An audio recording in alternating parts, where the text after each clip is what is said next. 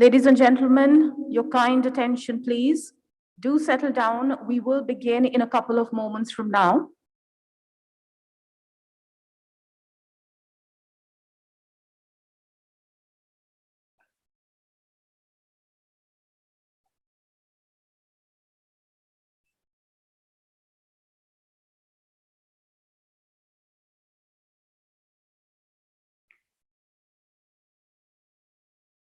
Ladies and gentlemen, a few ground rules before we begin.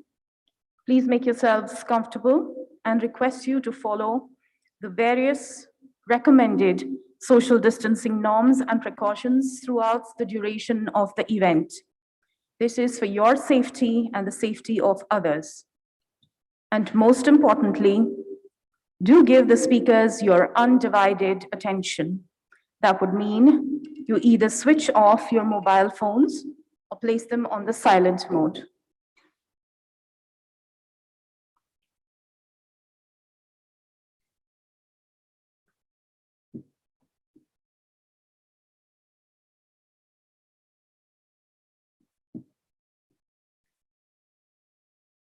For the inaugural, may I request all participants in the auditorium to please take their seats.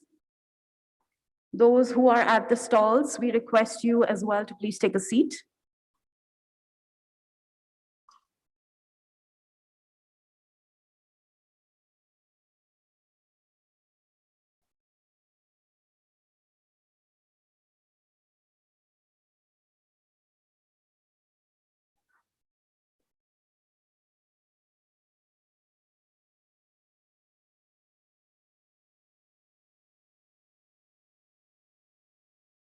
Ladies and gentlemen, we are all set to begin.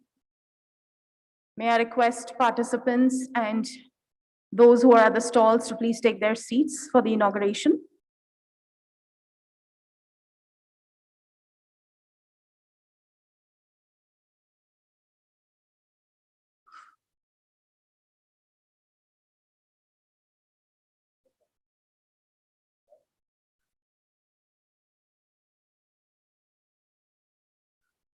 Good morning, everyone. My name is Shobna, and I am proud to be hosting the second edition of HYSEA Biz Summit 2021, Expanding Growth Horizons in the New Normal. A very warm welcome to each one of you present here and to those who are joining us virtually. The summit today focuses on the ever-expanding opportunity landscape, terrain that is evolving and changing due to the disruptive forces of a dynamic marketplace. It's deeply impacted by innovations, new business models, and rapidly changing world of emerging technologies. Today, we'll focus on the impact of the pandemic, especially on mid and small enterprises and what they need to do to not only survive, but also grow. We will have the opportunity to see some outstanding leaders from the government, industry, and the analyst community, sharing with us insights on effective strategies for expanding and growing businesses. We have an action-filled day for you. Let me share with you the flow of events for today's summit. After we open the event with the inaugural, the keynote addresses, analysts speak, we can look forward to several engaging, informational panel discussions with some of our esteemed dignitaries and guests who are specialists and experts in their own domains. And we hope that those of you who have joined us today at the event venue, and especially those who are also joining us remotely, will have a memorable day with a lot of learning. We'll focus on preview of the new MSME sectoral policy, investor roundtable, CEO roundtable, business development roundtable, operations roundtable, and emerging opportunity landscape. Since its inception in 1991, HYSEA has always recognized the importance of SME IT companies and has taken on the responsibility of championing their cause.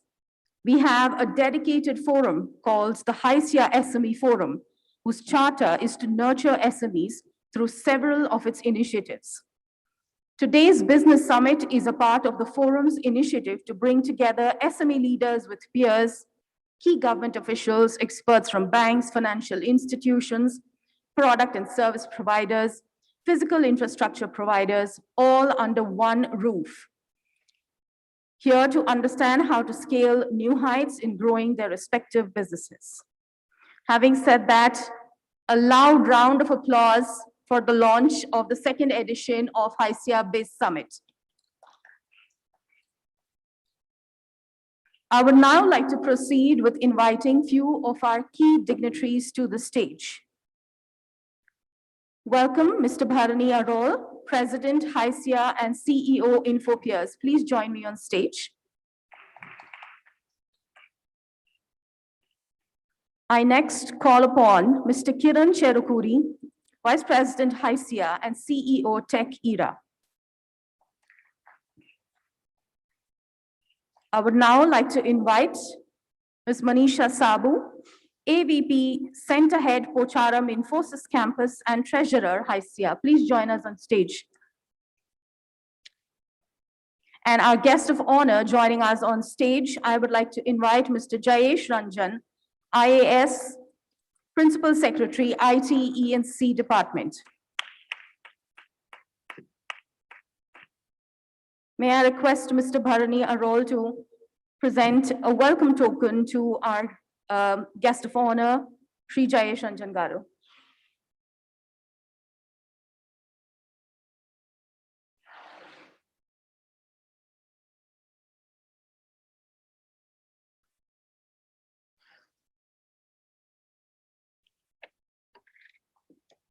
Mr. Jayesh Ranjan is a member of the IAS of the 1992 batch and is working in the state of Telangana. He's the Principal Secretary of the Industries and Commerce and Information Technology Departments of Telangana government. Thank you so much for joining us today. I would now request our dignitaries to proceed with the lighting of the lamp to kickstart the summit.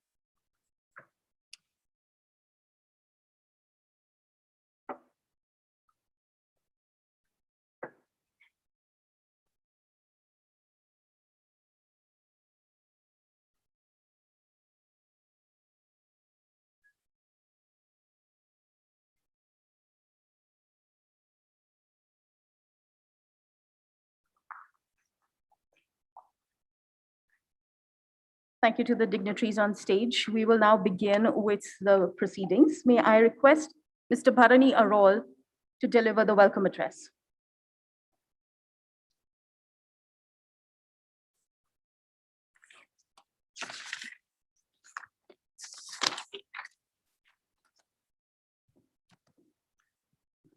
I believe we have other speakers also joined on Zoom. Mr. Rajesh Nambiar, the chief guest of today's event, Mr. Jayesh Ranjan, Mr. Saurabh Gaul, Mr. Mazhar Hashmi, Mr. Kiran Cherukuri, Ms. Manisha Sabu, management committee members of HYSEA, distinguished speakers, industry leaders, organizing committee members of this event, our HYSEA secretariat colleagues, friends from the media, ladies and gentlemen, a very good morning to all of you. It gives me great pleasure in extending a warm welcome to all of you to the second edition of HYSEA BIZSUMMIT. I know COVID does not seem to give up that easily, and that's the reason why you just see very few audience here, but I'm sure there are a lot of people on the Zoom and YouTube and Facebook watching live. One thing I'm sure, we're all convinced and, committed about is that we are going to just conquer Corona, COVID, right, in the next couple of months, and we'll just come out very successful. As you may be aware that HYSEA is a 29-year-old organization with more than 300 member companies covering 90% of the IT industry in Hyderabad. Our focus area are fostering innovation ecosystem, nurturing competency, skill development, promoting SME growth, enhancing infrastructure, supporting emerging corridors, and facilitating CSR programs, and thus creating an environment conducive to the growth of IT industry in Hyderabad. HYSEA has been a pillar of strength to the Hyderabad IT industry during the pandemic. We worked very closely with the government and the industry to ensure minimal disruption to the operations. Our approach of conducting surveys on vital operational aspects of the industry to gain better insights and the subsequent reports published help our member community to plan and execute the right mitigative actions. I must say with pride that the industry was very resilient and has overcome the major challenges, both from an operational and business perspectives. The theme for today's summit, expanding growth horizons in the new normal, is quite apt given the current business landscape. HYSEA strives to enable small and micro-sized enterprises to grow to the next level and collectively derive value through many of our initiatives such as focused events like this, knowledge dissemination and best practices, networking and connects, policy advocacy, and brand building, thus creating an ecosystem of excellence where companies compete and complement each other. We work with all the stakeholders, more importantly, the government, to identify opportunities to promote our member companies and the overall IT ecosystem in Hyderabad. Micro, small, and mid-sized enterprises play a major role in most economies and contribute up to 60% of total employment and up to 40% of the national income, GDP, in emerging countries. For the IT BPM sector, SMEs are the hotbed for innovation. It can't be just a mere coincidence that SME account for 80% of HYSEA's member base that bears testimony to the growth of the sector in Hyderabad. HYSEA has been playing a very crucial role in promoting and assisting SME companies in Hyderabad. It is estimated that there are over 1,500 ITS companies in SME category in Telangana who collectively employ over 50% of the working IT population. A considerable part of the state's IT revenue comes from MSMEs as well. And the government aims to further boost to this sector by crafting a special IT MSME incentive policy. I must say that our state government has been very proactive and supportive towards sustainable growth of MSMEs in the Hyderabad ecosystem and in many tier 2 cities of Telangana. The latest in this direction is setting up an advisory committee of Telangana State IT MSME promotion upon request from HYSEA to guide and coordinate MSME promotion activities in the state with representation from IT ENC department, HYSEA and NASCOM. The Principal Secretary, IT ENC department, Government of Telangana, is the chairman of the advisory committee. This committee is empowered to recommend appropriate incentives, promotional activities, and oversee their effective administration during the policy term. This came to reality as HYSEA realized the challenges and difficulties faced by our SME community, particularly during the peak period of pandemic last year, and approached the government to support the government projects. Mr. Jayesh was very receptive and formed the said committee immediately. And I'm sure this platform will facilitate and support Telangana-based IT MSME sector. Sir, many thanks for your continued support to the MSME sector, and we are glad to have you as the Principal Secretary for the IT department. With your vision and hard work, the IT industry has been witnessing a sustainable growth. Thank you very much again, sir. We also have put forth some recommendations on the Telangana government policies, particularly on MSMEs in the upcoming IT policy, in addition to the enhanced incentives in the rent subsidy, recruitment assistance, etc. Let me state a few of the important items that we propose the MSME committee to coordinate with the government and be addressed in the policy.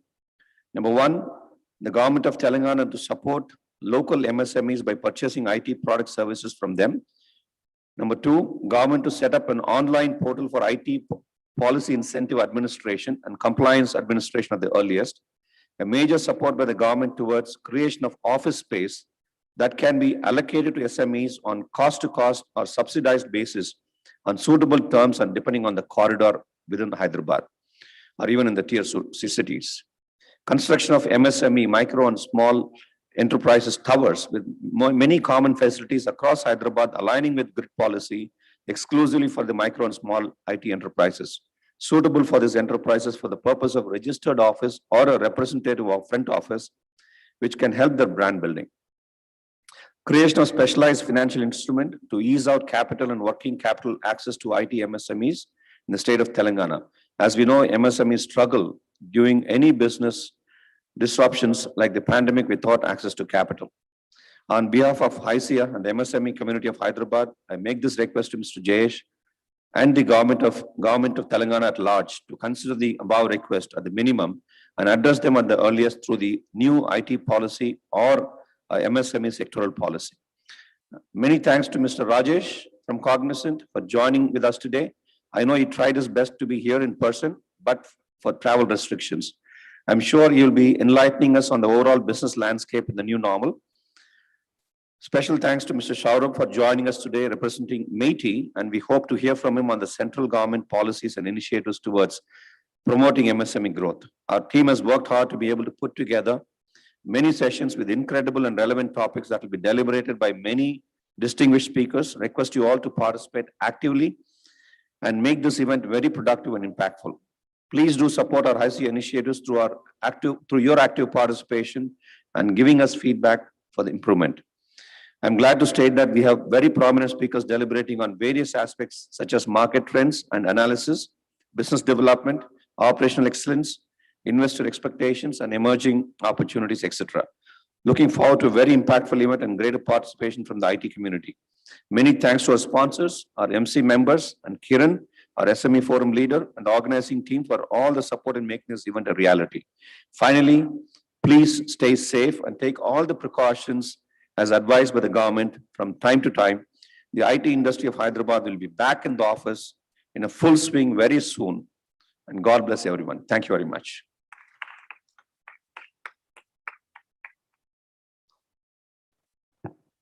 Thank you so much for your welcome address, Mr. Bharani Arol. I would now like to request Mr. Jayesh Ranjan to deliver his address. Please welcome our guest of honor for today.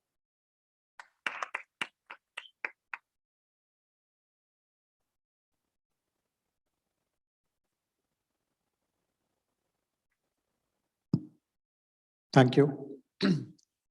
Very good morning to all of you, Mr. Bharani, Manisha ji, Mr. Kiran, other managing committee members of HYSEA, fellow panelists, invitees, hundreds of people who are participating in this event virtually. Greetings to all of you. Let me begin by congratulating HYSEA for the tremendous support the organization has provided to the industry, to the government during the past 1 year or so. Some of the most difficult and challenging times that we have witnessed ever. There was huge sense of confusion when the lockdown was introduced roughly a year ago. Many of you will recall that it was precisely introduced on March 22nd.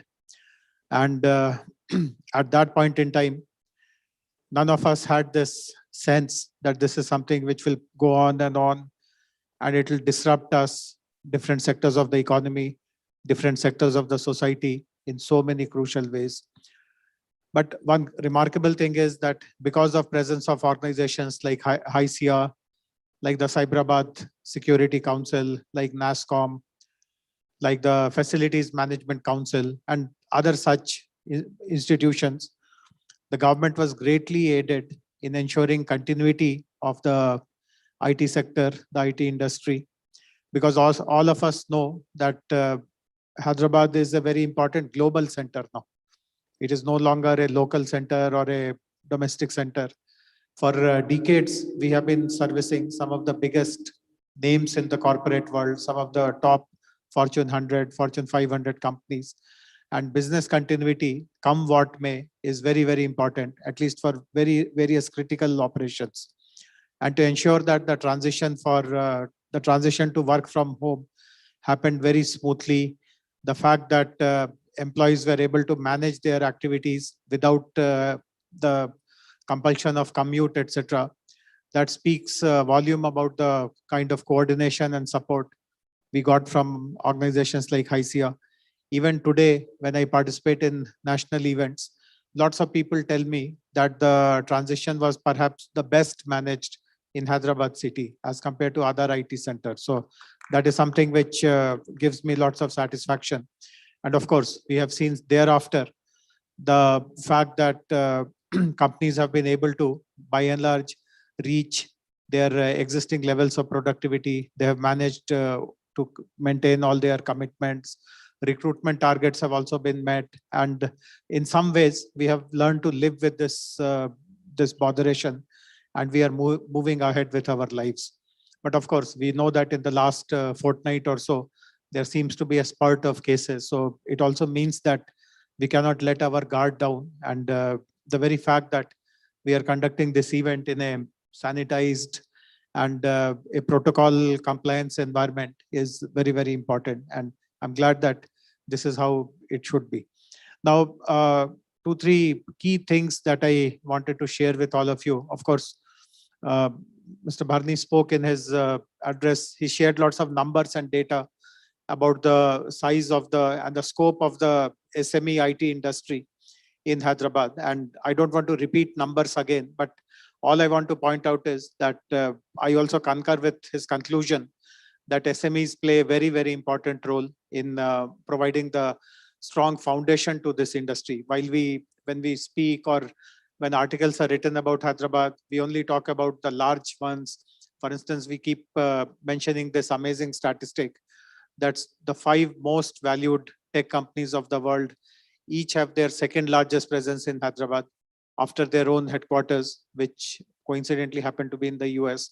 And obviously we share those 5 names and then we say a few more names, etc. But all that is good. I mean, that is good for PR, etc. But we know that the real hard work, the real contribution to the IT sector's growth, the real contribution to the employment actually comes from the MSMEs. And I'm also very happy to see that despite very challenging times, the MSMEs also, the IT sector MSMEs that is, they also prove to be very resilient. I mean, I can share this with you. Of course, I don't have very authentic data, but whatever anecdotal data that I have, I can share that during the worst part of this last 12 months also, particularly let us say the months of June, July, August, to some extent September, we hardly saw pink slips, etc. The number of companies which completely stopped operations are just a handful. You can count them on fingertips. And again, I was told that some of them have kind of revived. Some of them have decided to get back into operations. And most of these also, the handful which had to unfortunately close shop, they were also the ones who had started off late. Some of them had just transitioned from being a startup into a full-fledged company, and so on and so forth. And of course, those are early days for such companies. And obviously, the character of the promoters and the founders will ensure that they're able to get back and maybe make a fresh beginning. So the kind of devastation we have seen elsewhere, including other cities in India, other parts of the world, fortunately, Hyderabad remained untouched with all that, but which also goes on to prove that the fundamentals of our MSME sector, they are quite strong.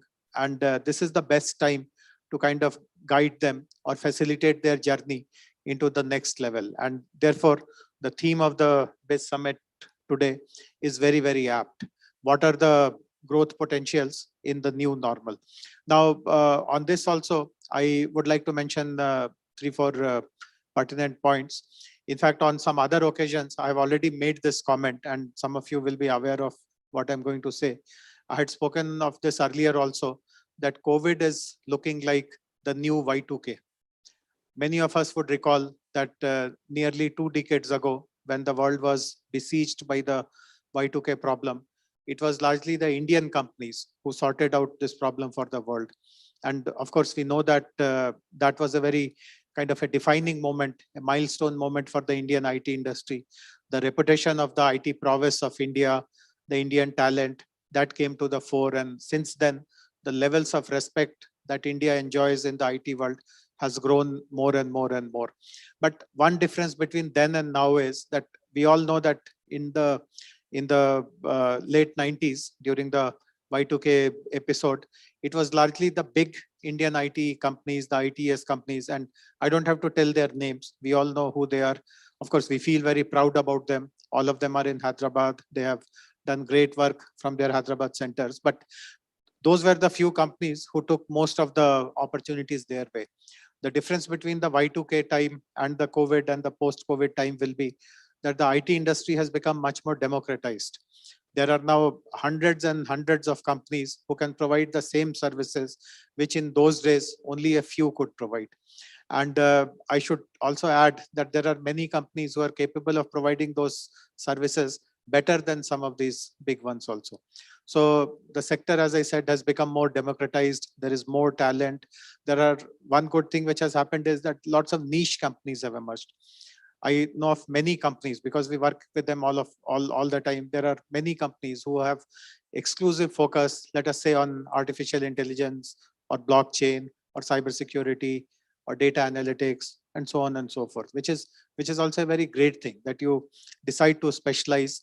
And obviously, with that specialization, you are able to create or carve your own niche in the IT world. And the post-COVID economic recovery, I'm sure, will have a lot for such kind of companies, because I'm a part of few other conversations also.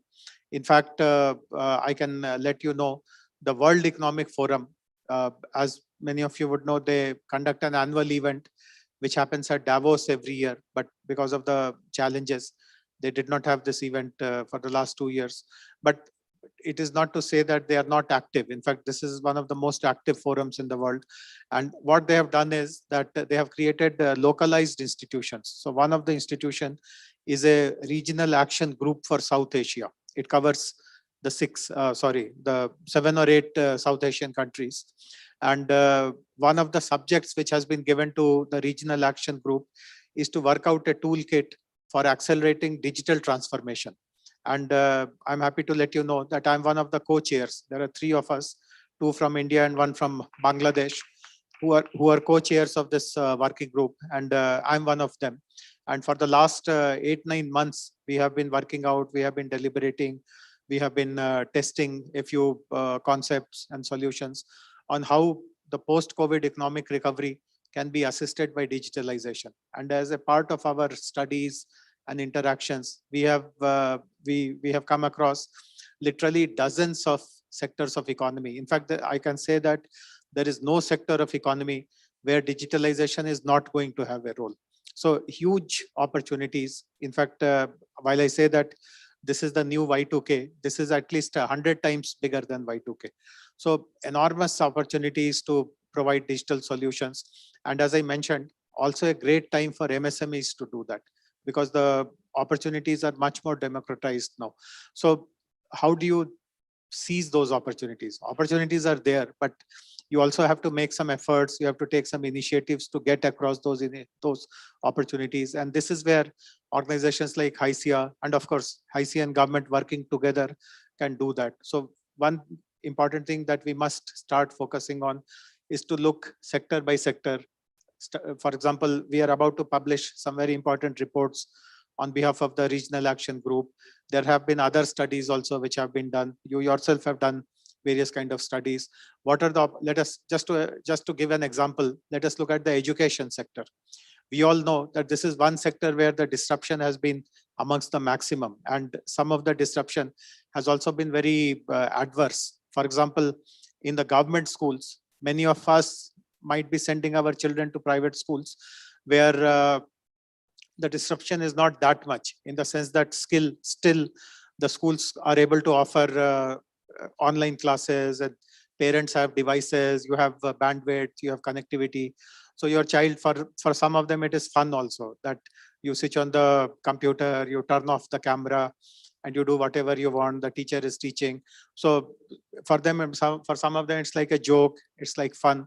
But for hundreds and thousands of families, they have been completely devoid of these kind of digital classes because either they don't have devices, they're too poor to afford multiple devices, or they are located somewhere so remote that there is no connectivity. And there have been various other challenges also. So online, I mean, education is one sector where we have seen lots of disruption, but it does not mean that we can allow education to slip. The whole future of the world, the future of the society depends upon providing good quality education to our young people, to our children. So what are the opportunities in that area? How do you ensure that quality education with immersive experience is still possible in a digital way? How can online classes be supported in certain offline kinds of supplementary activities? How can evaluation take place? How can the child be self-motivated to learn more and more? How can teachers be trained in handling online sessions better? And there's so many other issues. So for every sector, it is possible to identify what kind of disruption has been caused, what kind of opportunities are there, and what is the range of technology solutions that are possible. I would like to give another example. We are working very closely in the agriculture domain. As many of you would know, while the last year has been very gloomy in the whole world, of course, but also in Telangana, agriculture was one of our shining spots. Agriculture sector did exceedingly well, of course, because of the massive investments which have gone into that sector for the last 4 or 5 years. But last year saw record production, record productivity in multiple crops. And we have decided to bring lots of technology into this sector so that the whole goal of a very long-standing national goal of doubling farmers' income is met. So again, when we constituted a team and did some study, we found that there are at least 25 kinds of agriculture operations where it is possible to enhance the outcomes using digital tools and solutions. So if HYSEA and government together can categorize or inventorize what all opportunities are there, and then conduct a survey amongst our member MSMEs, do they have any solutions, do they have any products relevant to those opportunities, then it is possible to maybe guide them further on how do they actually get more business related to that particular activity. One other important constraint which MSMEs typically may face is the lack of talent. I mean, there are opportunities, but my fear is that the opportunities will again go only to the big ones because the MSMEs do not have sufficient talent to respond to those opportunities. And there is, I mean, this is all very common sense and intuitive. See, the way large companies can go to campuses, recruit best talent, obviously the MSMEs will not have the wherewithal to go to the best campuses, do campus placements, or do any other kind of things subsequently to encourage lateral entry also. So how do you ensure that the opportunities that are available potentially or notionally are they also come MSME's way based on merits, that they have the best talent to resolve or to respond to those kind of opportunities. So I remember that for the past few years, HYSEA has been conducting job fairs very successfully for the MSMEs, but we need to now define it and sharpen it much more. So let us say the new post-COVID opportunities, there are large number of opportunities in the blockchain area. Now, there could be some number of MSMEs who may have interest or who may have some experience. They might have dabbled in a few blockchain projects, but how does one ensure that they get good pool of talent? So focused kind of programs in which either their own existing talent is upskilled so that without recruiting new people and adding to their burden, their existing talent itself is able to get upskilled and respond to some of those growing opportunities. Or we conduct a focused job fair so that they also are not deprived of good quality talent. The other very important opportunity is in terms of looking at unexplored geographies. Typically, Indian companies are connected more to the world which is in North America, mostly with US, since large number of Fortune 500 companies are located there. We try to find clientele in that part of the world, but there is a huge world which is lying unexplored. And again, during this pandemic period, as you would know, there have been lots of virtual interactions. I mean, programs which or types of conversations which one would have never imagined were possible. They were also made possible using the virtual mediums. And I myself participated in a number of webinars in which ambassadors and corporate leaders in Latin American countries, in African countries, in Eastern European countries, they participated and they spoke about the kind of need they have of technology and what they expect out of India. So the sense which I got after participating in these kind of programs is that there is a large part of the world where growing needs are there of technology enabled solutions. And MSMEs again seem to be best suited to work there because these are markets where there could be in the initial phases some restrictions or some limitations in the kind of spend they will be able to provide or allocate. But once the once the opportunity to establish your credentials is made, then obviously you can get bigger and bigger businesses. So looking at newer geographies is also a good opportunity that HYSEA and the government can explore together. Of course, the specific suggestions that you have made to ensure that MSMEs continue to have a fair time in Telangana, in Hyderabad, their basic pain points are solved through the governmental policy. We are absolutely certain that we will do it. The suggestions that you have made are definitely the right ones, and we will be formalizing all that into policy, into government orders, into actionable points in days to come. But as I have been mentioning again and again, Hyderabad is well placed to give ample opportunities to our MSME sector, thanks to organizations like HYSEA, thanks to the kind of good work which has happened in the last so many decades. And this is, as I said, a good opportunity for all of us to harmonize and work together. And let us continue this dialogue. Let us meet offline also to work out some of the practical details of all these thoughts which we have shared. So once again, I'm grateful for giving this opportunity to me.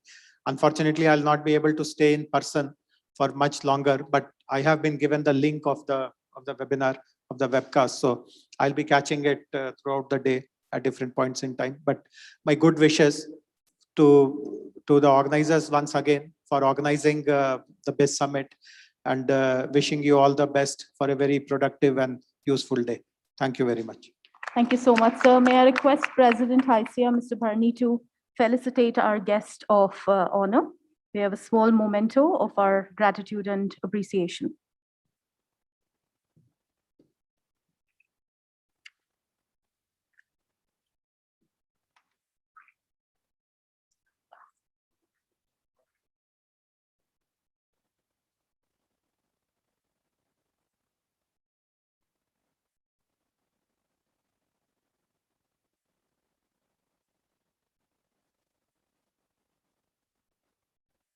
Thank you so much, sir.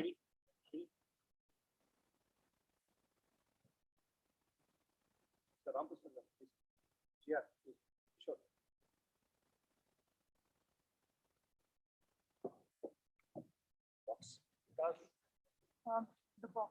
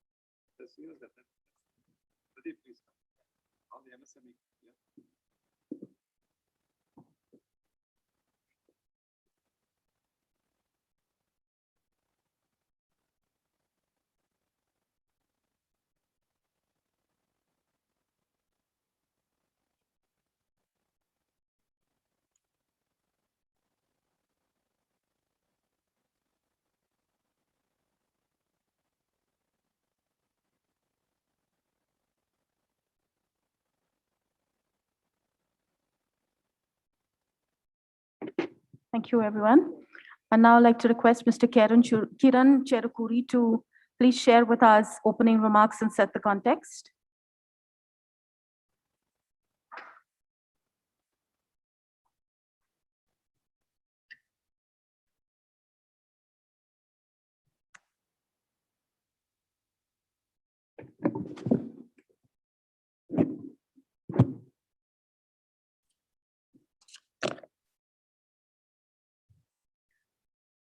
Good morning, everyone.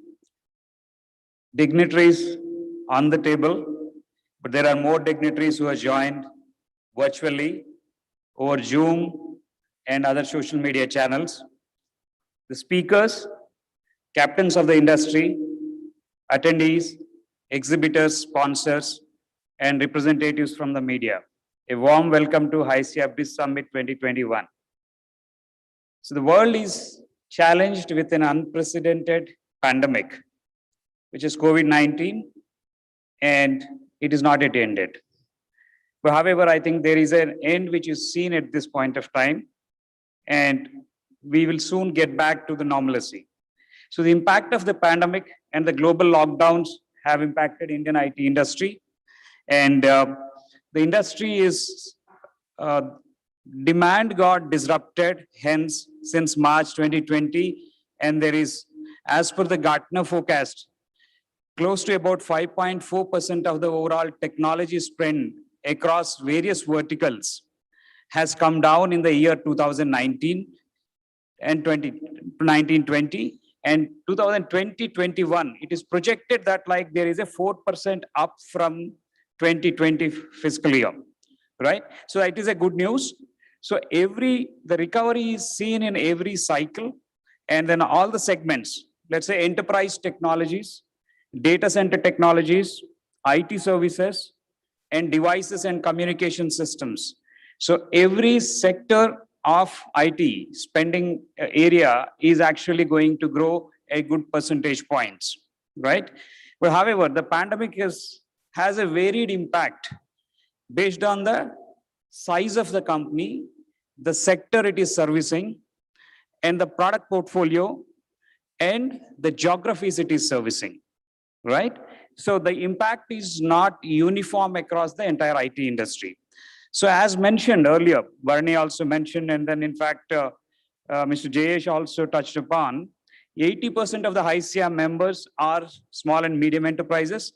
90% of the entire IT industry across the country, they fall under micro, small, and the medium enterprises. So MSMEs, including startups, are the backbone for any sector. So is for IT sector. They are the hubs of innovation, especially important in employment generation.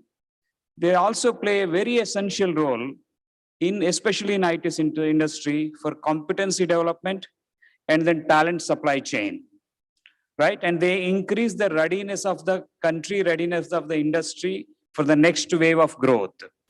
So there are about 15 to 16,000 registered MSMEs across the country. Out of those, around 15,000 to 16,000, 1,500 to 1,600 are there in Telangana. So they collectively employ close to 30% of the overall employment of 6.5 lakhs, and they contribute to 20% of the overall exports. Okay.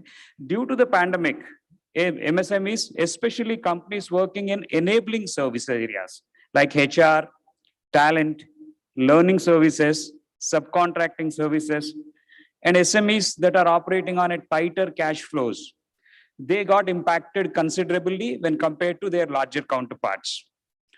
And SMEs which are servicing some of these verticals, hospitality, travel and leisure, airlines, transportation, oil and gas have been impacted considerably, right? So while overall IT sector in Hyderabad is expected to post a near double-digit growth, it could be about 8-9% as predicted. There is net addition of employment as well. So we have seen a shorter rebound in FY21, but a good percentage of MSMEs would also post either a flat growth or a negative growth. So which means some of these SMEs got slightly higher impacted as compared to the rest of the other counterparts. But there are certain MSMEs who embarked on a rapid innovation And then they actually brought up the technologies which are relevant to this period and for the new normal. So they will see a great future. So hence, to thrive in this next normal, what does MSMEs have to do? They may need to identify the hotspots, the sweet spots, which are witnessing growth. Build capabilities within these growth areas, right? And there's enterprises are taking a huge leap in digitalization. So the MSMEs which come up faster with some of these portfolio of products and services towards aiding this digitalization wave, they are going to witness a greater growth. And they also have to build credibility early on, showcasing some of these competencies in digital area, right? And then there are a lot of things like how do you prospect, how do you suspect, how do you lead generate, and then how do you qualify, how do you do the business acquisition? I think the models have changed. I think just now Mr. Jayesh Ranjan said that like there are newer geographies where there are opportunities are, and the collaboration is now digital, and you'll be able to reach across. So there is an opportunity for you to actually look for business in your geographies than the traditional geographies of US and then Europe, right? So all of these would require a massive shift in the operating model of technology services companies in functions like sales, delivery, people, and supply chain areas. So given this context, HYSEA BIZSUMMIT 2021 focuses on unveiling the impact of this pandemic on overall growth trajectory of IT and technology sector, especially for IT MSMEs. There is a special focus on emerging opportunity landscape across key verticals, BFSI, manufacturing, life sciences and healthcare, technology, and telecom sectors. The chief guest for the event, Mr. Rajesh Nambiar, who probably would have tuned in virtually through Zoom, chairman of Cognizant India, will set out the overall direction for the industry in the current times. And we look forward to listen to him.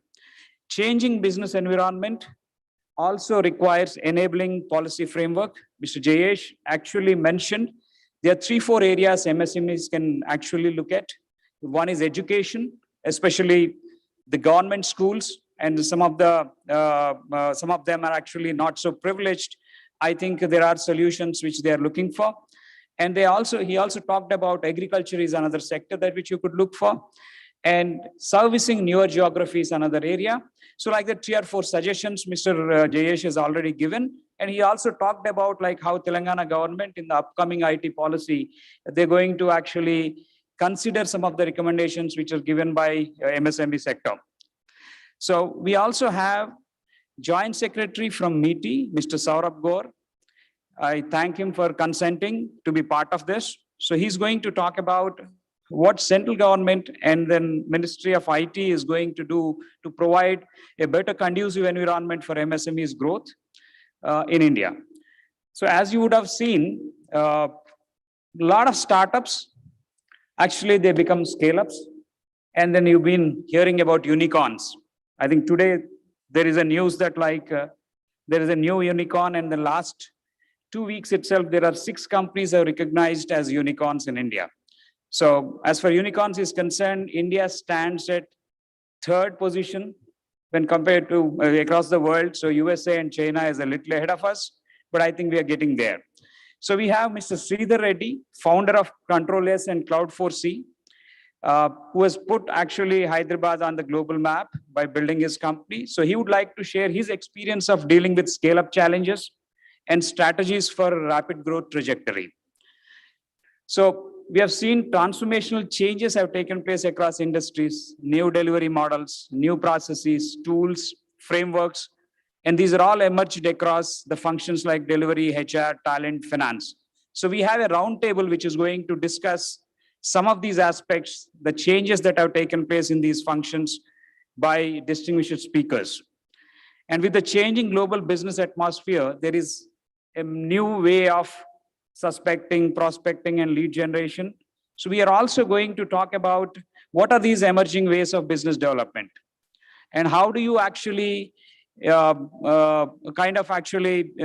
relationships with analysts and advisors so that you will be called for newer opportunities, right? How do you deal with large deals? So how do you handle integrated deals? These are some of the aspects which are probably more known to larger companies.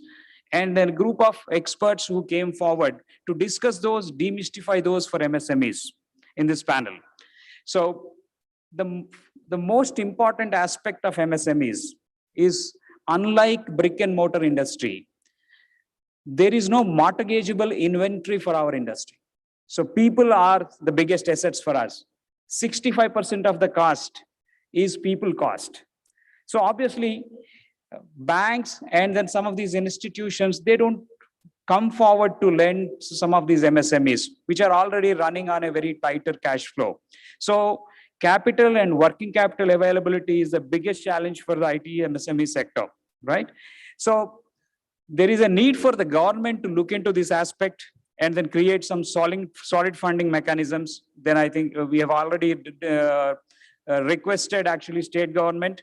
And then through this, I'm also requesting the central government to look into this matter and then see if there could be certain channels through which actually the MSMEs can be funded, IT MSMEs can be funded. So given this low access to the formal sector, the private sector investor-led growth is the only lever that has IT MSMEs has an access to. So today we have a panel discussion drawing key people from the leading angel circuits, venture capital firms and PE firms, and they are expected to touch upon what do they look for while they are investing in companies, and then how SMEs can attract the investments, right? Apart from that, like we also talked about cross-border collaboration. So we have US Consul General Office, Andrew, who's going to make some of the, talk about some of the opportunities for collaboration for US Commercial Department and then the MSMEs based out of Hyderabad.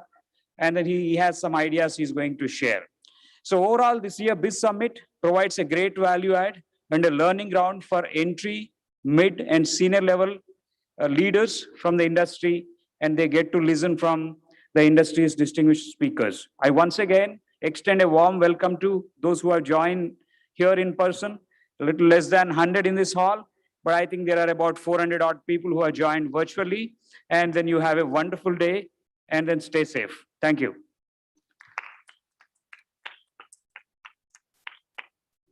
Thank you, Mr. Kiran, for setting the context and the tone for the rest of the day and talking about the various participants coming in through the day.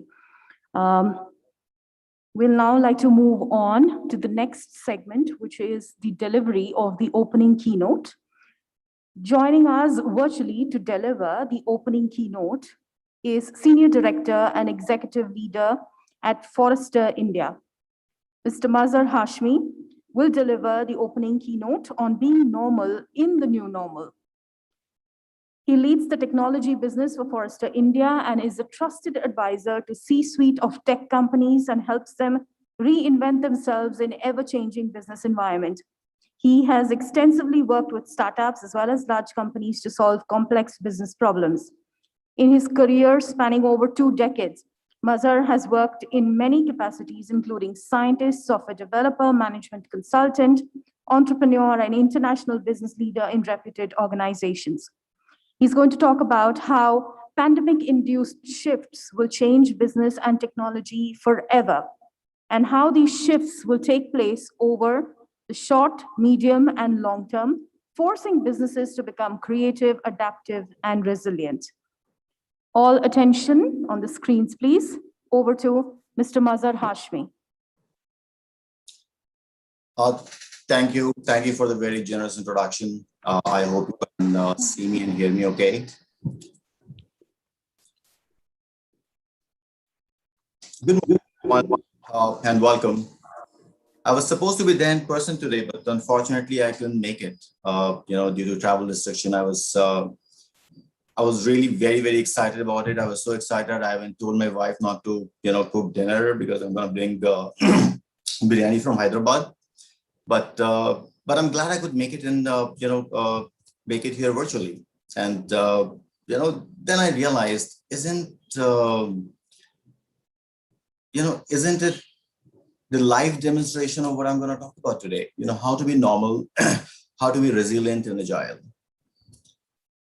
Today I'm sitting in my home office and talking to you, and I'm really excited, for this session. It was very inspiring to listen to Mr. Jayesh. Now, in order to define, how to be normal in the new normal, let's see, what the new normal is. What are the changes that has happened over the period? Forrester analysts across the globe have again. So I'll be merciful and not be a little more considerate and not show the graphs going up and down. We all have spent enough time staring at the curves, counting daily cases. So I'm not going to bore you with that, and especially with the new,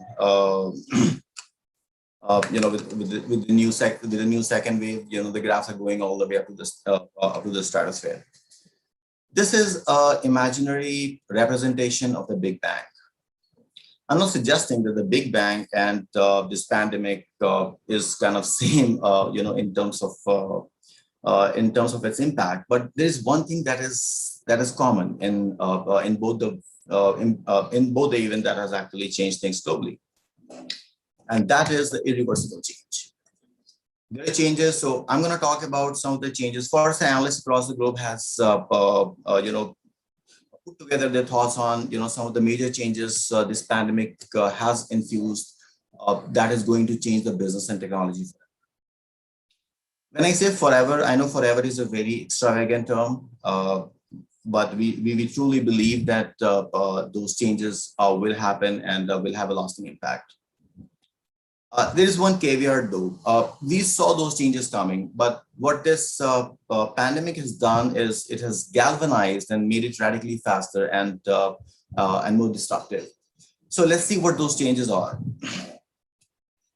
The customer expectation, we have made those changes between short term, mid term, and a long term. Short term is somewhere between 12 to 24 months. Midterm is between 2 years to 5 years, and a long term is 5 years onwards. Onwards does not mean eternity. Primarily, long term would be somewhere by end of this decade. So what you're seeing is, in a short term, the consumer's risk aversion as well as their convenience will coexist. In a midterm, once the dust settles, they will be spending or they'll be opening their wallet for companies who care about environment, who care about values, the environmental sustainability, or green energy, those kind of things. And so the companies who are having those values will see better reception from their customers. And in a long term, the freedom of experience will become the new luxury status symbol. Businesses will ride the digital wave. This is not a news. With only caveat, what will happen in the short term, there were a lot of companies who were not digital savvy, but what happened is they tried to leapfrog and become digital. And what will happen is they will actually face the wrath of bad customer experience. In the long term, in a short to long term, once every company, every business will become digital, they will try to, they will see an anticipatory experience clash with the privacy backlash, because there's tons of data out there, and there'll be a major challenge on the privacy. Empathy, first of all, Mr. Jayesh spoke about that. I'm very glad to hear that the mid-sized companies in Hyderabad did not necessarily let go of people. But one thing that we are going to see that, especially the companies who have let go or who have not been very empathetic to their workforce will see, some kind of a downfall. In a short term, a policymaker will seize opportunity on the low-cost region of larger economy. And, that is also something that Mr. Kiran and Mr. Jayesh spoke about, that the newer, smaller, geographies will emerge as a leader, because of the digitization. And in a long term, the redistribution of the there'll be a redistribution of the hyper urbanization. And technically, you can work from anywhere. So you will be asking, the workforce will ask, the globally benchmark salaries. A smart firm will retire technical debt. This is no brainer. Of course, everyone is trying to retire the technical debt to ride the next wave of disruption. One thing that we're seeing is there'll be a widespread adoption of microservices, serverless computing, containers, and it will actually it'll speed up the public cloud and industry-specific cloud environment, and that is going to thread the hyperscalers. In a long term, business resilience. I think Mr. Jayesh did touch upon business resilience. Business resilience will be a part of both mid-term, short-term, and long-term planning. Just that. In a short term, it is a part of all the most of the boardroom discussions of the enterprises. The reshoring will happen in the long term, and that is going to impact the supply chain. So these are some of the shift that is happening in a short, medium, and long term that will force organizations or the businesses to become creative, adaptive, and resilient. Forrester has put up a very nice report. If you happen to be a Forrester client, I would highly recommend you to read that research. And if you're not, then do send me an email. I'll send you a copy of that report. Now, pandemic has made some really impossible thing possible.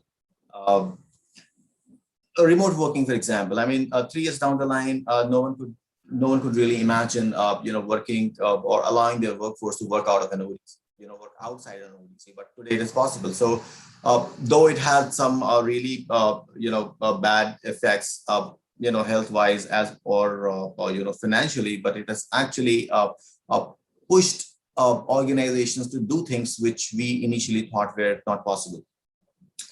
Now, with the vaccination and a full flow, I truly believe there's a light at the end of the tunnel. We see the global tech the global tech spending is coming back to normal. Not to the tune of the pre-2019 growth rates, but definitely better than what it was last year. As Edward Deming says, in God we trust, and all of the rest should bring data. And since I'm no God, I'm going to show you some data. Two major economies of the tech spend, the North America and the European region, and both of them are seeing a fair amount of growth. Europe was kind of had a major dip last year, but that's seeing a positive growth, and so is the US. And the good news is the new project share of the tech budget will revert back to the 30% levels. So not the one which are already existing technology budgets, but the new projects. So that's the good news. Now let's look into the European and the North American market separately. This is a typical tech spend. Most of the tech spend happens in telecom, tech outsourcing, CIS, the staff salaries, software, communication, computer peripherals. But I believe tech outsourcing, tech consulting, and software is the major area where you play in. And the way to look at, and we are seeing a growth out there, and that is to the tune of 15 billion euros. So compared to what it was in 2020. So there's an additional 15 billion euros that is up for grabs in the European region only on tech spend, focused only on tech outsourcing and software. Let's see what is happening in the US. You're seeing a slightly higher growth. Forrester is projecting 3% growth. And those growth will come primarily from software as a service, or the single instance hosted subscription software. These are some of the prime drivers of growth in the US. Cloud related tech consulting as well as tech outsourcing will see a growth up till 10%, which means there's an additional $15 billion up for grabs in 2021. So that is the positive outlook that I'm talking, and that is the positive outlook that I'm talking about, right? So the market is up; it is available for you to take it. Now let's move on to find out what exactly. Let's do a little bit double click, and that's the most important question. Where's the money? Who's spending? What are they spending on, and where do they exist? So let's say who they are. It's a very busy slide. The way you read this slide is so I've compared the growth rate of different various industries vis-a-vis the tech budget that we have. And the way you read the slide is towards the right are the industries who spent more, and on the top of the y-axis are the industries whose growth is more, right? So in order to make your life easier, the top spender remains financial services, professional services, insurance, utilities, and government. And the top growth sector remains healthcare, utilities, insurance, high tech, and government. There are no surprises, but I thought I'll call it out there. No surprises in terms of the way they're spending. And there's no entrant in this as well, barring healthcare and utilities, which did not see that kind of growth in pre-2020 days, pre-COVID days. Here's a distribution of different industries. One thing that I want to call out is the top 6 industries contribute to 3/4 of the tech spend. That is, the BFSI alone is like 23%, kind of like a quarter in spend. Professional services, government, media information, and telecommunications. So these are, the industries that spend the most money. Now let's say where they are. Of course, US is the top spender on technology that everyone knows. It is around to the tune of 1.7 trillion US dollars that they're going to spend on technology this year is what Forrester is forecasting.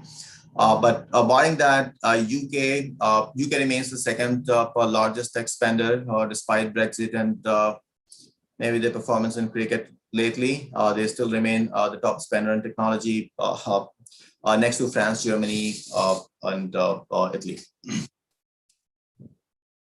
Australia and India are somewhere in the range of 70 and 74 billion US dollars, but this is largely where most of the tech companies are happening. Actually, see there's a little more data on some of the smaller geographies which are also emerging that we should look at, especially from a small and medium tech companies perspective. Now.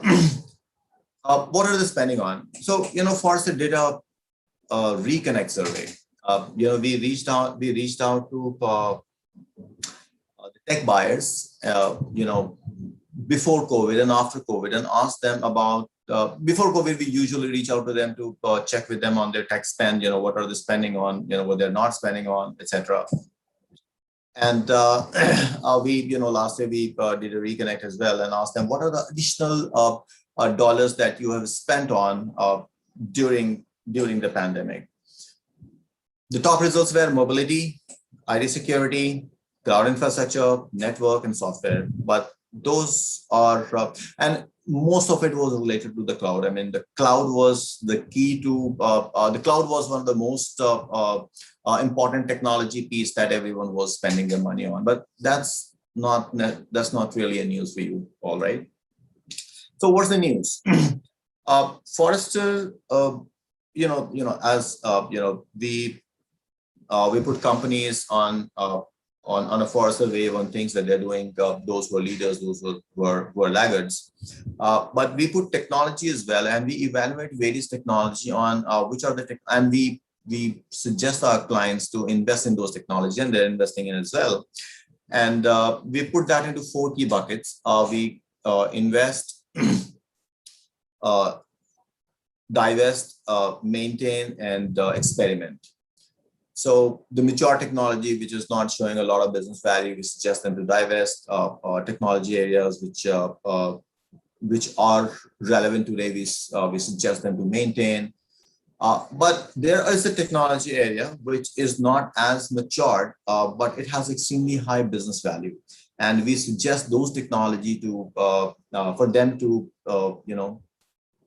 invest in, because that is what is going to show them the business value later.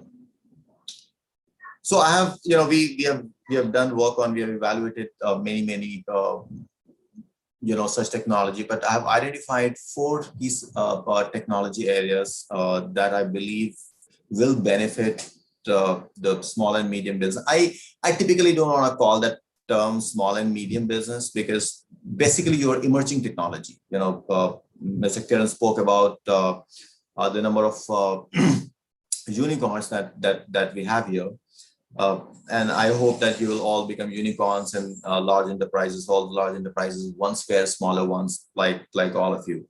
So emerging technology is what I truly want to use for small and medium business, because that kind of like looks a little negative. Anyway, so the first one, extended CRM. When there's a money on the table, everyone wants to grab that. But when there's a lesser such table, you want to grab it even more, right? So the way you connect with the customer is extremely important, and it has become even more important today, because when there are a lot of people who are trying to grab the consumer's wallet, the organizations as well as the tech companies. Extended CRM is one of the technology area which has not been invested in a lot, but it has very, very high business value. For example, loyalty management, like sales engagement platforms, or a social suite, or customer analytics. There are a few companies out there. It is not a very mushroom space, if you will. So I would highly recommend you to look at this technology area and invest in it. We all know, second one is cloud. It's no brainer. Everyone is talking about the cloud migration. Everyone is talking about, digitization, which is great. Everyone and everyone is on it. But what's next of cloud? And that's cloud governance and enablement. And those are the areas which is still low in maturity. There's a lot of investment that needs that. When I say investment in research, that needs to go in to build better and more sustainable product or solutions out there. So these are some of the top technology areas within cloud governance and enablement that I would suggest you to look at. I thought of putting automation here, but I did not for a reason, because automation is kind of embedded into everything. Just fun fact, how much money is being invested on, how much money is spent on writing codes globally? $1.3 trillion, and half of it is to fix those bugs. That's a huge market. That's a huge area that is still lying unattended, and that you should really invest on. So VSMs, or continuous functional test automation suites, both services as well as on the product side, are the areas that you should really focus on. This is also a very high business value and a lower maturity at the moment. Next up is climate adaptation. As I said in the beginning, consumers will open wallet for organizations which care about environment, which care about values. And that is going to open up a whole lot of technology space that people will invest in. Because the climate adaptation and resiliency has become critical to how firms can survive and successfully adapt to the environment and the market impact on the climate. And we truly believe that's an area that is going to come up in future. So that is something that you should really invest on. So we have spoken about where the money is, who is spending, where they're spending on. Let's see what has changed in the way they buy. What are the changes in the sourcing and purchase decisions? The good news is your traditional buyer, CIO, still holds the key. I mean, not the CIO, but the CIO organization still holds the key. They are the one. So HYSEA defines the purchase journey into discover, explore, buy, and engage phase based on the life cycle of the customer. There is one change: CXO and the line of business. These are the two key elements that is getting added, and there are the the percentages are getting higher and higher every year. So the traditional, the technology buyer are fine. You should connect with them. But in addition to that, the line of business has become very, very critical. And this is also, and this graph is not isolated. This is in comparison to when we ask them about the purchase involvement in different departments. And especially I'm talking about the deal size of somewhere between $20,000 to less than $1 million of ticket size. 59% of the deal that is happening today is on a consensus purchase. When I say consensus purchase, I'm talking about the number of departments that are involved in making a purchase decision is 2 to 5, and that is and that involves the business buyers as well. So I believe, and that is actually complementing the slide that I showed before, that it is complementing the purchase decision that is happening today. Committee purchase usually is more than 5 departments. It happens when the deal size is slightly bigger, usually large service or transformation deals. Or in a very complex organization, the committee purchase happens, but most of the purchase today is happening consensus. There are 2 to 5 departments of people that are involved in it. We asked them about the purchase motivation. Why do you buy? From whom you buy? And 30% of them said the tech provider brought in innovation and they understood our business need. When I say innovation and competitive advantage, I'm not talking about your competitive advantage. I'm talking about your client's competitive advantage.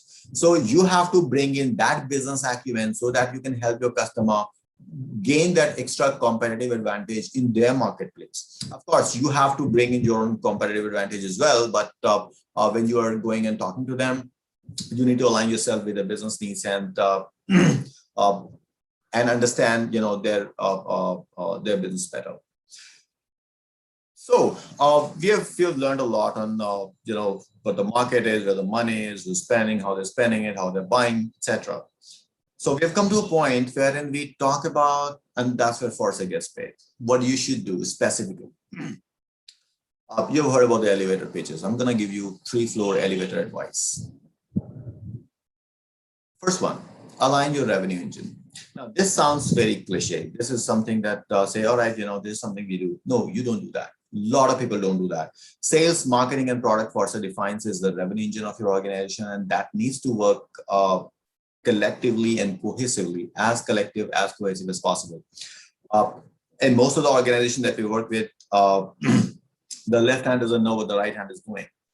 Well, that works in charity or possibly things that you don't want your spouse to know about, but in an environment, in a business environment, it has to work in tandem.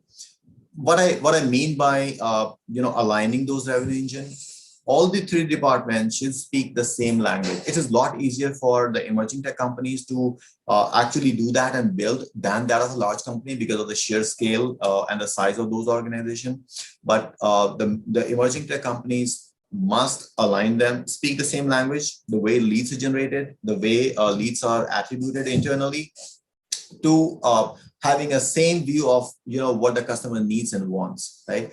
And the company size between $1 million to $50 million, we did this research and we found that those companies who have their sales, marketing, and product aligned grow 19% faster and they are 15% more profitable, right? So this is not something just in the air. Second up is co-innovation, hyper-personalization. And this is what I call it, put your skin in the game, know your business. 50% of the transformation service contract will include some portion of the outcome-based pricing, which means that you are putting your skin in the game. So you need to innovate with your customer to truly understand what they are, what their needs are, and make it personal. You have been invited, or you are just going there. You have a seat on the table, which means that they know that you know technology. So don't go and brag about you know technology, because technology and that's why you've been called. Remember the slide that I spoke about the business buyers? They want to learn about how you're making an impact in their business, right? So bring in an functional expertise in your sales deals. That is going to make a lot of difference in the way you approach your customer. Last not the least, HYSEA does this research called Customer Experience Index. Wherein we evaluate the impact of revenue on the customer experience. We've gone a little further, and especially post-pandemic, because employees are important. They are the most important assets that you have. Kiran did mention you don't have an inventory. People are your assets. So you really need to take care of them, give them tools, give them technology, give them flexibility, so that they can help you with your customers. So a greater employee experience enables greater customer experience, enables greater dollars. Again, emerging tech company can do it a lot better than those who are, with 100,000 people out there. And these are the 3-floor elevator advice that I had. And with that, I want to thank you for your patience listening. Again, apologies, I am not around for you to grab me, but I'm available on a cyberspace, not the one in Hyderabad, but on like web. Do send me an email or connect with me if there is any question that you might have. Thank you. Thank you, Mr. Mazhar Hashmi. Thank you for sharing with us those high impact data visuals and analytics. A couple of aha moments. You've also helped us connect dots and share insights on how the pandemic has impacted industry dynamics. Thank you for joining us virtually once again. I'd now like to move on to the segment on the special keynote. Joining us virtually, we have with us Mr. Saurabh Gaur, IAS, Joint Secretary, Ministry of Electronics and IT, Government of India, New Delhi. Mr. Gaur has nearly 18 years of work experience in the government handling diverse assignments, such as Chief of Staff to the Minister of Commerce and Industry, Government of India, Chief of Staff to the Minister of Housing and Urban Poverty Alleviation, Director in Ministry of Housing and Urban Affairs, Government of India. Mr. Saurabh Gaur is going to talk to us about changing business environment needs, enabling policy framework. He's going to discuss the policy-centric environment from the Government of India perspective. All eyes on screen. Welcome, Mr. Saurabh Gaur. Over to you. Thank you so much. It gives me great pleasure to be here and address the inaugural of HYSEA BIZSUMMIT 2021. Much like Mr. Mazhar Hashmi said, I would also have loved to be here in the city of Nawabs. I have spent initial part of my career as a bureaucrat in the government of Andhra Pradesh, in the unified Andhra Pradesh at that point of time. And in fact, first few assignments I did for first few years were in Telangana, now what is now Telangana. So I'm always looking forward to an opportunity to be in Hyderabad. I had to miss it this time, but let me thank the organizers for enabling me to be virtually present today on their kind invitation. I will talk about some of the policy initiatives that Government of India has been taking to add to what state government initiatives have been, and which my esteemed colleague and senior Jayesh Ranjan have talked about. And I would also like to thank Mazhar Hashmi ji for setting a context and broadly talking about the business development, the product development, and the futuristic potentials and interventions that companies have to do to prepare and enable themselves for a digital future. IT sector in India today is almost 3 decades in existence, and it continues to reinvent itself to be relevant to the stakeholders. The initial advantage that it had in terms of cost subsequently transformed to quality, to efficiency, and now it is becoming a partner in digital transformation for businesses globally, as well as in India. I believe there is tremendous value creation that is happening in key markets wherever Indian companies operate. And that is what has led the Indian IT-ITES sector to position itself as a global leader and catering to almost 75% of Fortune 500 companies in the world, and also supporting almost 10 million indirect employment opportunities. India's IT BPM industry is valued at $194 billion US, which is almost 8% of India's GDP. And the other significant feature about this particular industry is its gender inclusiveness in terms of almost 35% women workforce share in the employee base. It is also remarkable that HYSEA contributes, it represents the $20 billion IT industry in Telangana, which is providing direct employment to almost 0.6 million or 6 lakh people. And they are bringing considerable portion of their revenues and doing employment generation through MSMEs. So ICT, we all understand the role ICTs are playing in economic and social development globally. We in the ministry to take a stock of the digitally enabled change that is underway and the vision that we should have and the roadmap that we should develop for policy support from government for future. We had undertaken a study, and based on the study of the global digital trends, as well as the most promising applications implemented in India, we came out with a report which is known as the India's $1 trillion digital opportunity report. And that has identified 30 transformative digital themes that could probably help achieve national scale by 2025 and probably lay out the developmental strategies of the country also. Now, each of these themes, they have the potential to raise productivity, unlock efficiency, remove barriers to growth, and improve the quality of life. The biggest expression of government support or government's involvement also in this digital economy is through the Digital India program, which is a step towards transforming the country into a digitally empowered knowledge economy. And essentially being an inclusive to, accomplish to inclusive growth, where services are delivered seamlessly and efficiently. So today, if you see, Digital India has become a mass movement with phenomenal increase in digital delivery of services, digital transactions, and also enabling digital literacy for a huge mass of citizens.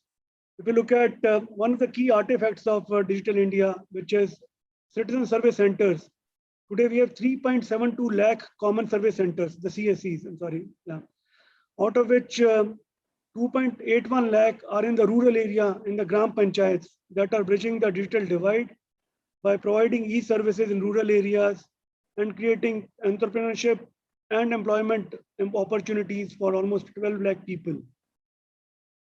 Similarly, through our software technology parks, we have set up BPO units across 100 locations in 28 states that are established in Tier 2 and Tier 3 cities also, which are facilitating balanced regional growth and creating job opportunities in small towns.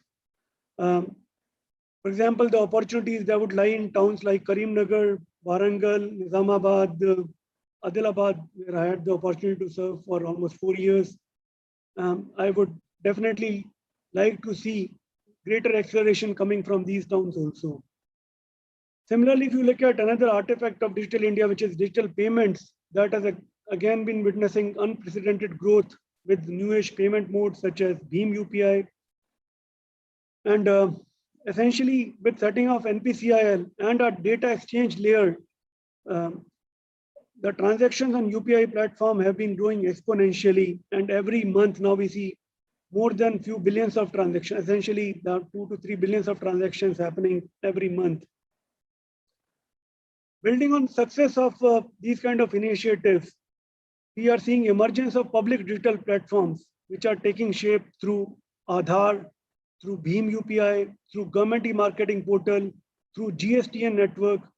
So all of these are emerging as a whole of government or whole of sector, at least public digital platforms, which are envisioned to improve digital services and ensure universal coverage, as well as probably enhancing user experience also in different sectors. Now, when we look back at Digital India and we envision what should Digital India 2.0 look like, so that we accelerate the digital transformation in various sectors and provide, like I said earlier, a whole of government approach to technology-driven inclusion, to empowerment, to digital services, to probably security and data governance also. We have identified six strategic pillars to build the vision of Digital India 2.0. And these are essentially digital services, digital inclusion, digital infrastructure, digital trust, digital economy, and emerging technologies. In the digital services domain, we are looking at essentially providing next generation services through further proliferation of public digital platforms in 21 identified domains.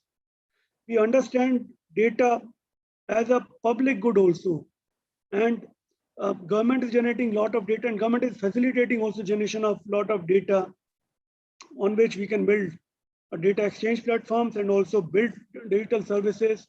And that is where we are looking at delivering them through a whole of government approach.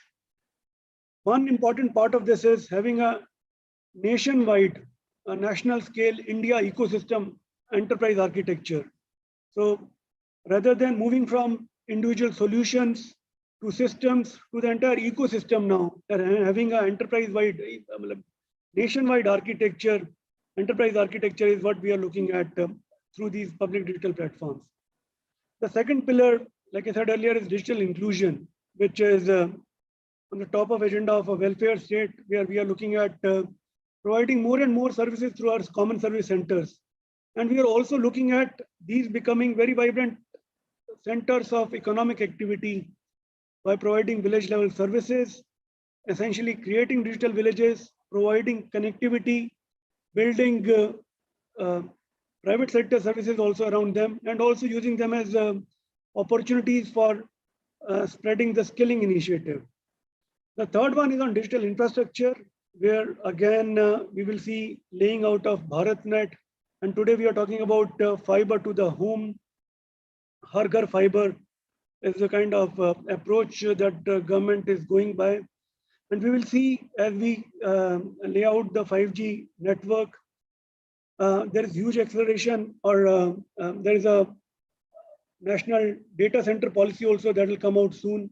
I understand Telangana already has a data center policy, but we are looking at making available cloud and future ready infrastructure, which to us in government probably helps us in promoting the culture of good governance, while essentially contributing to ease of living as well as ease of doing business. The fourth pillar is digital trust, where we are looking at safe and secure cyberspace for all. We keep on hearing about data theft and vulnerabilities to our own digital identities. So the rules and regulations pertaining to personal as well as non-personal data are under formulation. We came out with the intermediary guidelines. There was some criticism also, but I believe as we keep on engaging with stakeholders, we are looking at getting better in our approach as well as understanding. But we will see the rollout of the Data Protection Act as well as the finalization of the non-personal data guidelines.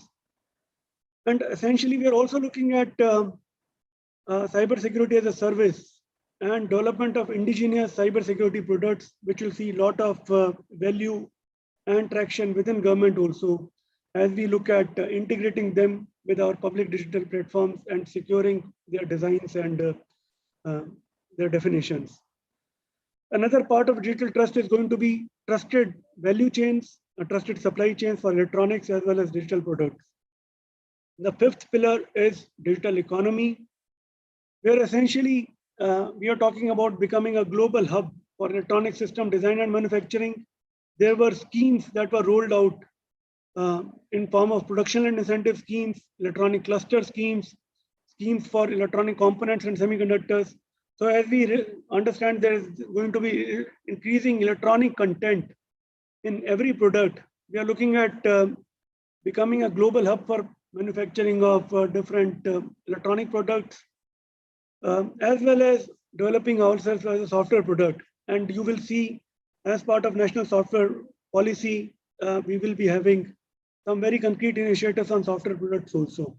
The sixth one and the last one is the emerging technologies pillar, which is essentially a horizontal layer that is cutting across all the above 5 pillars, and which will essentially focus on the convergence of emerging technologies, be it AI, blockchain, AR, VR, IoTs, and so on and so forth. The ministry has come out with national strategy papers on blockchain, as also on additive manufacturing. There was a national strategy paper on AI by Niti Aayog, and we are going to roll out national program on AI also fairly soon. There is already a national program on integrated cyber physical systems, which is spread across 25 institutes of excellence. And the national program on AI will essentially build upon the national mission on cyber physical systems, because that is more concentrated on basic and applied research. This one be concentrated on having a data office, identifying high value data sets, providing services for annotation of data, for labeling of data and providing these data to the AI models and having a data office to probably provide data exchange platforms also. And then we'll also be looking at Center for Transformational AIs in different sectors to work on the entire data that is made available and the platform and the models that develop for as part of the national program on AI and even outside that also. So all of these, I believe, coming together will be our vision for Digital India 2.0 that is in fact getting rolled out as we speak. I would probably talk about two more things that the organizers here were conscious of. One is access of capital to MSMEs. So the Ministry of Small and Medium Enterprises is coming out with a NEE fund, which is almost, I think, 1,000 crore fund or probably more than that only, which is specifically focused on providing access to MSMEs. And then this Ministry of Electronics and IT will also be soon rolling out a digital product development fund, where again, there'll be a very strong focus on MSMEs to provide them risk capital through our incubators, accelerators, and through the alternate investment institutions also. The other one is on the cross-border collaboration, where we are seeing significant traction in new geographies. Today, every embassy is working very hard. And there is, while we do lots of G2G interactions, there is a very strong focus on B2B interactions also, on providing exposure to the startup and the innovation ecosystem. So I believe there are lots of things that are underway. There's definitely great appetite for much more that needs to be done. And we look forward to interactions with the stakeholders enabled to, for essentially enable us to respond to needs of the industry and come out with better policies which are easily implementable and consumable by the industry. Once again, I thank all of you for giving me this opportunity. Thank you. Ladies and gentlemen, the interplay of IT efforts and the support of the government bodies is obviously of paramount importance for the progress of the economy. Thank you, Mr. Saurabh Gaur, for sharing with us the details on the policy framework from the Government of India. We appreciate the government's vision on a more digital India and also look forward to hearing more about and seeing in action details around the pillars of the policy. Details that you shared about the public digital platform, digital economies, and digital inclusion sound extremely promising for the future. Thank you for joining us, for making time today and sharing with us those thoughts and perspectives. I'd now like to move on to the next segment. I'd like to welcome our chief guest, Chairman and MD Cognizant India. Joining us virtually, we have with us Mr. Rajesh Nambiar. Rajesh is Chairman and Managing Director of Cognizant India and a member of the company's executive committee. He is responsible for Cognizant's strategy and operations in India and represents the company's values, innovative spirit, digital leaders to a broad range of stakeholders, including employees, clients, government agencies, policy bodies, and academia.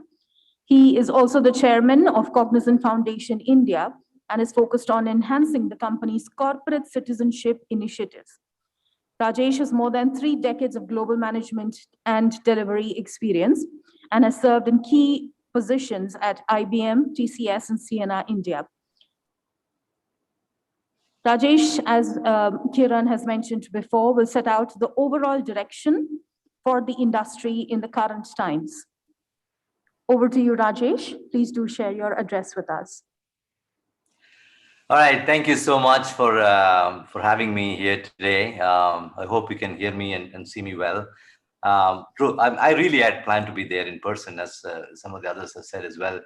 But the rapidly changing COVID situations, of course, over the last few days especially, we decided that to do this virtually and then not travel out of Delhi. So my apologies for not being there in person, but I'm hoping there will be another opportunity pretty soon one of these days. So Also want to thank Bharani, Kiran, and the rest of the HYSEA team for asking me to join today. Look, HYSEA as a phenomenally enterprising and engaging organization that actually I've been part of much earlier, about 18 years ago. I spent a few years in Hyderabad and I'd really loved my time with HYSEA those days. So, and also, these were the initial days of e-governance in those days in of course the combined state between Telangana and Andhra at that time. And many of these smart governance initiatives actually, truly began there in those days. And I fondly remember all of that. And of course, Telangana has also been at the forefront of e-governance with several projects. And I keep hearing about the Me Seva portal, T-app, T-wallet, etc. And then, there's a ton of things which has been done over the years. And I really think that, Telangana pretty much leads the way in many of these. And I also hope that with the best use of technology, we can certainly fight the second wave with the increased vaccination, and we get back to what we call this new normal pretty soon. Now, while we are still figuring out what the new normal is, and I listened to some of the speeches this morning, lots of discussions, and then how this new normal is going to pan out. I thought I'll give a maybe similar perspective, but maybe a different take on some of this. So I honestly believe that in the aftermath of all of this pandemic, the secular trend of digital transformation is going to be the key, for improving business performance. We have not only been talking about shifting to digital, but we're actually experiencing it today, right? And the benefit from it. And then when we look at the future, I think there are some fundamental changes in store. And opportunities, of course, are going to be really, really big. We'll talk about it a little bit. And then, so because of that, accelerating digital is going to be the key. And again, as I was told, that there's going to be a lot of SMEs. It doesn't matter whether it's SME, large, medium size, micro size.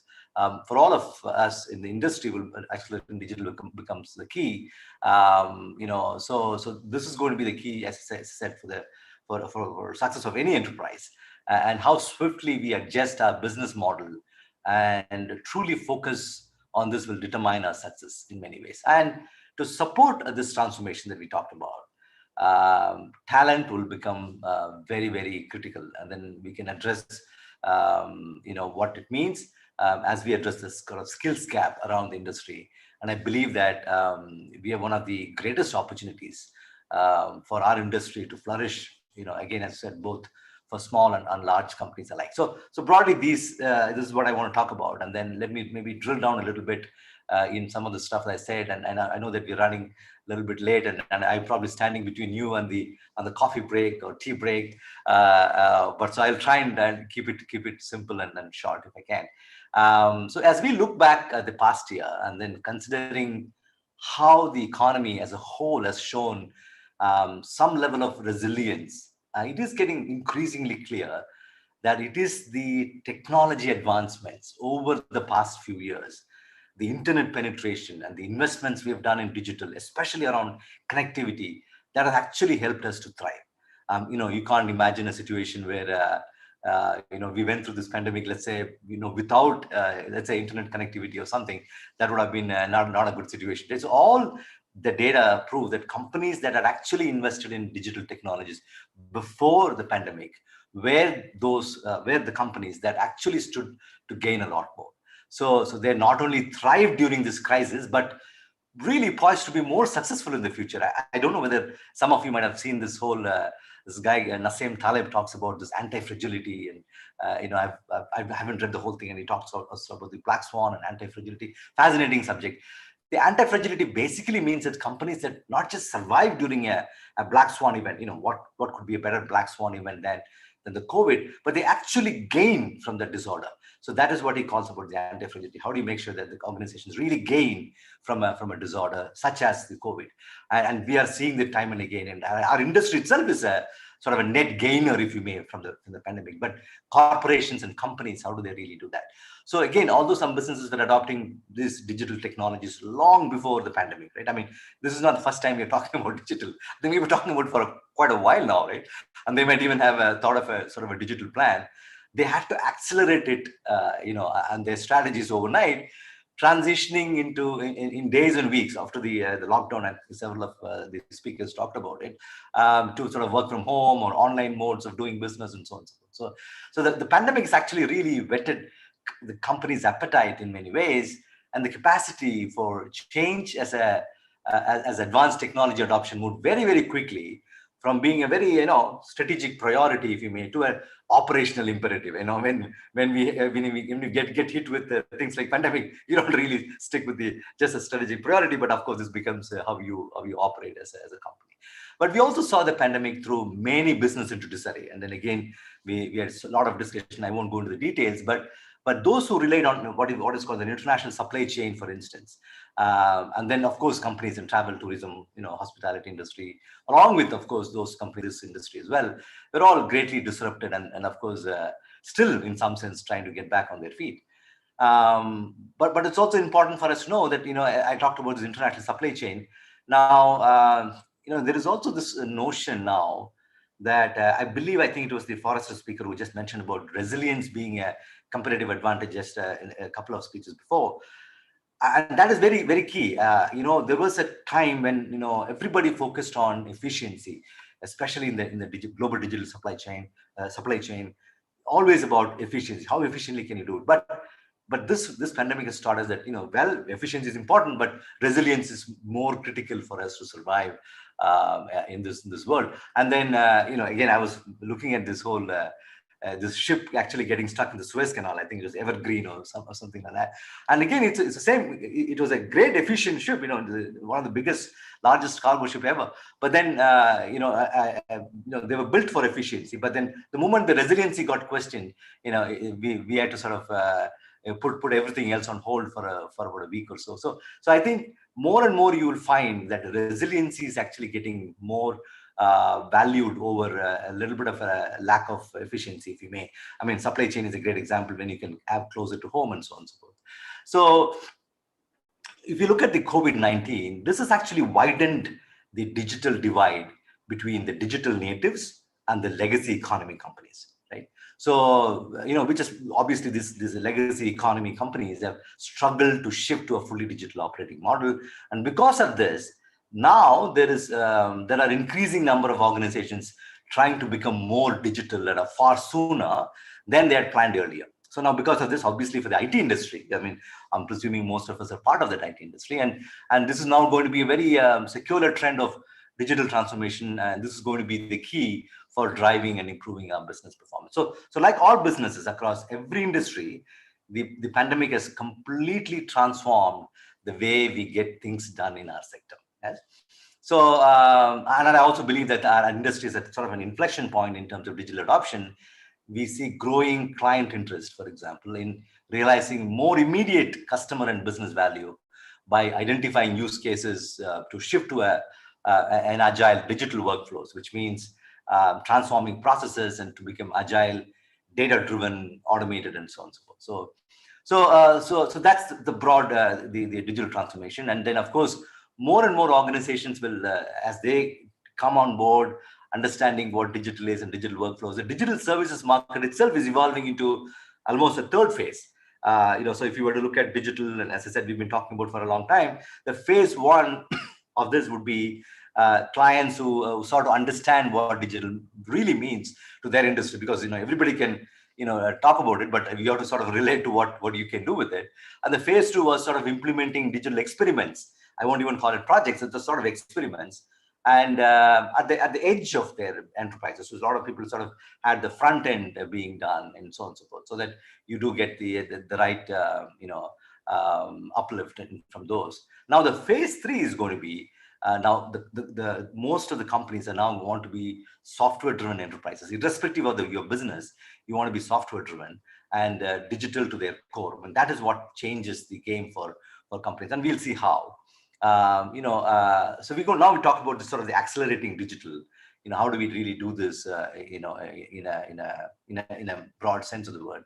So again, as physical channels were locked down when the pandemic hit in 2020, what really happened was the digital channels became essential, and for the businesses to become digital, they need to fully modernize across infrastructure, data and applications, right? So I said before, it is becoming very, very obvious that companies will, actually the ones which view the pandemic as a catalyst to become digital at core is likely to grow stronger and in the sort of recovery phase. And I like the way Jayesh mentioned the COVID as a he compared COVID to the Y2K, and I think it's so true. I mean, who can take advantage of this and almost have to use this COVID as the catalyst in many ways. So, and we're already seeing its impact, new ways of working, whether it's remotely or otherwise, new ways of doing business, completely transforming into the online ways of working and doing business, new ways of creating value and so on. So these have made the companies realize what digital can actually do for them, right? And how do we really harness this power of digital technologies? And it is a company's ability to view this as a revenue play and not as a cost play, and on all of us, to sort of reach more customers and markets. And for companies and organizations worldwide, I believe that the granularity as a new dimension, and what I mean by that is, so let me say what it is. So granularity as a new dimension of organizational capability, obviously with sort of the real-time response and predictive capability. So what does it really mean? What does granularity as a new dimension, new organizational capability mean is, traditionally you're aware that if let's take marketing, we always worked with segments. We would say, people in certain age brackets, 50 to 60, or women with 30 to 40 is what we're targeting from a campaign point of view, marketing campaign point of view. But today, the ability of having this granularity as a new dimension of organizational capability has brought it down to almost a market of one. So that's why when you open your social media, when you're into internet, etc., you get targeted as a market of one. So it is specially designed for you as an individual, not for a segment. So that is sort of the marketing pitch of it. And the operational way would be ability for you to track everything that you do, again in a granular level. Would be for example, people might track a container so far in a ship, but now you should be able to track all the way down to maybe a small lipstick within the truck, as opposed to the whole container or whole the ship. So lots of improvements, and the digital by processing the right set of data and so on and so forth has given the power for us to sort of look at this as a new capability. And again, as I said, with real-time response with sensors and whatnot, and ability for us to predict a lot of what we can do. So again, I will ensure that I'm not taking you too much into those details, but some of the immediate actions which will accelerate to digital, in my mind, will include truly going out and modernizing and utilizing data for business outcome. And I think this is spoke enough times today already. I think our ability to do that would be almost like a first step in going towards a digital paradigm, and for the organizations, unshackling from legacy applications. So how do you really optimize your core? You broadly sort of unlock your legacy and ensure that you're able to sort of take those nuggets, the data stores and so on and so forth, expose them to some cool digital phases to ensure that you're able to leverage all of the data that you already have in the organizations. And of course, third would be, how do you really modernize the customer, consumer, employee, citizen, the experience itself, right? So that's going to be the unleashing of data segment in that. So apologies. So this is, of course, this whole consumer experience economy itself is going to be very, very large. And that's going to be a game changer. The potential of experience economy to fuse industries together is going to be very massive. Take for example, the automotive sector. Today's car companies could be tomorrow's maybe leading game companies or show companies and so on and so forth, because driverless vehicle will offer very imminent canvases for much more in-cabin, captive viewing and so on and so forth. So this probably an area that's probably going to explode a little bit more in the future, right? So organizations choose to approach their transformation into modern business either by starting at the bottom of the technology stack and by modernizing their technology platforms, or starting at the top of the stack from a business point of view by implementing what I call agile workflows. I mean, there is, one could argue one is better than the other. I believe that starting from the business process may be a lot more logical for the companies to position. But, as technology companies, a lot of people would argue saying that you got to have the foundation. So you got to lay the technology stack and understanding what you want to do before sort of looking at the workflows. But either way, I think there's going to be a lot of opportunity, whether it is for the large company or a small company. And that's what we're going to see in the future. So my last point I want to make, and then I'll probably give back some of the time, is we talked about this whole digital transformation and accelerating this whole digital path, if you may. And that to get these things done, we turn to talent, obviously, right? And that becomes huge. And I was so glad to hear many of the speakers before me spoke about talent as well. So we have a small group called Future of Work, and they do a lot of research. They indicate that just over half of employees of the industry and students will be prepared to handle the new types of work which is required. So driven by emerging digital technologies in the next few years, right? So when you look at next 5 years, we believe that only 50% of the people will actually be able to do who are there today. So to some extent, the businesses are bearing the burden of learning or making people educated on certain things. 43% of the businesses currently update the learning content, including us, on an annual or a sort of a half-yearly basis. Whereas only 71%, or actually 71% of the what we call the HYSEAs, which is the sort of high educational institutions, update their curriculum only into 2 to 6 years. So imagine, so the companies are actually updating either 6 months or a year, but the institutions are sort of taking 6 years to get their curriculum updated. So there's going to be a bit of a gap there, and then a dichotomy.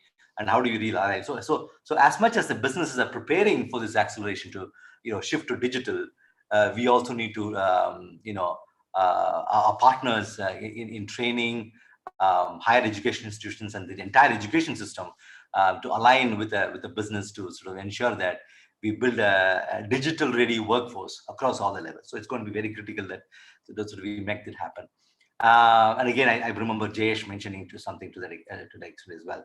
Now, the industry also faces an acute skills gap, right? I mean, so I believe that creating learnability as a skill, is going to be very, very important. And what I mean by that is the traditional focus of reskilling has been to sort of identify, assess, and sort of close the skill gaps. While this remains a priority, the focus is shifting towards evaluating the effectiveness of impact of learning. So increasing engagements, creating a culture of learning, and prioritizing learning as a performance metric, if you may, right? So at the heart of the future learning are the compressed timeframes in which the workforce need to be continuously skilled and reskilled. Considering this, I think work must be intertwined with learning, and that's what I want to say. How do you learning becomes part of what you do. Okay, so let me wrap this up, and I want to take a sort of a service provider view, as I said. Most of us in the room and who are listening to virtually are all part of the service provider network. So we are at a critical stage of our industry's pivot to digital, and this is certainly a golden opportunity that we cannot afford to miss. So I think as an industry, this is going to be very, very good. And as the industry has shown its resilience during this pandemic, there is a renewed faith in the ITES sector as a whole for India. I think for continuing to deliver the best and best of services, working from anywhere without compromising on quality or security, for instance. It was a huge concern, as you recall a year ago when we were getting into pandemic. People had started working from home. What's going to happen to the security, etc. But I think we've largely, as an industry, come out of it pretty good. So most companies have also upgraded their capabilities during this period, as you know. I mean, some of you have done it as well, and we have done it. So there is an opportunity to build on top of this. So the canvas we see in front of us is really, very large, and it allows us, for every player to carve a niche for themselves and succeed. And each and every company, whether it's small, medium, and I think somebody used micro, small, medium, and large, all of us have a role to play in the success of this industry. So with that, I want to thank you for listening to me and then having me amidst of you. And again, apologies for not being there in person, but thank you so much. I'll turn it over to the moderator. Thank you, Mr. Rajesh Nambiar. You've definitely shared with us and the MSMEs here food for thought. You've taken us through the indicators, the leading indicators of the direction in which industries are heading. You shared with us tips on harnessing the potential of collaboration, granularity, and riding the digital wave through the Black Swan event of the pandemic. Thank you so much for your thoughts and perspectives and for joining in today. Thank you. I'd like to move into our panel discussion very quickly. I'm going to request participants to grab a cup of a hot beverage from the counters right at the back while I invite and introduce our panelists for the first panel discussion. The first panel is going to focus on investor-led growth levers and address certain challenging areas for MSMEs, especially in terms of access to capital. The investor roundtable will consist of speakers who've been drawn from leading angel circuits, venture and PE firms. And today they are expected to touch upon what it is that they look for while investing and how SMEs can attract more investments. I'd like to invite to the stage our session chair, Mr. G.R. Reddy, founder, chief facilitator, HYSEA Consulting Limited. Can I have Mr. G.R. Reddy on stage, please?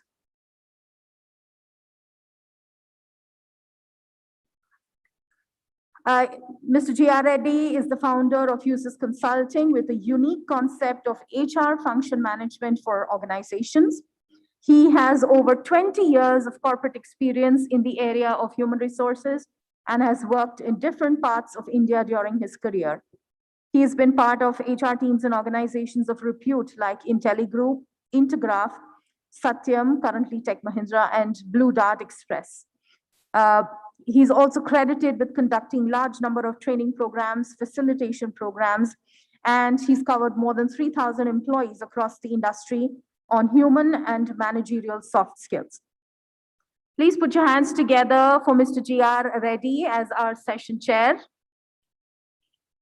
And I'm going to request our participants to very quickly grab their hot beverages and come back to their chairs. We'd like to proceed with the rest of the introductions and the panel discussion.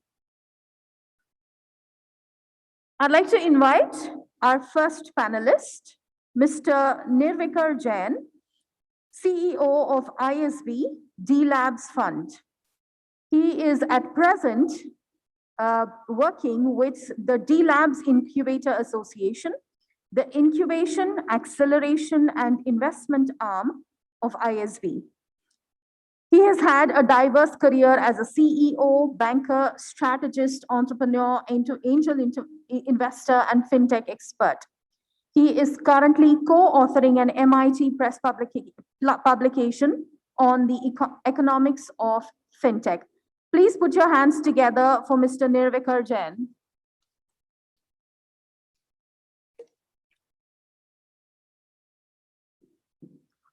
Our next panelist is Vice Chairman, Hyderabad Angels, and Executive Director, Cancer Centers of America, Hyderabad. Please put your hands together for Mr. Rajesh Mantena.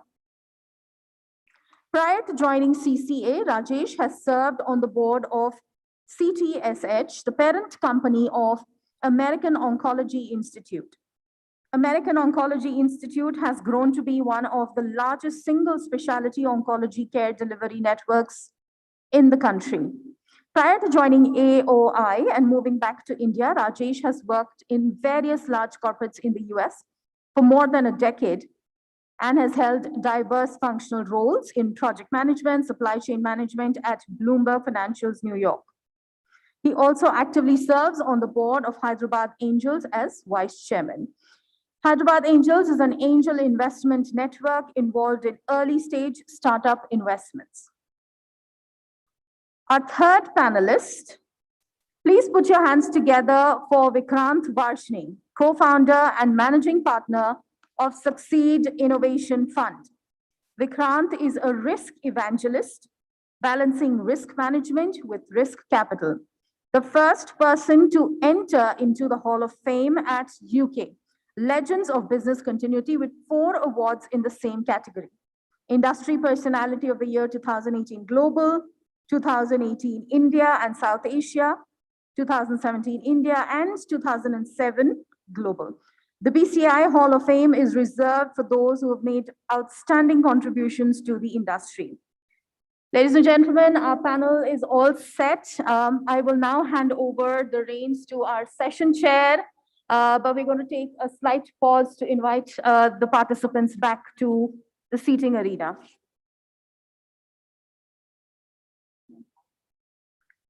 Folks, we're all set to begin with the panel discussion. We will have enough time to network over lunch and after the event. Request you to carry your beverages over to your seats, please.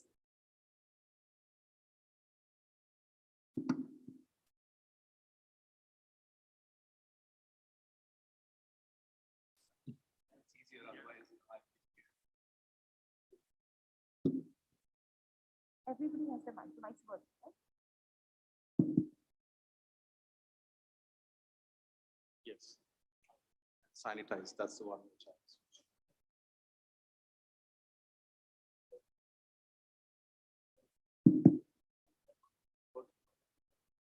There's not.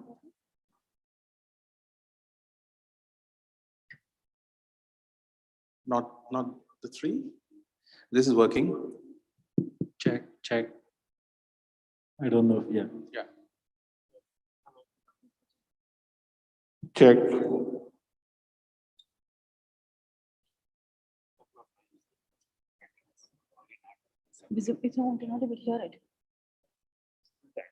Ladies and gentlemen, your kind attention, please. Requesting all participants to make their way back to their seats. Our panel is assembled and ready to go.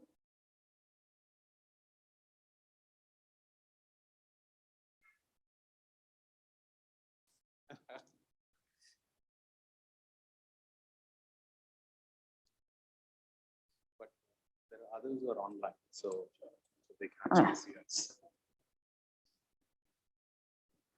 I see some folks who are making their way back to their chairs. Thank you for that. If you can drag your friends along back to their chairs as well. So in the interest of time, I think we will start off because online there are people who are waiting. Right? Okay, you're on the clock. Okay, I think my time starts, so we'll go ahead. We'll give you grace time. Yeah, thank you so much for the introduction. And also I would like to thank HYSEA for giving this opportunity. As we know that MSMEs are the key. And during the pandemic, no other businesses than the IT industry who got an opportunity to grow multifolds, like how a Y2K that Sri Jayesh Ranjan Garu was mentioning. And the growth also comes with a lot of challenges. Of course, one is the people anyway, but the most critical thing that most of the MSME get stuck beyond a certain point. They reach a certain point and they're okay, but after that they move to next level becomes very difficult without capital, which mentioned by Kiran, in his mentioning also. Hence, I think now what we're going to really look at is that the post-pandemic, of course, the pandemic is still continuing, but during this period, how can we really leverage the lever of an investor? Okay, not just investor, not necessarily comes in just the shape of money, but also, there are a lot of other support that they can bring in. So let's explore this into, how we can actually help our MSMEs to grow to the next level. So the format that I'm going to use is, I have a few questions for our panelists, which we thought are very important to set a context to this discussion today. And after that, we leave it open to the audience to ask us questions. If you don't have questions, I also have some listed questions. And during the interaction, if we get some more questions, follow-up questions with the speakers, I would be asking, just to make sure that we clarify things for ourselves. Okay, so let me just start with, I would like to just ask each one of the panel is, what is your opinion of SMEs and their growth in the current scenario that you see? Three of you can just, any one of you can pick up quickly. Hello. Yeah. SMEs have always been a very important part of large economies. I mean, you look at United States, Germany, China, the biggest portion of the economy is contributed by SMEs. So going forward with Make in India and a whole lot of these things, while large companies are getting larger, there's also a larger number of smaller companies which are coming together, and businesses are organized as networks. So I think there's a huge potential, and the number of SMEs and businesses, small businesses, is only going to go up as we go forward. Absolutely. Like every pandemic, you may find that some of the progressive companies actually becoming big. So all these could be opportunities. Rajesh? Sure. And to add to what Mr. Nirvikar just mentioned, I think this is probably one of the greatest time in terms of, startups and small businesses coming up. This is a great opportunity for, we've personally started a company in June of 2020, and I've seen a lot of opportunity in, starting something now. Right. Whether it's connectivity, whether it's customers being ready, whether it's customers being open to trying new things. I think it's a great time for people to get in. Of course, with government supporting it, there's a lot of initiatives from institutes like ISB and, a lot of new funds that are coming out, access to capital, access to talent. I think it's a great time, it's whoever has that hunger these days, yeah. It's a wonderful opportunity to get started now. So let's put it as there's no better time than now, right? Vikrant? So when I will be, sharing my views, they will largely be around startups as compared to SME. And the way I would differentiate is SMEs generally would be attempting to grow anywhere between 20 to 30%, let's say, CAGR on an annual basis, whereas the startups that we would be looking from a venture capital perspective would be anywhere 20 to 30% growth month on month. So if we can target those companies which would be able to pick up rapid scale, that's easy. And we found a lot of them during this time. Several segments were growing during the pandemic time at even 30 to 40% growth month on month. Women category, fashion category, hygiene category, many. Yeah, there's an eco, that's why I was. So there were a lot of such companies were growing, and we were able to pick up at that opportunity in that space. There were a few which were not growing. So financial services and others were not growing. EdTech were growing a lot. And, for funds like us, it's a good idea to identify. We found a lot of companies which were also a value buying. And it's not a bad market either. We actually did the largest number of investments from a fund in the last financial year as compared to previous year. So opportunity for us to invest didn't really slow down.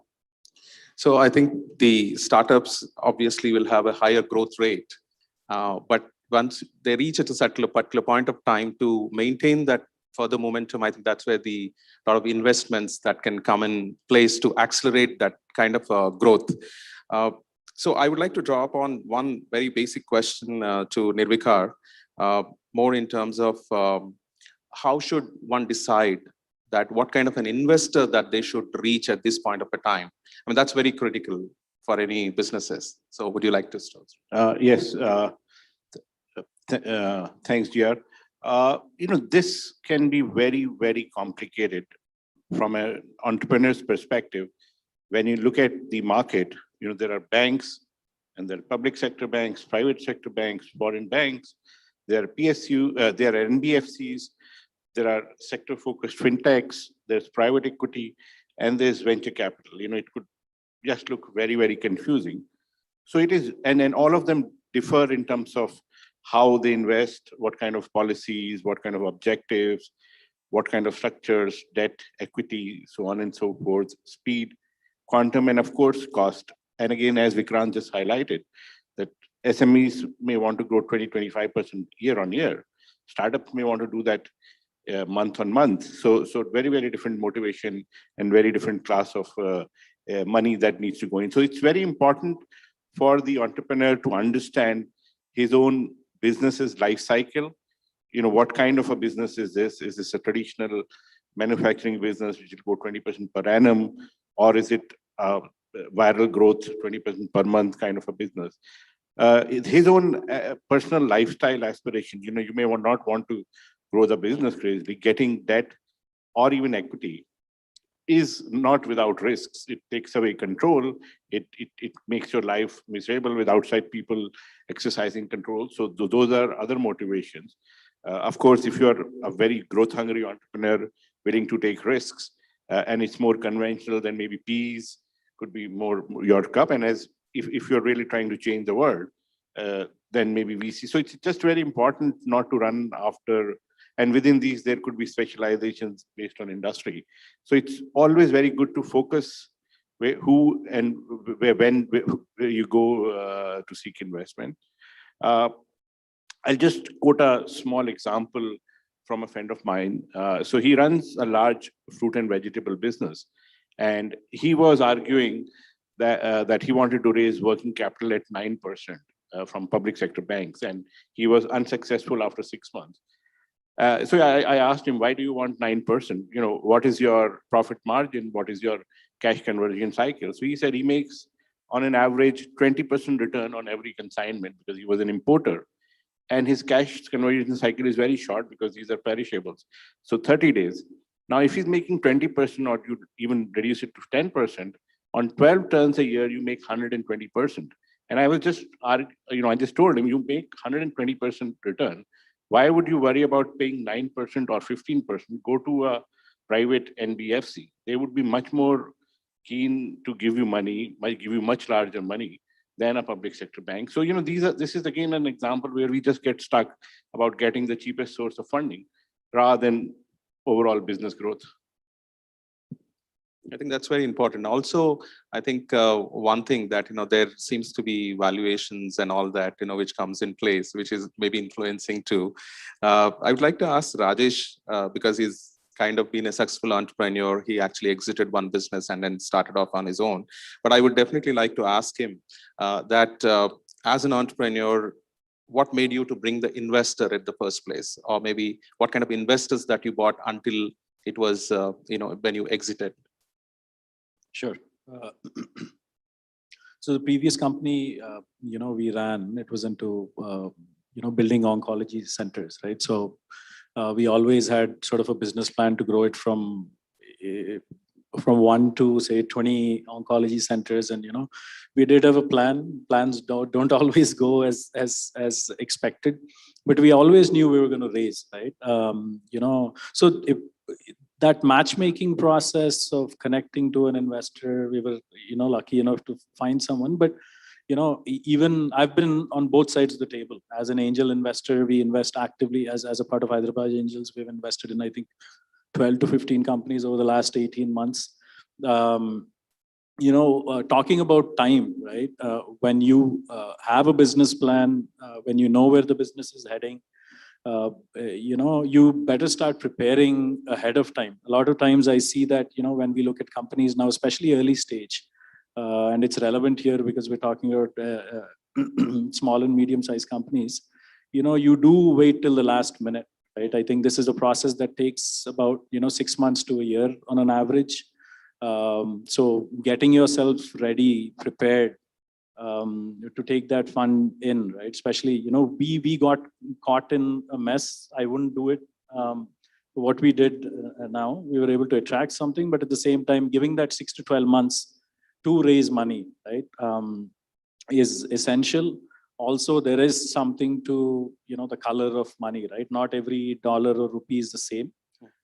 You go through that matchmaking process. You make sure the investor that is, bringing in the capital sort of aligns with you, aligns with your business. They are sort of, they understand the risks involved. It is a high risk, high return, hopefully high return.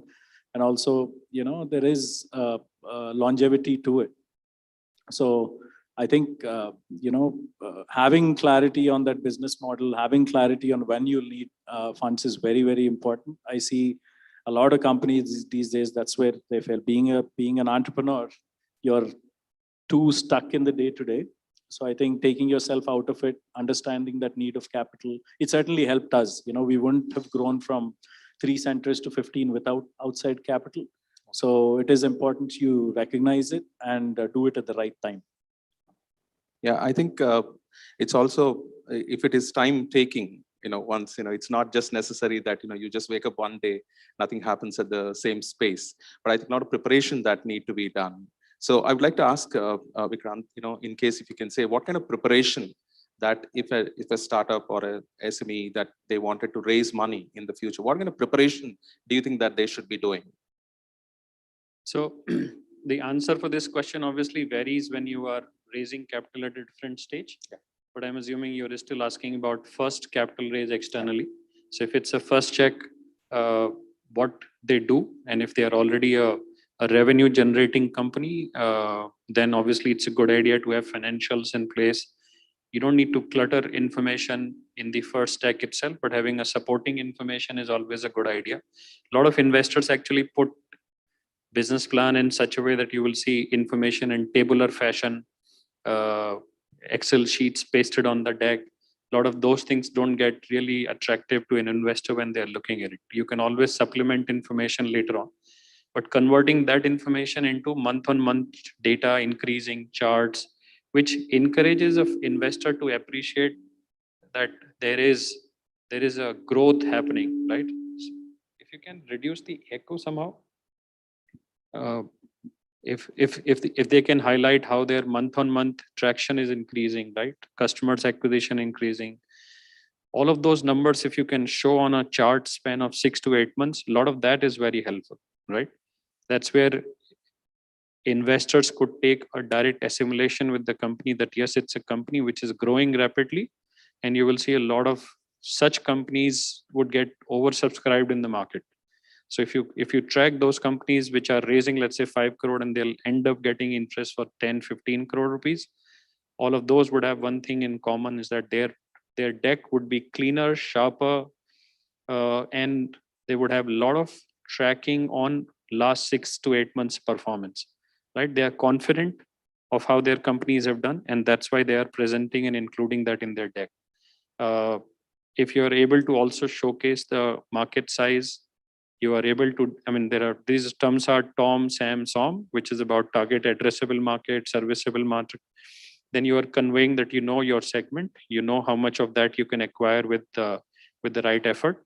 And if there is a good competitive landscape slide, which suggests that this is not a unique product, but I have competitors and I'm differentiating my proposition because of that, then you are ensuring your conversations are structured around those lines, right? So a lot of these things, a simple 7 to 8 slide, but a good representation of your current strength and a future potential is what you will get you at least a follow-up conversation. I'm not suggesting necessarily you will get the funding commitment, but at least you won't get eliminated in the first round. The investor would call you for a conversation, would ask you for a supporting information, and that's half the battle won, right? Okay, thank you, Vikrant. And I think it's one of the very important thing is to know that how these investors are going to really help the organization, not just about the money. Of course, until getting the money is one factor, but I think the post-investment, the expectations are definitely higher. But in such cases, what kind of a role the investor would typically play? And then what is that the entrepreneur can expect? Because it's not just about money. What else that they can do? Nirvikar, would you like to just add that? Sure.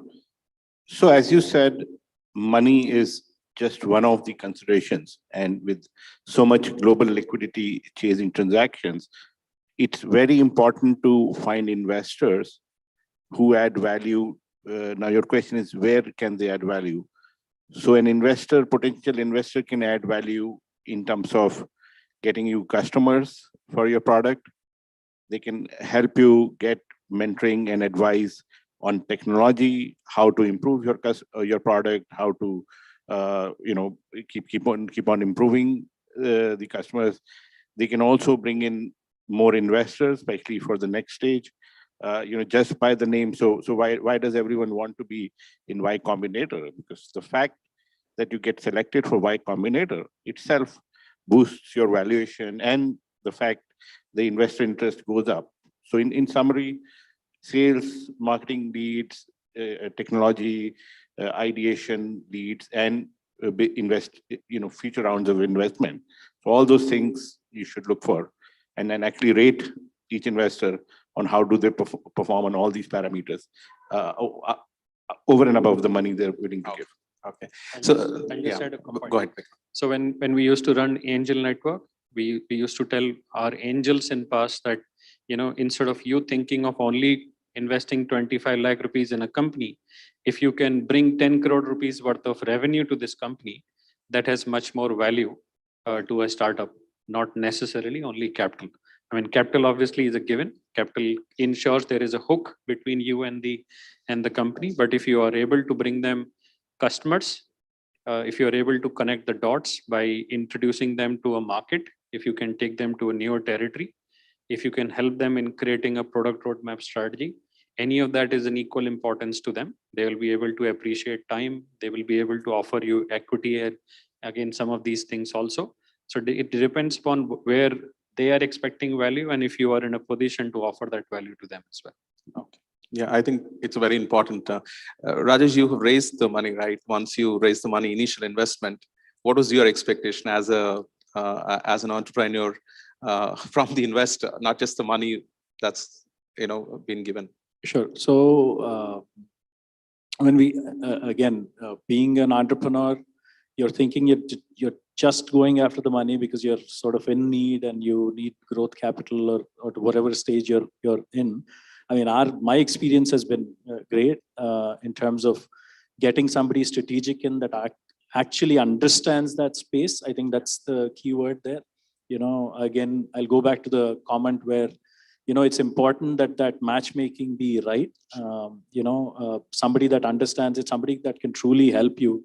Both Nirvikar and Vikrant have said that, they need to actually be able to connect you to the customer, grow your market, rather than just that 25 lakhs. I agree with Vikrant that, I'd rather have somebody that will connect me to the next set of investors, or the next set of investors can piggyback on the guy, having good names, right? Good, ethical, reputed names on your cap table is very, very important.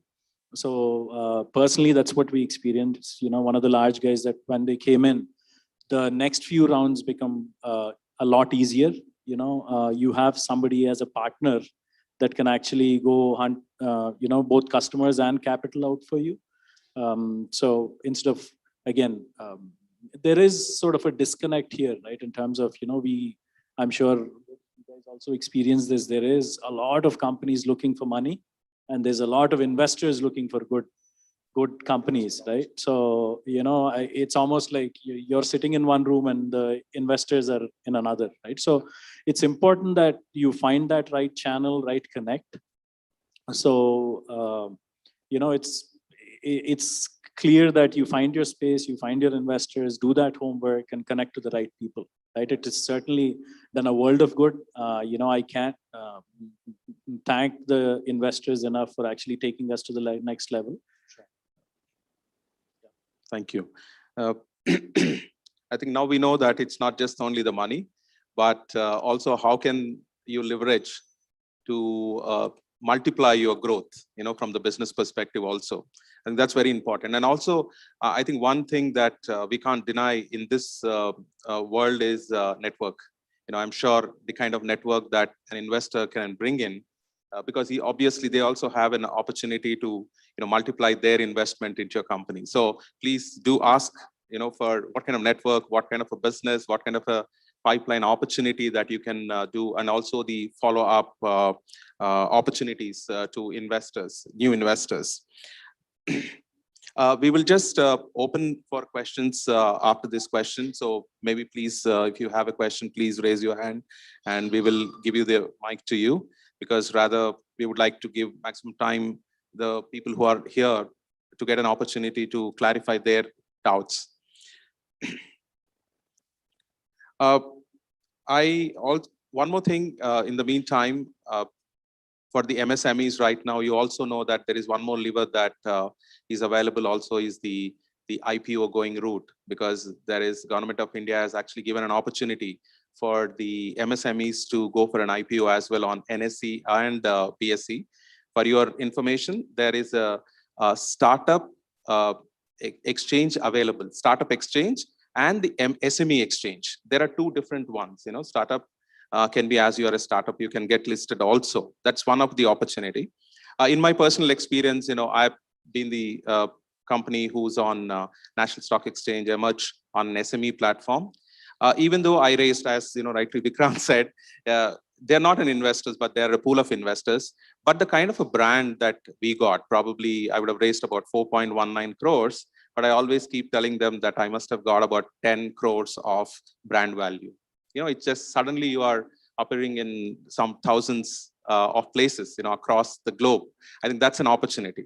I mean, that is from a public market. There is an availability of opportunity, which you can also review through as you are looking at to raise investments.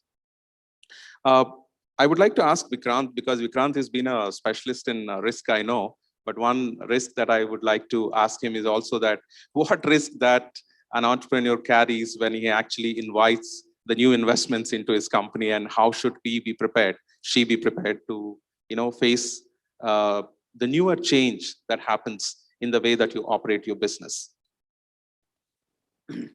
So before going to that question, I'll also answer it from a risk management perspective that we would evaluate while taking that company.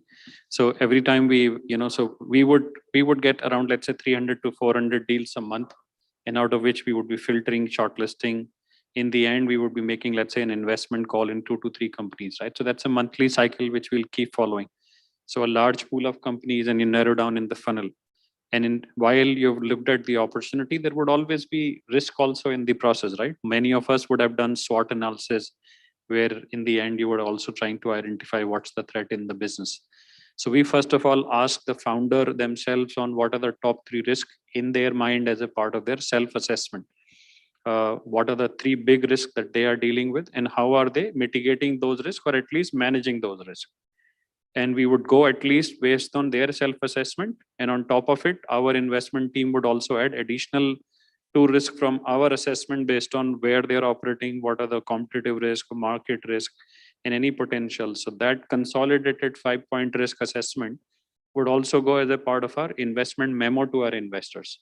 So when they are making an investment call, they understand in this is the risk side of it, and this is the reward side of it, right? So we all understand that venture capital money is a risk and reward game. So while we obviously showcase them this is the upside of it, we also need to highlight this is the risk in this business.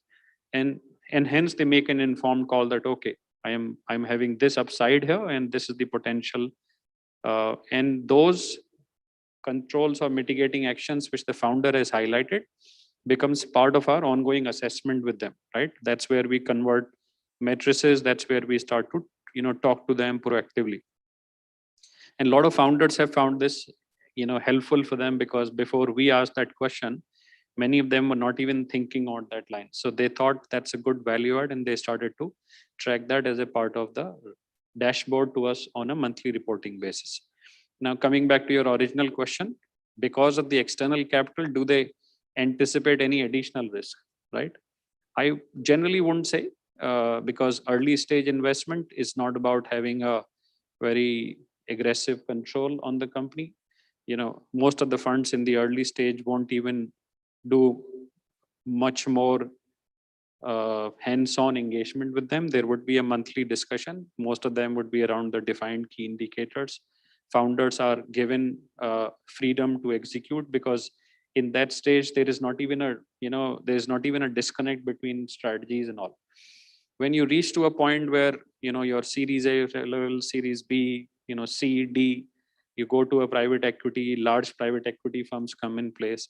That's where they have a very different view of the business. And that's where they start to define very clearly on what board can do, what can't do, what are the rights. The definitive rights are also written very differently. At an early stage, I would say the risk to the founder is extremely, extremely low. He doesn't get into a difficulty because of the angel investor guiding, because in the formative year, it's more about help than the risk. At least that's the investor view. Founders might be thinking differently, but I haven't come across a founder who's generally been hassled by investors in the formative years. Okay, I think there is also risk averse in terms of, why should I give it so much of equity, for a money that I'm getting? Always there is no, answer that this is the kind of equity that I give to a money. I mean, what do you say in those cases? Like any one of you can answer, like why should I give an equity? Is always there, it's a very hard. Well, to that, I have a very easy answer. 100% of zero is still a zero, whereas 20% of 100 is 20. So that's what external capital does. You can either keep the cake, non-existent cake with yourself, or you can grow the cake and have a larger size or a smaller size. So it's as simple as that. It's also a demand supply game, right? A founder who's raising capital and is in the market for a couple of months would understand, at what price point he's raising capital. Many of the conversations, founder might say, I'm open for negotiation, right? And I'm raising this much capital, I'm okay to dilute this much equity. So they do come prepared with that assessment. They know how much are they diluting. They're mentally prepared. You might end up having some minor negotiation. But when you are oversubscribed, or when there is a lot of interest in the market, the founders sometimes either increase how much they are raising, or they sometimes do it on post money, which sometimes go in their favor, or then they become very selective on who they're raising it with. But when they are in the market, when they know how much they're diluting, they are mentally prepared about leveraging their equity on the books against a capital, right? So from an investor perspective, if you're entering into a company which is in their early stage, largely you are opening yourself to a risk. Once you are a 500 crore, 700 crore revenue company, or your MRR and ARRs are very structured, that's where you say, okay, now it's a game of financial return. But before that, it's a higher risk for an investor. Thank you. I have questions from the audience. Please mention your name and the company you're from, and you can ask question. And if you're directing the question to anyone, please do mention. Sure, thank you. My name is Ramabhadra. I represent a company called Facilizense. We are a four-year-old company. What we do is we optimize building operations, facility management especially for large commercial buildings. My question is for the investors that are on the panel. I think all three of them have some angle of investment within their profile. So we are in an industry of where we are at the cross point where there is a digital wave that we have to take advantage, where there's a lot of encouragement for all industries to go digital. So that includes buildings as well. And the other aspect of it is the work from home is continuing with the pandemic situation. So there's delay in workforce coming back to the commercial spaces. So the question is really, how do you investors see this property tech industry from your standpoint? Yeah. I can give, I'm not in a property tech space a lot, but I can give you my view. We have done a couple of investment in the businesses which are linked with property tech space, and they are currently paused, right? They're not getting follow-on round investments. The customer tractions, business tractions are all currently at pause. So it's a very undecisive market for a property tech as a space. I know property as a space is doing okay in certain cities, but not across India.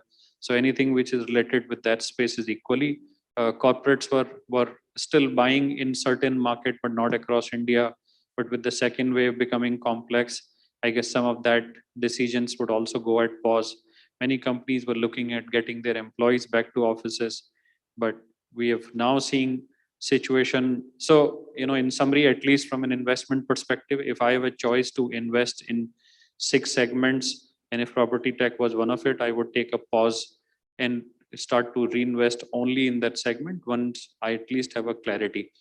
The people who are focused purely around property as a space, whether they are accelerators or they are investment centric around that, they've been doing a lot of value buying currently, and value buying is not a bad idea, which means the inflation is corrected and you end up getting it at a right price point.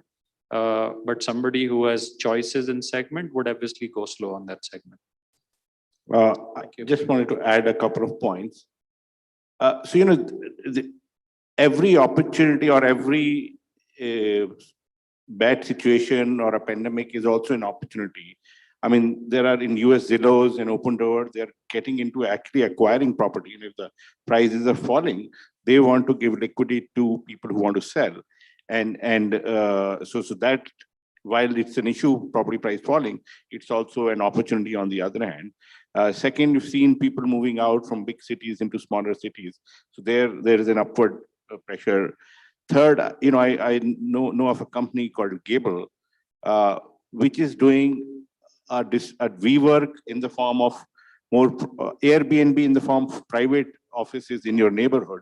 So you work from home, but from your neighborhood Gable office. So it's just a way of how the market is evolving. What are the new trends? What worked in the past may not work anymore. But as things change, you have to just keep your eyes open to new trends and how can you leverage those. Okay, we have any other question? Yeah, just follow up. Can I have a follow up? Hi. First of all, good afternoon to all of you. My name is Lekha, Sri Lekha Kalvakunda. So I'm the author of Unique Thinking and Thought Process. So if you're aware of it, thought process is the first ever defined thought management life cycle in the genre of thoughts. And so far, this concept has not been written or existing in any of the books available that are pertaining to the genre of thoughts and mind. So I'm in the process of getting it copyrighted with the government. So, so this concept is well recognized so far. Do you have outside. a question? Yeah. But I could see that, all the entrepreneurs will be your choice to go to because everybody has to, Exactly. So before I get into the question, I would just like to introduce myself. So I'm working for Infosys currently, and I'm in the process of coming up with my own startup. I had a startup which is called Pink Chocolate. So that is about restaurants. Now it's on gifts and other chocolates. And I'm coming up with the education-based startup, which is on management and leadership, implementing the unique thought process and the thought life cycle.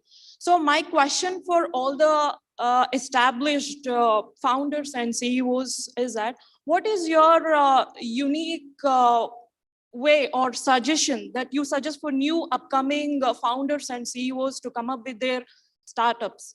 It's not that because if you see the existing post-COVID scenario, it's not that you have the seed capital, you invest in your business, you start working on that, and it is a success. It's not like that. So there are several factors that are involved. So for new CEOs and founders, what is your unique suggestion?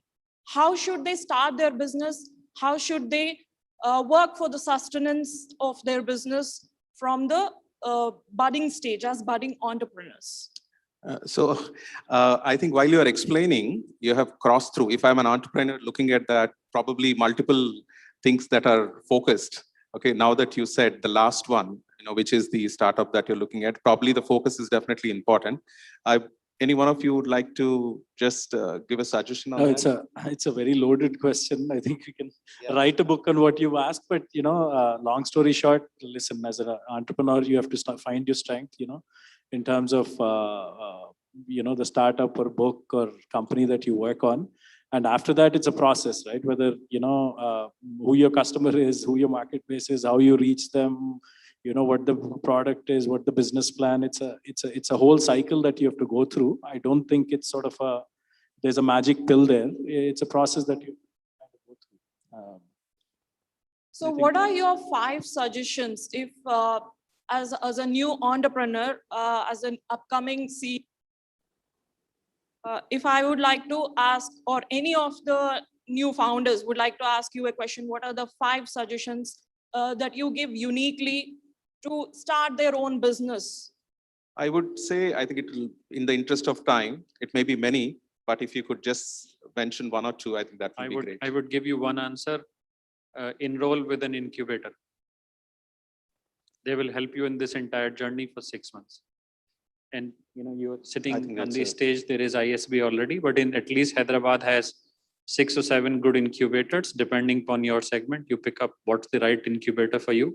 There is VHub in the industry, which is women-centric. There are technology-centric with IIIT. There are leadership-centric from ISB. So you can pick and choose what's the relevant one.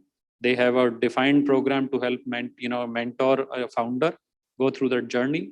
And if you've not started your journey, it's a good time to start working with the pre-incubation and then incubation and then acceleration. It's a journey which will take you 3 to 7 years, depending upon where you are.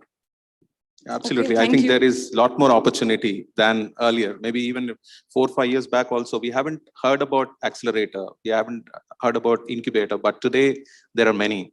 I think LinkedIn also probably will actually give you a lot more opportunity to track them. So I just wanted to know, is that the same process post-COVID scenario also? In this It'll be digitally more transformative world, which we are seeing now in the circular economy, which is very unpredictable. In past, you might be required to do a physical incubation. Now, many of them are open for virtual incubation also. Yeah, it's getting much more easier, than to earlier. Actually, you can participate in global incubators. The whole world has gone virtual. So absolutely. So one more thing, I think it's very important also when we are talking about an incubators or whatever, we always know that we have always taught in our own traditional this thing also that there is a Vasudhaiva Kutumbakam.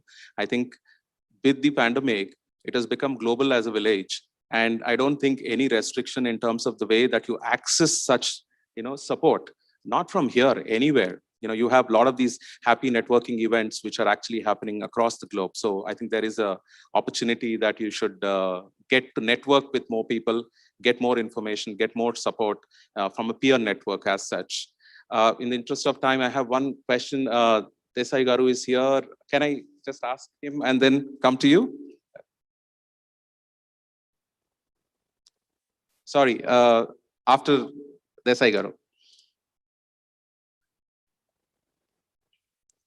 We have 5 minutes to close the session, just to give you an indication. So you go ahead. It's okay, you can speak, sir. So we can hear.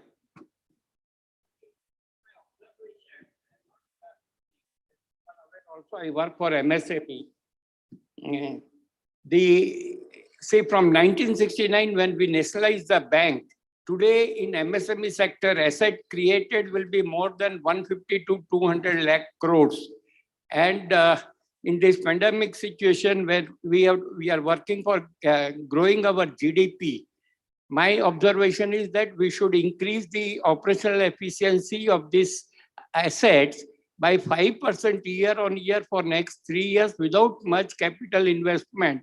We will be able to generate 3 to 4 crore low-skilled jobs, which will come from marginal farmers. That is one thing. As Vikrant also was saying, we should develop a Z score for MSME. And I am working for that for many years. I would like to get the opinion. Thank you. The rating, the scoring. So I know Desai Saab, that you've been working in that segment for quite a while, and I really appreciate many of that effort. Obviously, governments have been trying to reinforce and strengthen. At least everything that I've been highlighting is to complement whatever we could do to support companies additionally. And even when there is listed amount of capital allocated from government to the SIDBs for SIDBs to invest in the companies, we've always seen that allocation hasn't really gone to support the companies and the capital continues to sit. And that's where government in the end came back and saying, instead of this capital sitting, probably this capital itself could go to the funds and then funds could use this to allocate. The ownership is with the fund to demonstrate return on it. So sometimes the government machinery does not execute fast enough. And that's where private bodies are taking help from. Some people see it as a wrong practice. Some people see it as at least something is moving. So that'll get into a conversation separately. Looking at the short amount of time, scorings definitely can help. Government have tried to create various mechanisms for MSME and startup. And if you'll see on both sides, government machinery hasn't been able to add a lot of value. And I think that's where the onus is on bodies like HYSEA, NESCOM, incubators, private investors, our associations and stuff like that. We'll all can identify something collectively and work with these companies. Working with government is good enough to, let's say, do rallies in elections. That's okay. We'll give them, let them do what they do good. I think anybody who's looking at an operational efficiency of your business, probably he has a lot of formulas and very easiest way to approach. So just catch him and ask him for the templates. I think I'm sure it will be very useful. Thank you, sir. The question, can you be very quick? Sure, sorry. Can I just ask him? Yeah, sure. In case if I'm not able to get the question, please do catch them individually. Thank you. Go ahead. Thank you so much. My name is Sushant. Currently, I coach a lot of startups at an university, Geetham University. I'll be very direct with the question. So most of the startups that we coach are bachelor level engineering students. And the most of the ideas that they come with are lifestyle startups is what I call. Like, they want to build an alternate Swiggy. They want to build an alternate something which is already there. So how do we drive or how do we make them think in a deep tech oriented way? That's a challenge I have. I've asked, and this program we are running at Geetham is in partnership with Northeastern University at Boston. I asked the professors there, I've asked in multiple events, I never got an answer. So how do we actually make students to think and drive that deep tech startup behavior in India, which is something I'm not able to figure out. Any one of you want to take it quickly? We have just a short time. Just I need 1 minute. I'll give a very short answer. We developed a fund with IIIT Hyderabad, purely a deep centric fund called IIIT Seed Fund. And that's its purpose was to encourage founders to come and incubate in their environment and create a deep tech solution. And we were even investing at that level where nobody would like to do fund at an ideation stage. We were working for them to develop even ideation level prototype into the deep tech labs and environment. So while they were focusing on building the overall product at an MVP stage, we were giving them mentoring and support. So it's an environment which you will have to gradually inculcate, and that's where it starts to produce companies which are favorable. And I'm very happy to say that out of 10 investments that we had made, 4 have already exited. And those all were cases of build versus buy. They were bought by companies as a part of M&A. And that validated our proposition that if we invest in early stage in good deep tech companies, they would always get acquired. And that's what happened, because a deep tech product also evolves over a period of time. Thank you, Vikrant. I would like to thank each one of you for the active participation. I know that I myself had about 20 questions. So you can imagine that each one of you, and this will never end, but in 45 minutes, we try to cover some of these, but I'm sure we'll be happy if you can get connected to the panel on LinkedIn. And, I think that's where a lifelong network that can happen. And I think a mentorship is very, very important through incubators or accelerators or otherwise, you must have some, mentor for you to able to raise next level of, business to the next level. So thank you so much. I would like to thank each one of you for the time. And also thank you for the audience for being so patient to listen to. Thank you so much. Thanks. Thanks. Yeah. I'm quite certain that our panelists are going to be inundated with questions and maybe requests for consult. Thank you so much for the expert speak. And like Ramesh mentioned, this could go into a book and we can continue for the next couple of hours, but we've just got a time constraint. Having said that, I'd like to invite Mr. Vinay Agarwal, Global Head Business HR Tech Mahindra, to please join me on stage and felicitate our panel.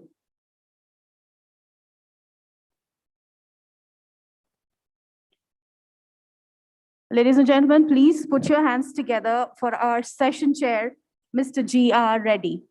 Mr. Vinay, if you could please hand over the memento to Mr. Reddy.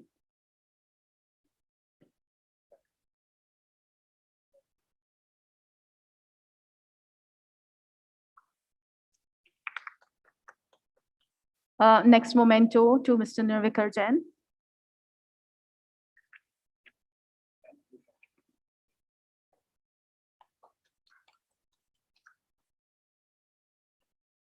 Thank you, Mr. Ramesh Mantena, for joining us today. Sorry, Rajesh Mantena. And Mr. Vikrant Varshne.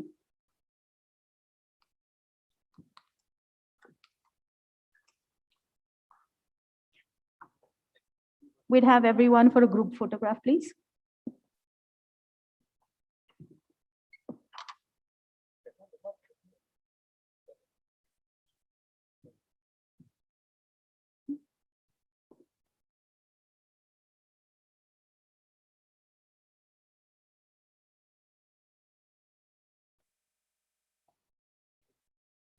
Ladies and gentlemen, thank you to the panel. One loud round of applause, please. I'd like to announce that we will move to our lunch break at around 1:20 or 1:25. We are running a little late. We have two addresses coming up, and right after that, we'll follow it up with the lunch break.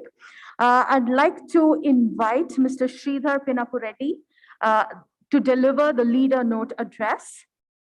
He's a first-generation entrepreneur and innovator, and is the founder and chairman of Control S, Cloud4C, and other group companies. Control S owns and operates the world's largest Tier 4 data centers, while Cloud4C provides cloud-managed services with a presence in 25 countries spread across Americas, Europe, Africa, APAC.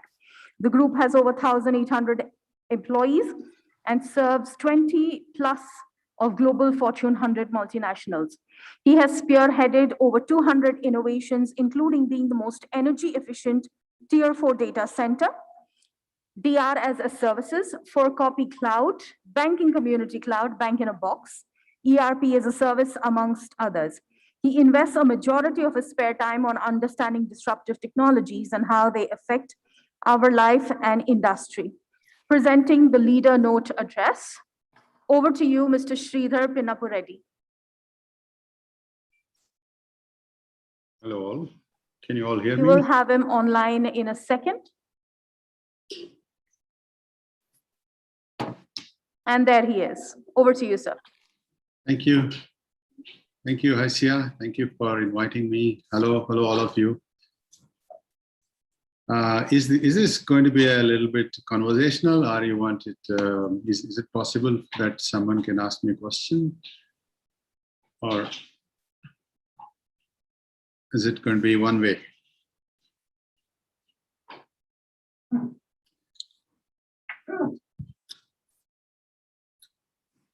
Okay, looks like it's going to be a one-way talk. I don't know how much you're going to be.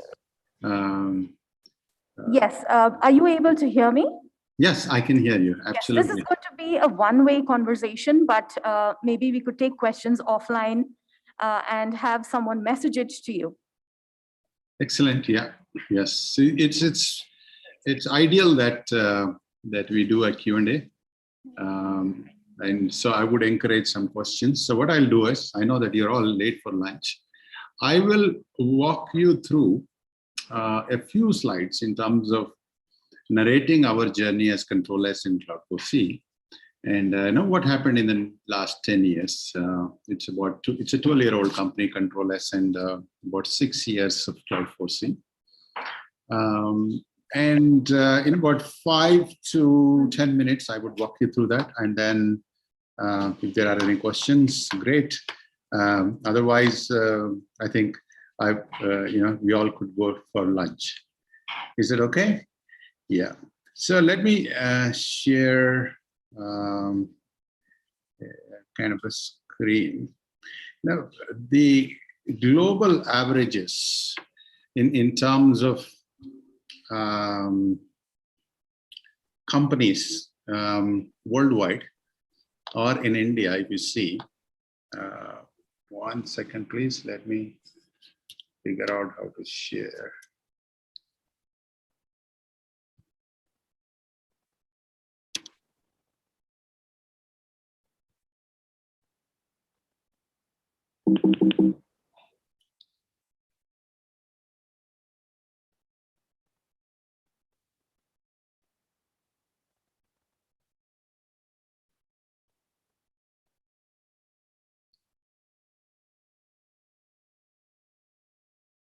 Okay, could I share the screen now? You're all able to Yes, see? Okay. we see your screen. Okay, thank you. Finally, yes. If you see out of the startups, about 95% of, I know it's bad news, but this is a fact, right? 95% of entrepreneurial, attempts fail in India. I was listening to the conversation of our panelists before. They all said, take the help of, mentors, startups. We do have a great ecosystem now. I would encourage all of you to do the same. And we are not far behind, we are slightly worse than the global average. That's about 90% of them fail. And I was asked to see, how did we survive? How did we grow despite this? These are the kind of odds. I would just walk you through, to the left of the slide in 2010, when we started off. If you see the bottom box, Control S was there. It was an underdog. Onto the top right, if you see, there is Tatacom, Reliance, and Tulip kind of companies were there in this space. And then in the middle, there were NetMagic, Net4India, Sifi, BSNL, Trimax. This was our data center ecosystem. And in the last 10, 11 years, we managed to scale to being almost the #1 company in India. And these were the big companies, right? Tata, Reliance were the biggest companies in this space. And they had a significant advantage of being the, carriers, being the, only companies which had the last mile as well as international gateways access. And most importantly, the biggest brands. And Controller started as an underdog, became the market leader in about 10 to 11 years. And in terms of the financials as well, it's a similar story. If you look at the numbers, if you combine, of course, our revenue is distributed between two companies. If you combine both, they're almost double than the market leader, the previous market leader and current players as well. And I will put you on 1 or 2 slides in terms of what did we do, so that you get a context, and if you have any questions later on, you could go through. How did we, these are too many industry buzzwords, tier 4 and all that. We said that we will build the world class, the best. Right? So far in India, before we started, it was only tier 3 data centers, and we said we'll build tier 4, which is much better, gives a higher uptime. And that's how we differentiate ourselves. And in terms of how we approached to the customers was that almost an obsessive kind of a model that we followed. It's complete organization we built around customer centric, and we called it a total ownership philosophy. And I would say that this is one of the significant reasons what worked for us. And we said that nothing in the industry will take it for granted. We will innovate everything, whatever we go through, whether it is the old engineering systems we developed over the hundreds of years, or whether it is a new age IT of the last 10 years. We will question every conventional wisdom, and we change whatever we feel it is not right, and we innovate. And in the process, we've done over 200 innovations, and we took out the traditional industry channels, and we said we'll build global alliances, and we will think out of the box in this space and create a differentiator. And we said global markets. So when we can do when we can be the best in India, why can't we serve the other markets? And that thought process worked very well for us, especially in the cloud services. And our customers took us, in fact, not us, our customers took us to 26 countries and helped us achieve this, get this remarkable success. And as a result, we call it as, data centers, cloud computing, you can't differentiate much, but still we created in an industry like this, we could create a huge differentiators through several other factors, and we formed our own blue ocean, and in which we have created these new benchmarks for the industry. Data center industry is measured by uptime SLAs, the scalability, speed of deployment. All these parameters, if you see the the white dots, the competition, and the yellow dots of controllers. Whereas the price-wise, we almost meet them, and then we give a better power efficiencies than the others, the last two dots of yellow.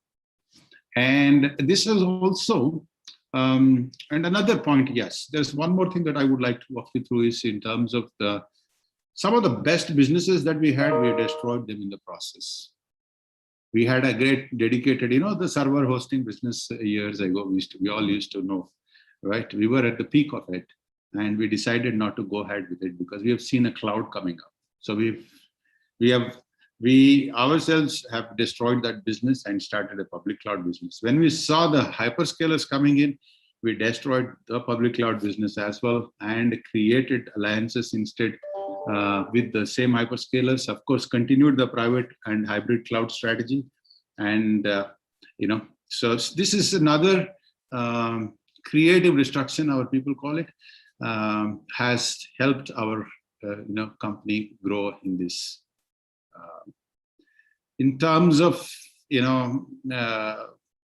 where we stand in terms of the financial metrics, it's the same. It's not just the revenue numbers.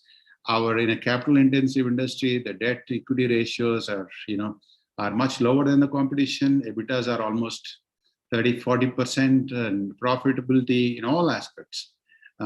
We created new benchmarks in this industry.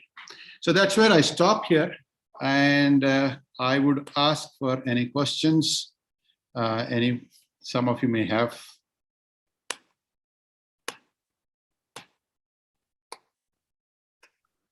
Do we have any questions from the audience? Yes, we have one question, sir. We want to ask for our volunteers to hand over a mic to you. Sure, thank you. Let me stop share here.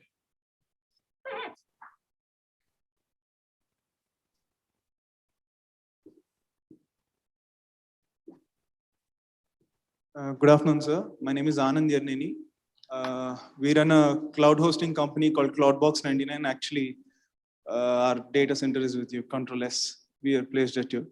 So my question is,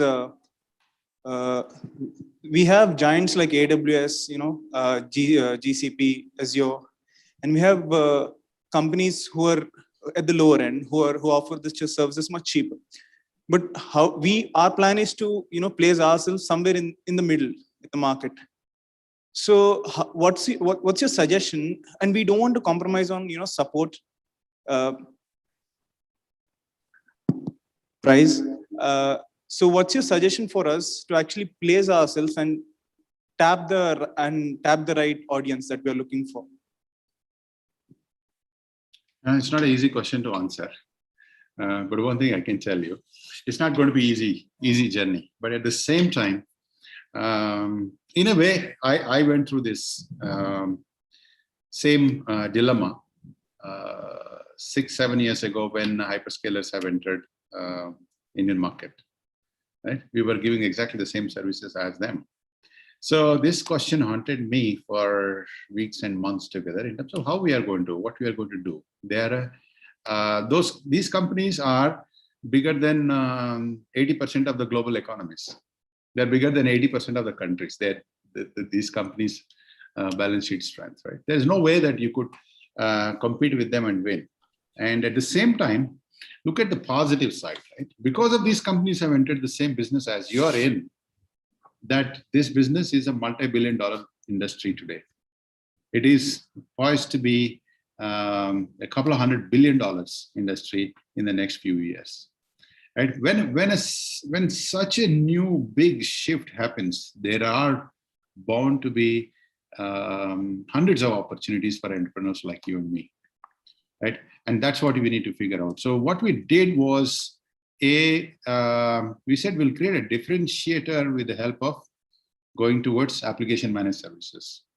We created differentiators in the form of industrial solutions like a banking cloud and government cloud. And so we work with Australian government, we work with Singapore government, various countries, and created different solutions for them. We said we will provide ERP is another complex application. We will give a ERP kind of solution to it. So my answer to you would be, how do you come up with a unique set of services and attract a section of customers who would come to you for that unique service? That's number one. Number two, while the big hyperscalers are there, they are not into managed services. While they continue to automate and reduce the scope of managed services by the third parties, but there is still a large gap of managed services, of handholding customers. That's another small area where you could also tap into it. But the biggest thing would be create a differentiator. As long as, if you're not able to do that, if you position it as a Me Too, then it's going to be a tough challenge.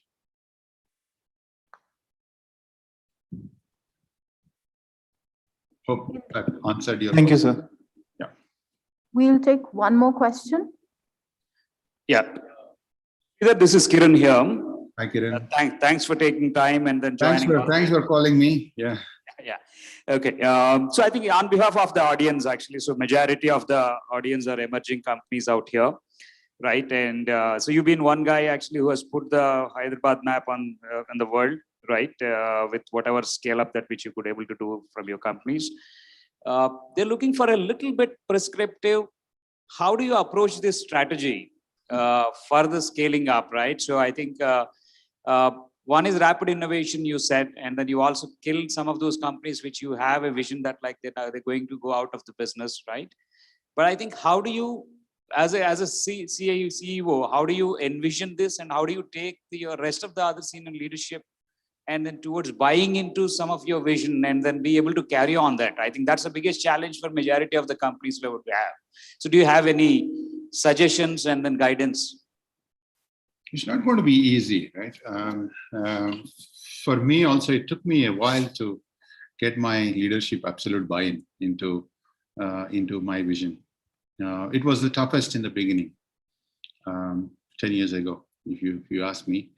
Nobody would believe me. Everyone who comes from obviously one of the big industries, big companies that we hire from, and they come in with a strong set of ideas, and it's hard for them to digest or understand and follow an entrepreneur who is not fully proven at that time, right?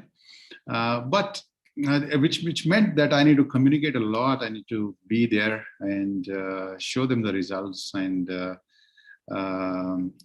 probably spend 10 times more effort. But that's, as a leader, I mean, as an entrepreneur, that's I think everyone has to go through this ordeal, I would say. Sometimes humbling, but we have no choice. But at the same time, when they start seeing the results, when they start following you, and when they start seeing the results, that's when the magic will happen. It becomes easier and easier as you progress. When they see your vision is real, when they see that what you said that is going to happen are falling in place, that's when the respect for you will grow, as well as people will follow you much more easily. But what it means is that it's not going to be easy, that you are not got to be able to predict the future, how ecosystem evolves, how competition evolves, how your company will be growing, how lucky you are. You won't be able to predict all that. But what you can predict, and which helped me actually, is if you develop deep insights into your industry in every aspect of it, where be it is technology, be it is competition, be it is the overall ecosystem, be it is what customers are thinking, what is working for them, what is not working for them, or your infrastructure components. Everywhere, if an entrepreneur could gain deep insights, I would say that this job becomes easier. There's no shortcut to it. And once you are able to do that, then your ability to visualize something becomes a lot more sharper, and it becomes easier for people to follow on with you. And in terms of scaling up, it's not easy. There was one point in time, our cloud services division was around 30 million US, and in 2 quarters, we got 35 million new annual recurring revenue business dumped on us by our customers in just about 2 quarters. 2 quarters means, and towards the last week of December and by March, we are flooded with around 35, 40, more than 100% of our. So when we met these kind of challenges, I mean, the ability to deliver, and how do we scale up, how do we quickly put in teams together, how do we make sure that the quality is not suffered. We have gone through those a number of challenges. It's not been easy, but at the same time, if you have the right customer obsession, and your organization is already geared to make sure that the customer problems are resolved quickly, I think these are some of the things which have helped us in terms of scaling up. Kiran, I don't know whether it answered a part of your question. It did. You're off. The mic is off. Sorry, my mic? No, I think the mic is off. Hello? Yes. Yeah, it did answer, Sridhar, and thanks for that. I think we're almost, I think, at the end of the session, and thanks for that. Pleasure talking to all of you. Look forward to meet all HYSEA. This is the first time I think I'm speaking to HYSEA members, and great job. Just want to say hello, Sridhar. How are you? Good. How are you? Very good. Looking handsome. Oh, thank you, Bernie. How are you? Very good. Thank you very much for just gracing the occasion. Thank you very much. Thank you. Bye-bye. Thank you, Sridhar sir. And like you dreamed, we've lost feed, I think. Anyway, so we'll move on to the address by Andrew Ellison. Do we have him online? Yes. Andrew is a commercial officer in the US and Foreign Commercial Services, currently serving as principal commercial officer in the US consulate in Hyderabad. Here, he oversees US FCS operations in the states of Telangana, Andhra Pradesh, and Odisha. He's helping US companies successfully enter the India market. Previously, he served in the West Los Angeles US Export Assistance Center and in New Delhi, India, where he managed several industry sectors, including travel, tourism, education, franchising, financial services, among others. Prior to joining the Foreign Service, Andrew was director of the US Export Assistance Center in Las Vegas, Nevada. Over to you, Andrew. Thank you. Am I coming through okay? Yes. Okay. Thank you for the invitation to speak to you today. And I'm very honored to participate in this HYSEA Business Summit. And I'm also very honored to be the very first commercial officer in US Consulate in Hyderabad. We fall under the US Department of Commerce umbrella. And our mission includes helping American companies do business around the world, including here in India. And that includes finding qualified partners to work with, including distributors, sales reps, and so forth. We also serve as an advocate for US businesses as they do business overseas. On the flip side of what we do, we also help facilitate foreign investment into the United States. And that will be the focus of my remarks today, investing in the United States. So the US-India trade relationship remains strong, but it could be much stronger. It has grown sevenfold during the past 2 decades, reaching over $146 billion in bilateral trade. India is currently the United States' 9th largest trading partner. And our 2 countries continue to engage in commercial dialogue every year, including the annual CEO Forum, which took place last July, where Minister Goyal and Secretary Ross met to discuss trade issues between India and the United States. On the investment front, Indian investment into the United States continues to grow, reaching over $16 billion by 2019. And these are largely in the IT and pharmaceutical sectors. Those are among the top sectors for investment. And these investments, these Indian investments into the United States have supported almost 68,000 American jobs and over $2 billion in US exports. Also, US companies are seeing the advantages of investing in India, with investments reaching $46 billion by 2019. Roughly 2,000 American companies are operating right now in India, which collectively employ more than 500,000 people.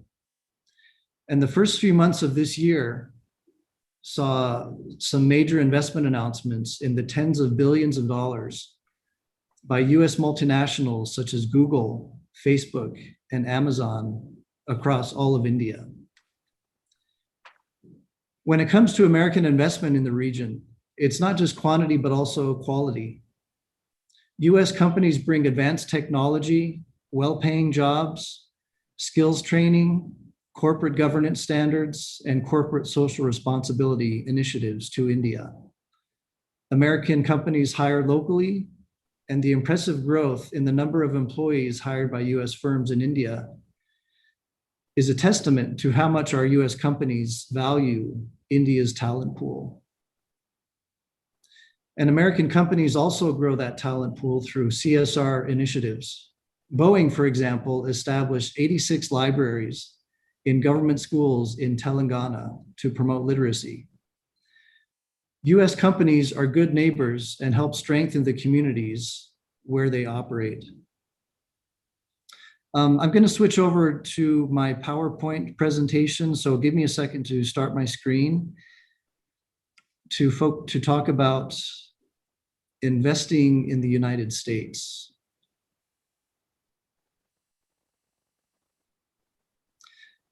I hope everyone's able to see my Yes, we see the presentation. Yes, we do see it. Good.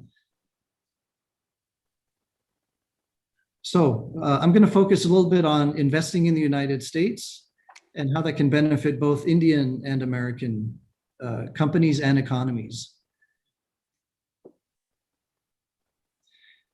So firms decide to enter the US market for many reasons, but one of the strongest selling points is this overall scale of the market opportunity, including $20 trillion in annual GDP, a large consumer market of more than 325 million people, a transparent, fair, and stable business environment, and an unparalleled climate for innovation and intellectual property protection. But don't take our word for it on this. Rankings such as the World Bank's Ease of Doing Business and A.T. Kearney's FDI Confidence Index consistently put the US at or near the top of their rankings. Firms from around the world consider many factors when they decide to conduct research and development, where to build manufacturing operations, where to launch innovative startups, or where to locate service centers in the United States. Before Select USA existed, US state and local governments traditionally competed for inward investment projects without the support of the federal government. Beyond that, states found that themselves competing with other markets and their well-resourced foreign investment promotion agencies for projects. But not all US state and local economic development organizations, or EDOs, are able to compete on a global scale, leaving potential gaps in their FDI attraction strategies. So until 2007, there was no organization at the federal level promoting inward investment to the United States until Select USA came into being. You might be surprised to learn that the largest US industry receiving foreign direct investment is manufacturing, including chemicals, food processing, pharmaceuticals, and automotive. Together with the other industries shown in the chart, you can see that the US economy is composed of a diversity of business opportunities, making the United States attractive for long-term stability. Long-term stability of the US industry is just one of the reasons why firms choose the United States.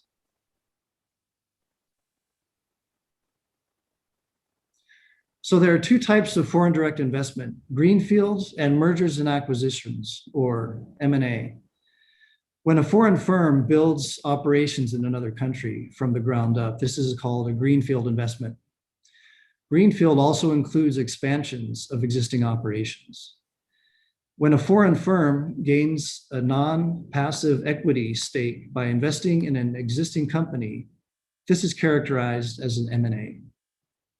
Select USA has assisted with numerous greenfield investments, but generally speaking, Select USA doesn't engage in M&A activities.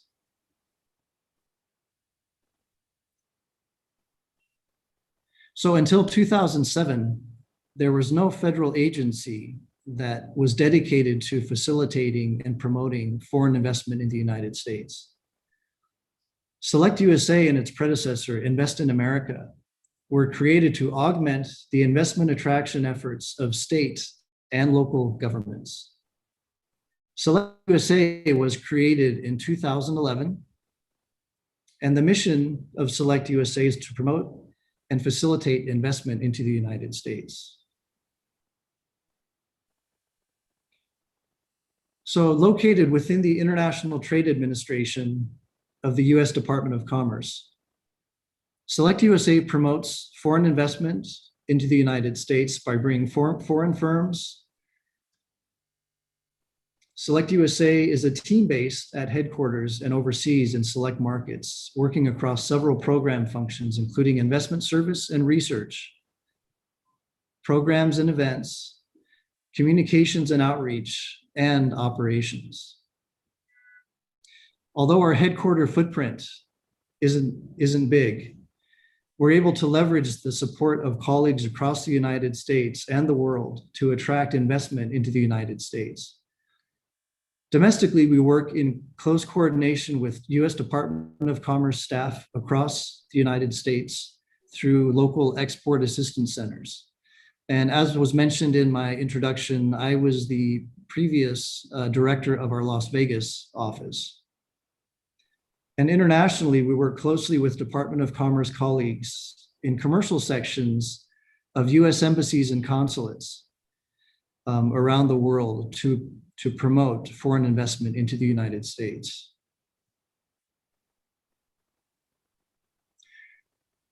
So investment promotion is a whole of government initiative. And this concept is rooted in founding principles of Select USA. When Select USA was formed, the executive order created the Interagency Investment Working Group, or IIWG. This group coordinates activities across the more than 20 US federal government agencies that touch business investment in some manner or fashion. As coordinator of the IIWG, Select USA responds to specific issues that affect investment decisions, focused on improving federal investment programs and resources, and leveraging the expertise and tools that each agency offers. And the Select USA chairs the IIWG. So you can see that the US government as a whole places a huge value and emphasis on attracting foreign investment into the United States. So this kind of outlines the services that we provide to companies and economic development organizations. And you can visit the website selectusa.gov to learn more about these. So the Select USA Investment Summit is the highest profile investment event in the United States, which promotes foreign direct investment. This signature annual event provides an unparalleled opportunity to bring together companies from all over the world and EDOs from every corner of the United States, and as well as other parties working to facilitate business investment into the US. This is the single best event for firms under one umbrella to learn about the investment environment in the United States and to learn how to tap into the federal and state level resources that are available to foreign investors. The 2019 summit attracted over 3,100 attendees, including 1,200 foreign delegates and more than 790 US state and local level economic development organizations. Now, the Select USA Summit last year was canceled due to COVID. However, we are organizing a Select USA Investment Summit this year on a virtual platform. The list of Indian investments in the United States is long and impressive. You can see here a partial listing of key Indian investments from multiple industries.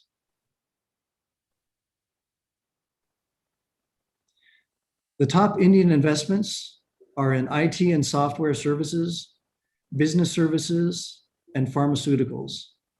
Indian investment into the United States has supported the creation of over 67,000 US jobs and contributed to over $2 billion of US exports.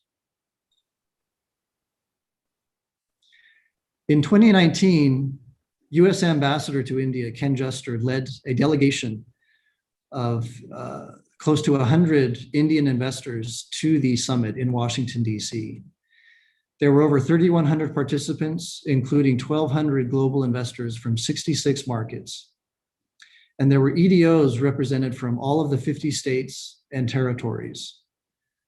India has consistently been among the top 5 foreign delegations to the summit, which we are very excited about. As I mentioned, this year's Select USA Investment Summit will be on a virtual platform due to COVID. However, participants will still get the same value that they have gotten in the past at this great Select USA Summit. The dates for this year's summit are June 7th through 11th, including 5 days of virtual investment information.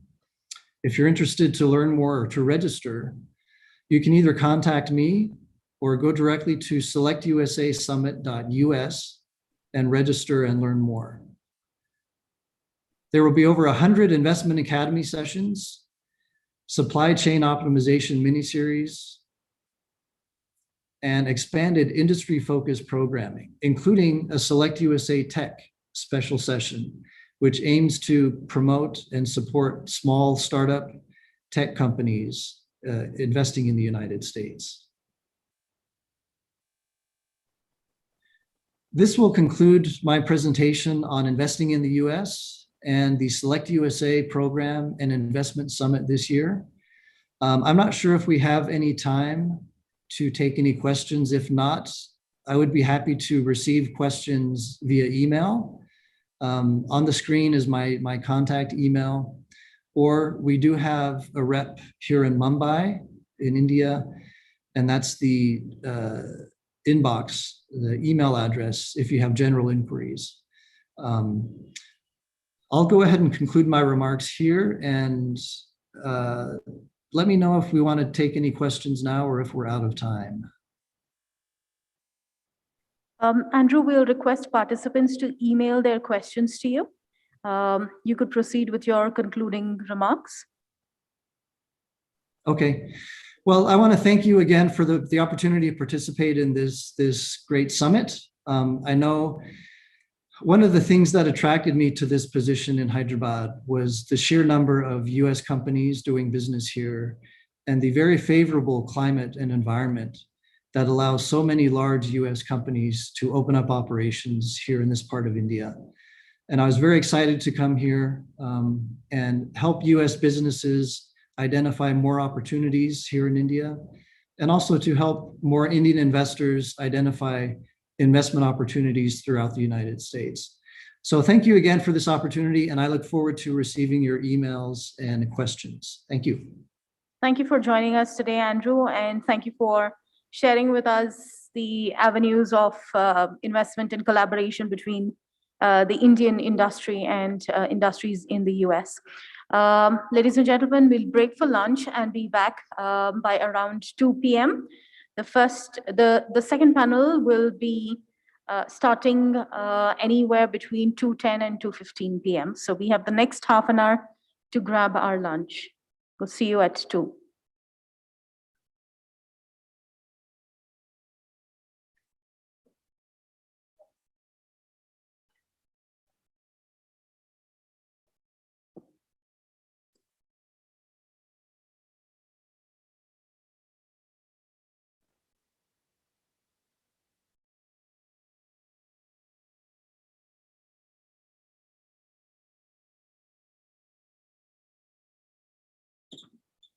Ladies and gentlemen, the lunch is being made available at the lunch arena.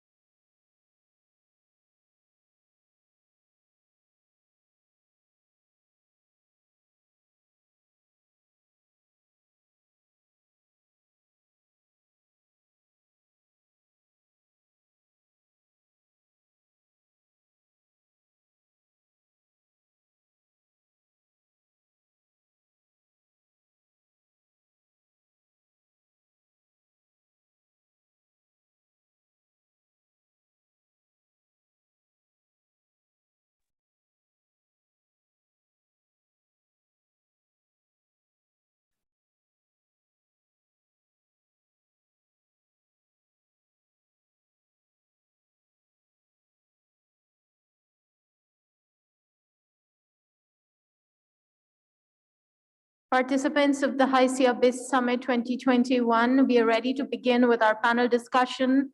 Please find your way back to your seats in the main event auditorium.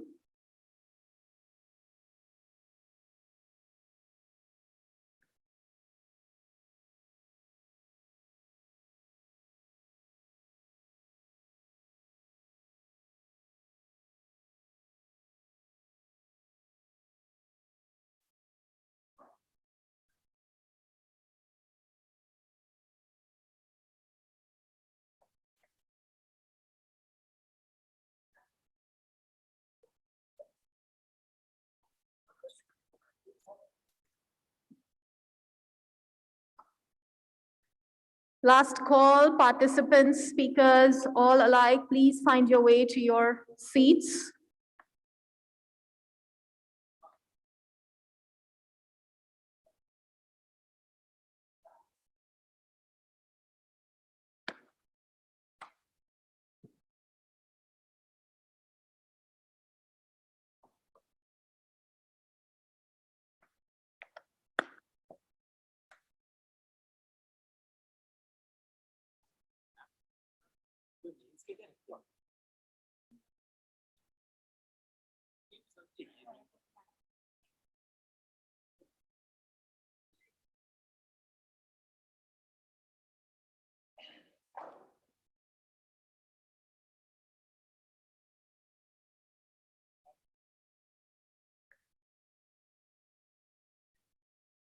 Good afternoon, everyone. Welcome back to the HYSEA Biz Summit 2021.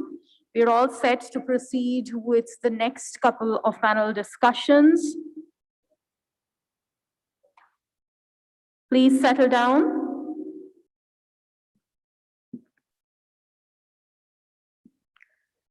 Ladies and gentlemen, transformational changes have been taking place across industries. We are seeing newer delivery models, newer processes, tools, frameworks. All of these have merged across different and key organization functions as well. Delivery is impacted, HR, talent, finance. In today's operations-related roundtable, we will have several key takeaways for our MSMEs. It's these very new models, new processes and tools that we will discuss during the roundtable. I'd like to invite to the stage our session chair, Mr. R. Srinivas Rao, COO, HYSEA. Mr. Srinivas Rao is a 3-decade plus IT industry veteran, experienced in business leadership roles, managing large global P&L verticals and incubating internal startups in new technologies such as IoT and advanced analytics. Please do take your seat. I'll invite the other panelists. I'd like to now invite Ms. Uma Gogineni, Chief People's Officer at Value Momentum Software Services Private Limited. Uma has close to 30 years of professional experience in the IT consulting industry, successfully managing consulting projects for numerous clients in India and North America. Uma has been instrumental in establishing strong teams for Value Momentum's insurance, healthcare, banking, and lending lines of businesses. These teams have been instrumental in delivering complex solutions via Value Momentum software and services. Before joining Value Momentum, Uma honed her domain-based IT consulting skills with TCS and Satyam Computer Services in India and Wells Fargo Bank in North America. Today, Uma focuses her energies to build high-performance teams and leadership at Value Momentum to enable rapid growth while cultivating a sense of fun, fellowship, and pride in the workplace.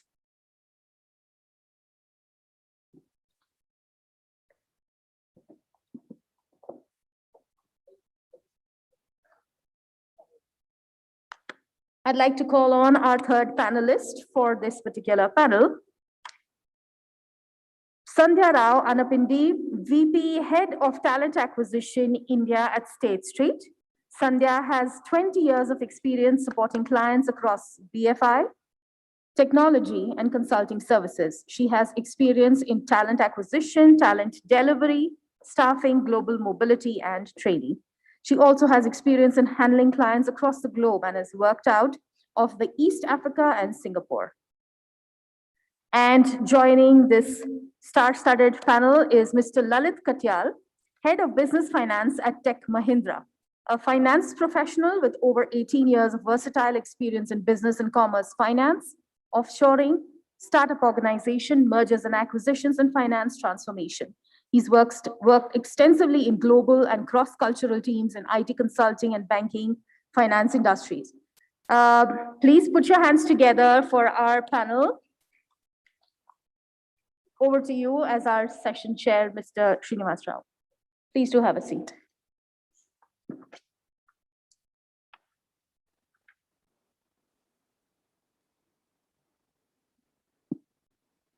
Yeah, good afternoon. While you're trickling back from lunch, we know several people would have finished it and be joining online, so we'll start on time. We don't want to, we are, I think, getting back on track after a 15-minute delay. So thanks, Sandhya, Lalit, and Uma for joining me today. I know some of you who have seen the agenda earlier might be wondering, where is Mr. Rajanna? He's a little unwell. So we felt fine, it's not, in the current situation, it's not good for him to come over and join, and he's not in a really a comfortable position to join virtually as well. So here we are with three seasoned, leaders covering three different functions. So I'm very confident we can get the best out of them over the next 45 minutes to see how operations are, shaping up or transforming, in this new normal. And you all know what the new normal is, right? So what we will try and do over the next 45 minutes in terms of takeaways is, so when the pandemic hit us, it's now more than a year, how did the various business functions handle the pandemic? There is always an immediate knee-jerk reaction, right? You got to fight for survival. You got to quickly see what can be done to stay afloat. I think most of them, almost all of them invariably have done that and done that pretty well. But that itself doesn't mean that knee-jerk reaction is a solution for the medium or long term. So every company went on and did a few more things over the next several months, to sustain that and keep the business going. And now we are seeing, very, very clearly that this pandemic has caused a situation which otherwise would not have happened. We have heard digital transformation in the morning so many times, and we all know that digital transformation has been happening even before the pandemic. And so transformation in every area, every vertical, every business, including IT products, IT services. But the pandemic brought a sense of urgency and also made them realize what a business was thinking would be a 2-year project or a 3-year project to bring some new changes, new process changes, and new methods, new policies can now be done and must now be done in a matter of weeks or months maximum. And I think that's what everyone set out to do. And most of it is also driven by client imperatives for services companies. So today we'll try and see how this short-term, medium-term, and long-term plans of these companies in each of these functions is panning out, eventually leading to a transformation of the operations. So that's our goal, While we set out, let me set some context. We said new normal, old normal, current normal, whatever. But what does it mean? I'll read out some facts.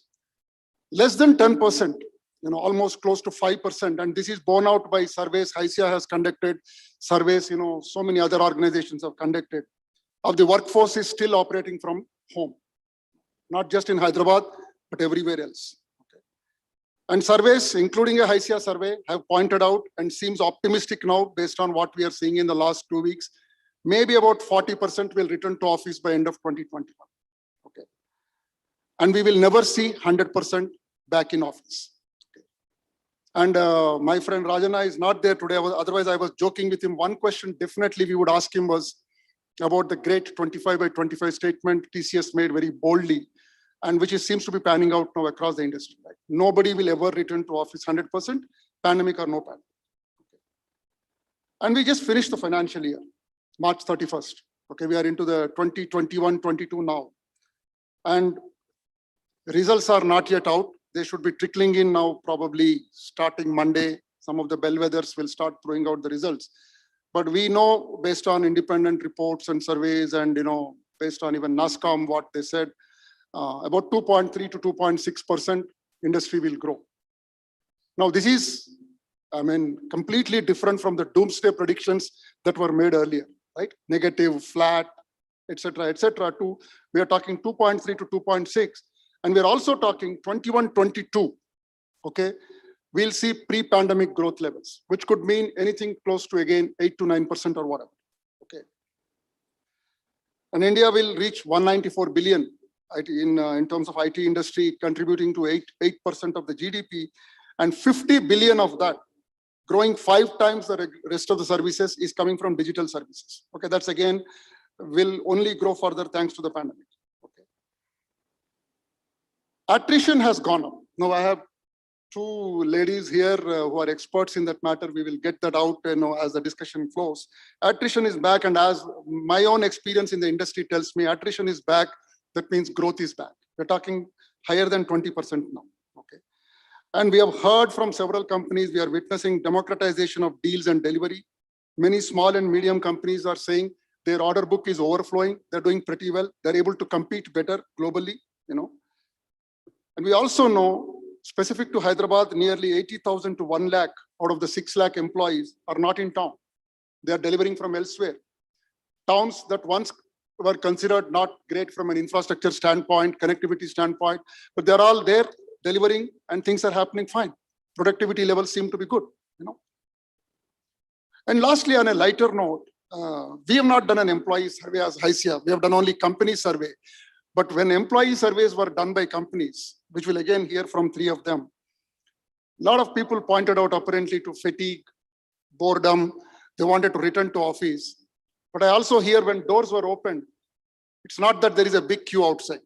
No one is rushing back. So there is a kind of a settled behavior that we are seeing. So in this backdrop, one can't overemphasize the criticality of the roles played by these 3 leaders here, sitting with me today. Each of them have a very close view of their function, what's happening to operations. So without further ado, I want to get started by getting it out of them. And let me start with talent. Morning we heard from multiple speakers, right? Talent supply is the backbone to this industry. Now it's becoming even more critical. 65% of the cost is people cost, etc., etc. So now, Sandhya, the knee-jerk reaction, right? First, when it hit you, a brief, tell us what was the impact immediately on hiring, okay? Both in terms of quantitatively and qualitatively. Thank you, Srini. So I think we started this journey last year, exactly on March 23rd, when overnight we were told that it's lockdown and we just had to lock ourselves at home. That hit us very hard. So because the first reaction was, what would we do? There was apprehensions, and we really had to settle down first. There were quite a few apprehensions coming in from whom we would have already hired between the jobs. What would happen to my offer letter? Would you hire me? Would you take me into the company? Where would I go? There were a lot of questions going on through everybody's mind, and we literally had to answer all this and say, hey, hold on to your questions, stay where you are, because we just have to take stock of what's happening. We first had to tackle with the emotions of the people and then come to the hiring piece, because they were literally worried as to what's happening. So we had to think about, would they return to work even if we would hire them? Because everybody was started to handle this, because we were evolving day by day. Every day we were evolving. So there had to be a slowdown. We had to slow down, take stock, and first tackle with the emotions internally with the employees, and then tackle with the emotions with the prospective employees that we would probably work in the future. And then we had to slow down a bit, take stock of what's happening, wait for the business to come back, and then go back to the market and handle with these FAQs. There were many FAQs that were coming to us day in, day out, and every question was different in its own way. They had to tackle with their own family to see, and people were leaving to their hometowns, settling down. There were quite a few things we had to see. Do you have your own network issues? Can you connect from the remote place that you're moving to?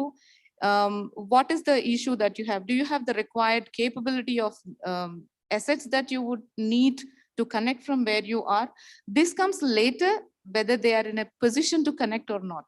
And then we slowly started settling down, probably in the, it took almost a quarter for us to settle down, or I think everybody in the industry I'll come back to you what happened after that quarter. Yes. That's very important because I just want to get, so what my takeaway from is, yes, it hit you and you slowed down. Yes. You took stock. That's good. I mean, that's a key point for me.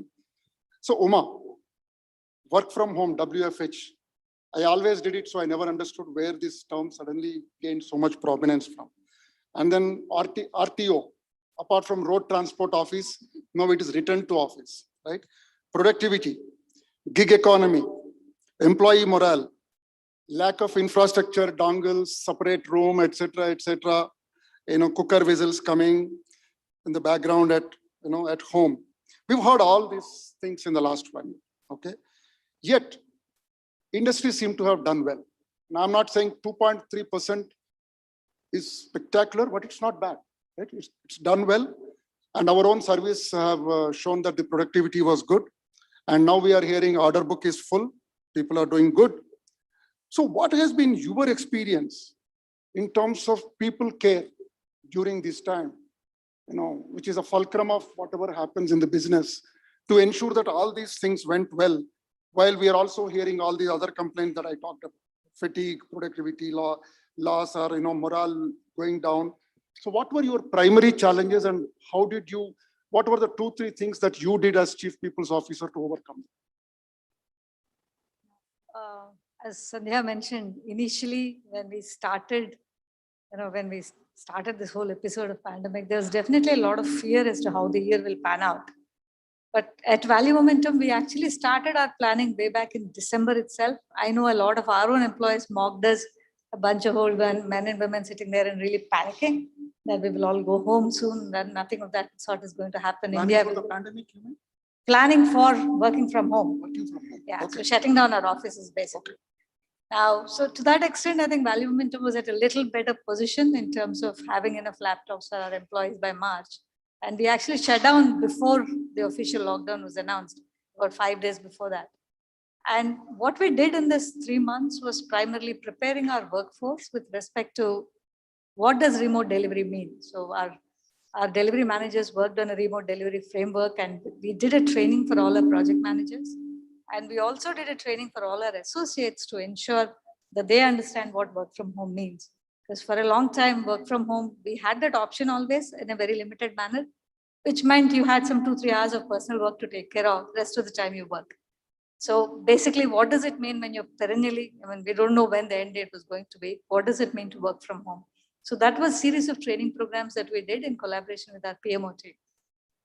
So to that extent, when we had our teams starting to work from home, the teams already knew what to expect. The other was basically in terms of ensuring that our delivery managers checked in. Initially, I think for about 2-3 weeks, we were checking in 3 times a day to make sure that they did not have any infrastructure problems that Sandhya was talking about, as well as if they're having any other challenges with respect to connectivity or bandwidth, things like that. Now, once those settled down, we reduced those connects, but we started engaging them a lot more in terms of mimicking those informal water cooler conversations, if you will. Copying our Prime Minister, we actually had 3 15-minute sessions during the day where we just had a Teams room open. People could just come in and talk about whatever they wanted. It could be a movie, it could be a book that they read, or generally chatting and catching up with their friends. And we've had kind of different levels of attendance. On one day, there would be 100 people. Another day, there would be 20 people, but we just let that continue. And similarly, we had a lot of other kind of, stress reduction kind of activities, some painting classes, some, kind of organic growth and growing plants, some of those classes where people could involve their own families. Now, all this was essentially a response to the first employee pulse survey we conducted after about 4 weeks of working from home, where people talked about fatigue, kind of never really being able to switch off from work. For whatever reason, they thought if a mail arrived at 10 in the night, they still had to respond within 5 minutes just because they were home. So we basically had to retrain on some of those things to tell them what is expected and what need not be done. Some of those things, I think it helped settle. We also offered some counseling options, but as far as I know, nobody really took it well. We kept it, kind of anonymous. But having said that, our delivery went well, as Srini mentioned. There were definitely challenges with respect to some of the new projects that we started. Okay.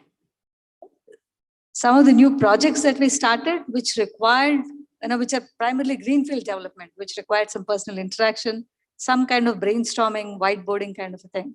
So there, after I think around November, December, we facilitated very controlled reopening of our office, where the 10 or 15 member team would come and occupy a 250 member capacity cafeteria, where we had the entire screen and all that set up so that they could do some brainstorming exercises. That helped to a certain extent. The other challenge was with respect to educating the customers itself, with respect to smaller households, multi-generation households, where you'll have kids running, probably cooker whistles going in the background. And in my household, I have senior citizen and a parents-in-law where the TV is always on at full blast. Some of those things we had to educate them, and we also had to support it with some infrastructure support to our employees with respect to headphones, making sure that they understood how to use some of the collaboration software that we have introduced. Like fortunately, 1 year before the pandemic, we have installed Teams across. So some of the Teams features really helped us in getting our productivity to what was earlier. Great. So let me ask you, I heard, although I don't have any concrete information, that games were introduced, family times were introduced. Yes. To reduce the stress and in a normal circumstances when people are coming to office, you don't do all these things. Did you try any of these things? Yes, as I said, one of our employees took a month-long pencil sketching activity, and where the families could join. We basically made it open on Teams, and the entire, we know that they've shared some of their pictures where kids were joining their dads. And now some of the times when basically parents were joining one of our employees, apparently she was always interested in sketching. Another one of our employees happens to be an enthusiast of organic farming. So she basically took some classes with respect to how to grow in a milk packet and some smaller things with or without soil, so hydroponic farming. And similarly, we also encouraged employees to share, their whatever they were doing otherwise, how are they coping with work from home, share their videos and pictures, which were actually broadcast to the rest of the organization and was also shared during our town halls. And we kept our communication up all through. Now that was something that fundamentally we agreed very initially. Yeah. Through I think various you channels. over-communicate in times of crisis. Yes. So there's no other way. At the cost of repetition, we kept it in. Yeah. Thanks, Soma. I'll come back to you again. No, Lalit. We all knew that when the pandemic struck, it was a demand-side impact. Initially, all verticals took the impact. Although today we know for a fact that some verticals are more resilient and by nature are coming back and doing well. Some verticals still down. So there is a demand-side impact. There must have been a lot of pressure on the front line to keep winning the deals, at whatever cost, keep the momentum going, keep the top line going. End of the day, we have growth, right? If these guys have done well, then only the growth came. Okay. And also at the same time, manage the costs well, right? You give away a discount on the table. You also have to manage your bottom line. Okay. So as a business finance head, what did you do, in the initial months to support the frontline guys, the sales and business teams, to ensure that they are winning deals that are profitable? Well, what were the new things that came to you March, April, the next 3-4 months of last year? So couple of things. One is we immediately rejig our service portfolio or the focus area. Okay. So one, yes, there was a crisis, but that's also a fact that the crisis was there for everyone. So what are the problems? And it was not very different for across the industries. So we looked at those problems and then looked at our portfolio, what people are talking, what are their pain areas, what they are thinking of, and then started our conversation and focus right towards that. So we quickly divided our service portfolio into during the COVID and post-COVID. And we discussed both of them simultaneously so that we can set the priorities. And at the same time, with this focus on the communication or over communication, I think it becomes so easy and seamless to engage all our sales team across the globe at a one time with effective communication, getting their focus onto the right kind of service portfolio. That worked really well. Okay. That gave the confidence, reduced the anxiety level, and there was no pressure. I think the focus was also there on the customer centricity. So let's be. This is the right time to show our customer that we are a partners in a time of crisis. A lot of flexibility we have shown in terms of engagement, our commercials, and trying to address their pain area. So I think that's all collectively really worked well for us.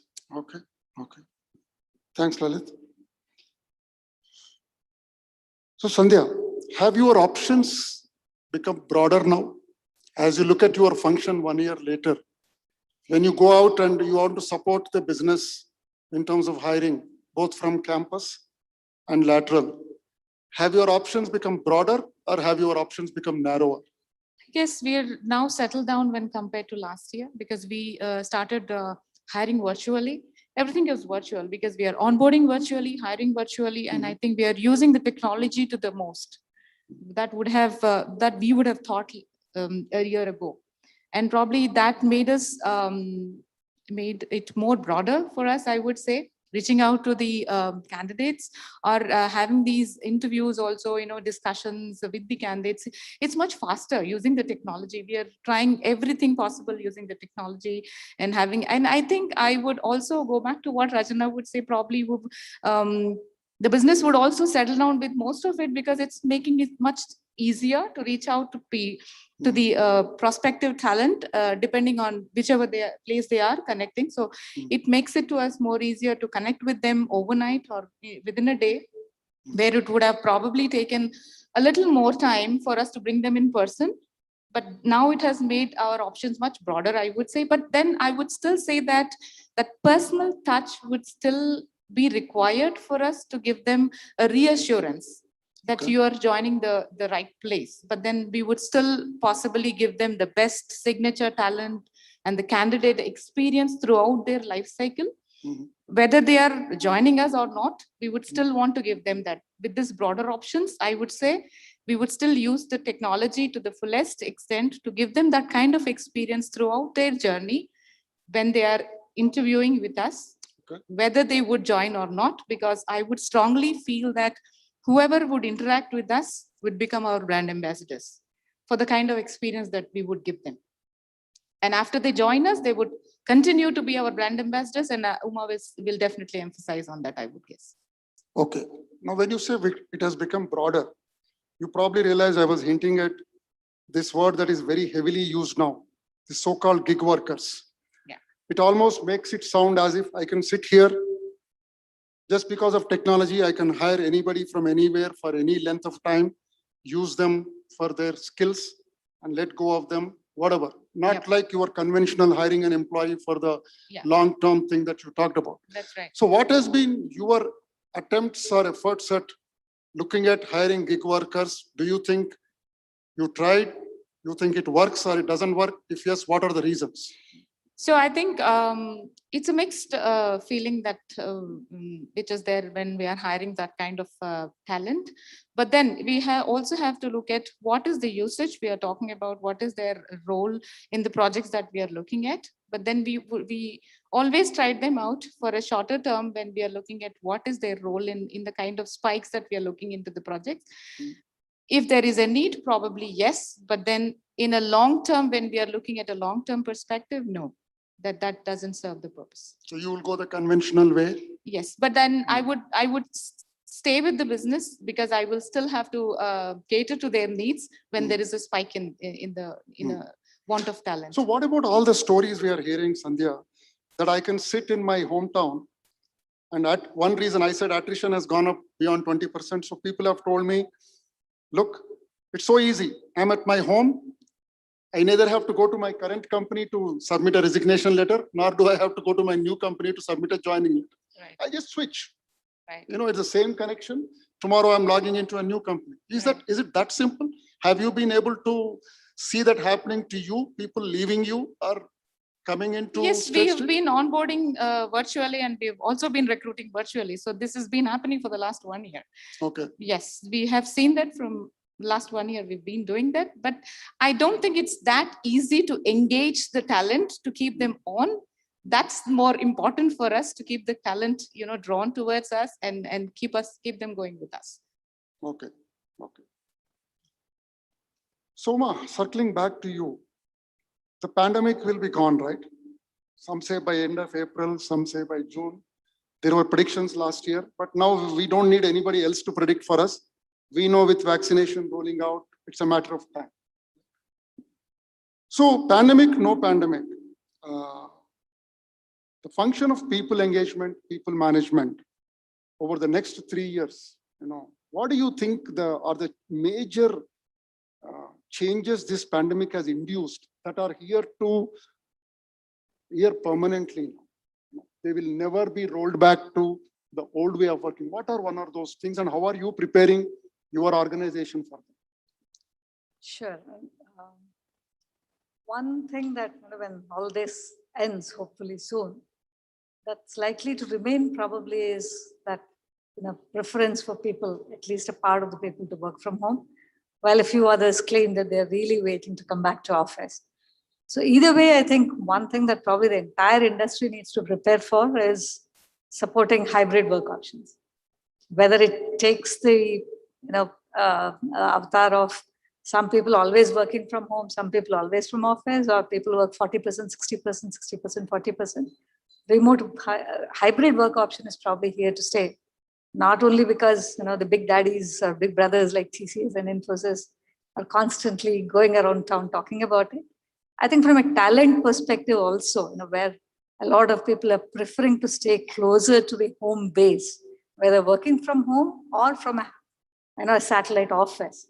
I think that is definitely going to stay. And for that, we started actually sometime in January to look at what does a hybrid work option mean for a manager who's managing a hybrid team. Earlier, we were all either in the office, or when we went remote, everybody was remote. So it was a kind of a level playing field. But now, how do we minimize the impact of that power of visibility? 5 of us are always in the office, catching up over coffee, probably meeting over lunch, but there are 10 others who are constantly remote. How do we ensure that my manager is sensitized to managing the entire team in an inclusive manner? How do we ensure that our team itself is equipped to work and become productive when they're fully remote? What does it mean to basically enable the manager to support the flexibility that a work from home employee needs with the structure that is probably inherent in the need of a person who's working from home, from office? When I return to office, obviously I would like to shut down by 8 o'clock. The fact that somebody is working from home, they may want to shut down between 5 and 7, probably log back in at 8. And those are all the work patterns that we've seen when we're working remotely. So that's a policy that we are trying to put together, looking at all the various combinations. Of course, all this also, unlike a lot of product companies, we may not have the luxury because we are in services business. And it also depends on to what extent our customers continue to be comfortable to working from home or even remotely. So one of the other options that we are looking at it is having a central office and multiple satellite offices so that people can continue to stay. Let's say if you have some people in Karimnagar, people can continue to work from there. Can we have an office that meets the security needs of customers, while at the same time enabling our employees to not have to come all the way to Hyderabad? And if we were to have such kind of hub and spoke kind of offices at multiple places, we're not that big, but I'm assuming somebody like TCS will take up a large office and we'll be able to take some 5 seats there, wherever our employees are. Right now, it is still moot. We are trying to basically see how our customers' policies also will evolve, and we are preparing for that. Now, the other aspect is the culture aspect that Sandhya also touched upon. Even if we do not talk a lot about culture when we are all in the office, the way we behave, the way we treat our associates, there are certain aspects that get imbibed into our new associates by default. Now, when you remotely onboard, you're only a face on a screen. That kind of bonding is minimum, and we have seen it is easy. All that they need to do is basically just drop an email to the reporting manager saying, I'm quitting, I'm not there from tomorrow. Come and drop the laptop off at the gate. Okay, so there is some physical part. Yeah, that's the physical part. If they're remote, obviously they send it by courier and they get relieved only later. So that bonding definitely has reduced, and that's something we'll have to see how do we continue to nurture in a remote world. We've done a lot of those engagement activities, but those seem to matter more to people who've been with us for three or more years. But people who have just joined us recently or during the pandemic, that will continue to be a challenge, and we have to take some expert help, I guess, there. The other, from the people perspective, will probably be a learning and development aspect, where we were doing a lot of our employees were comfortable with instructor-led, facilitated kind of classes, even though we had a lot of online options.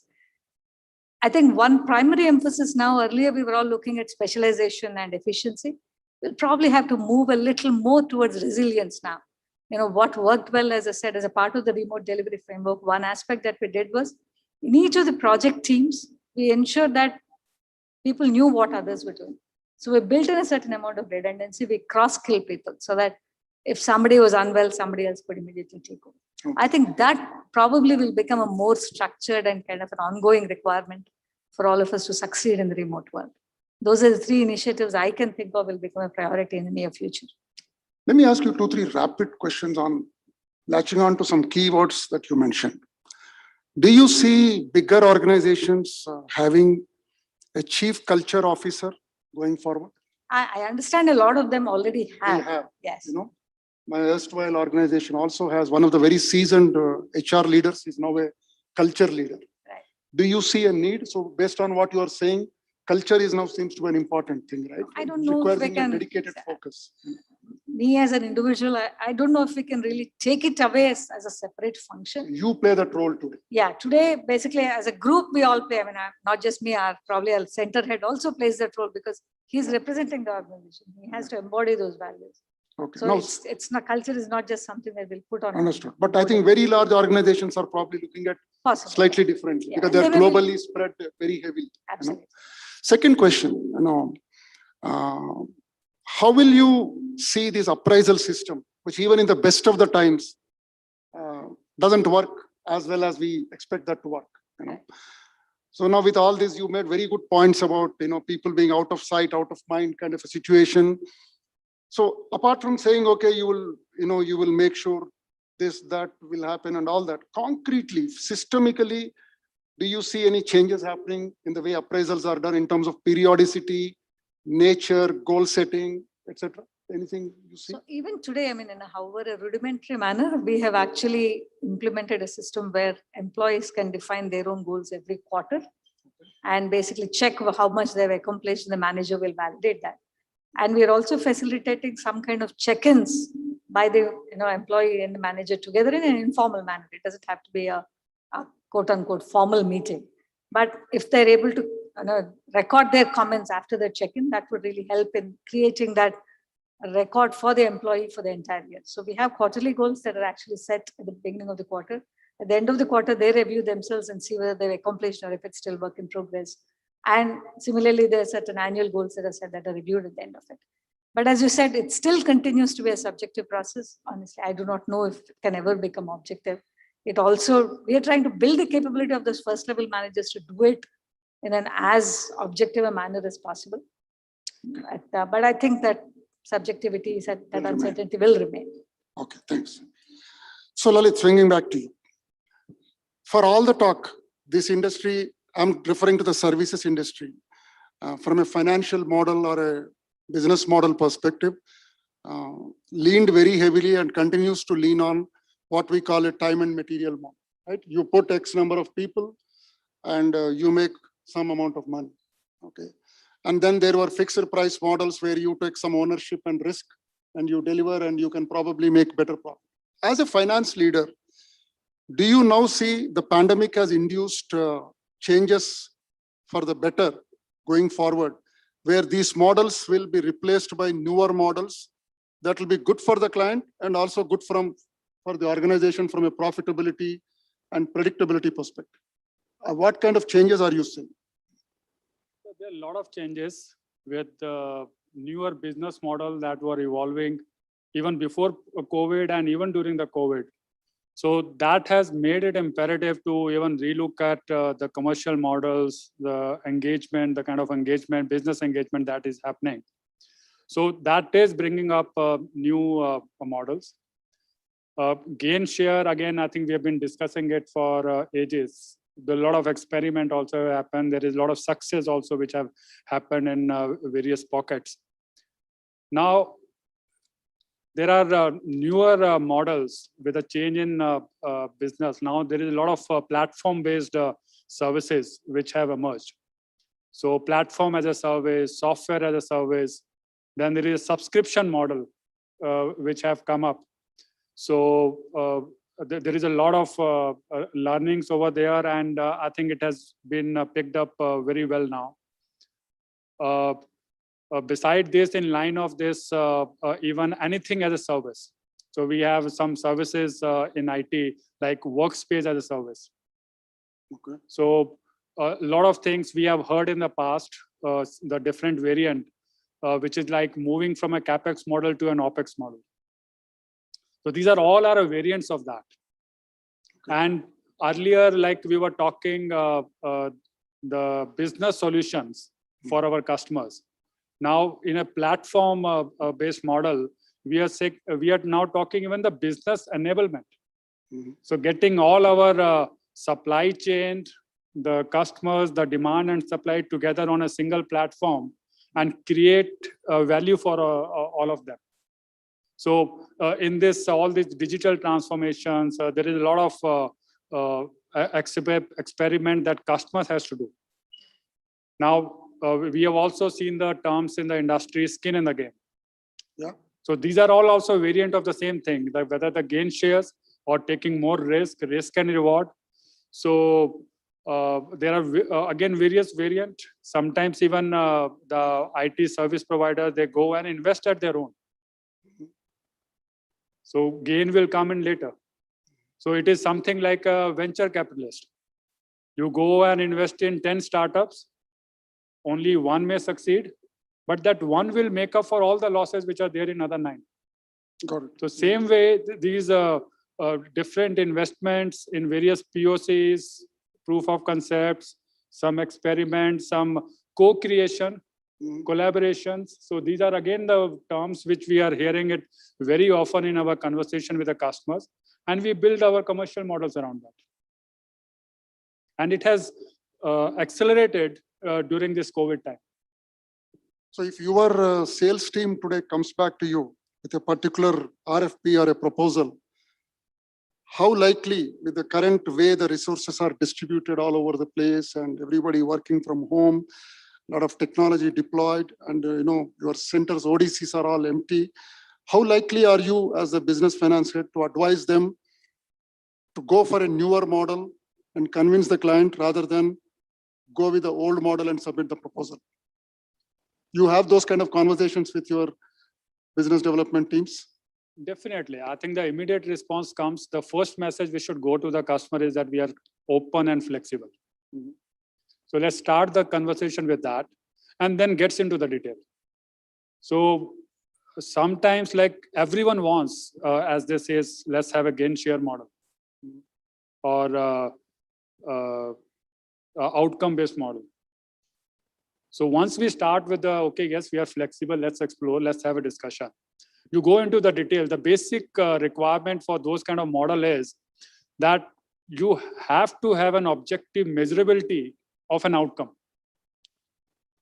Once you start open that discussion, and if you find out a way which is acceptable and comfortable to both the parties, you will work out that model.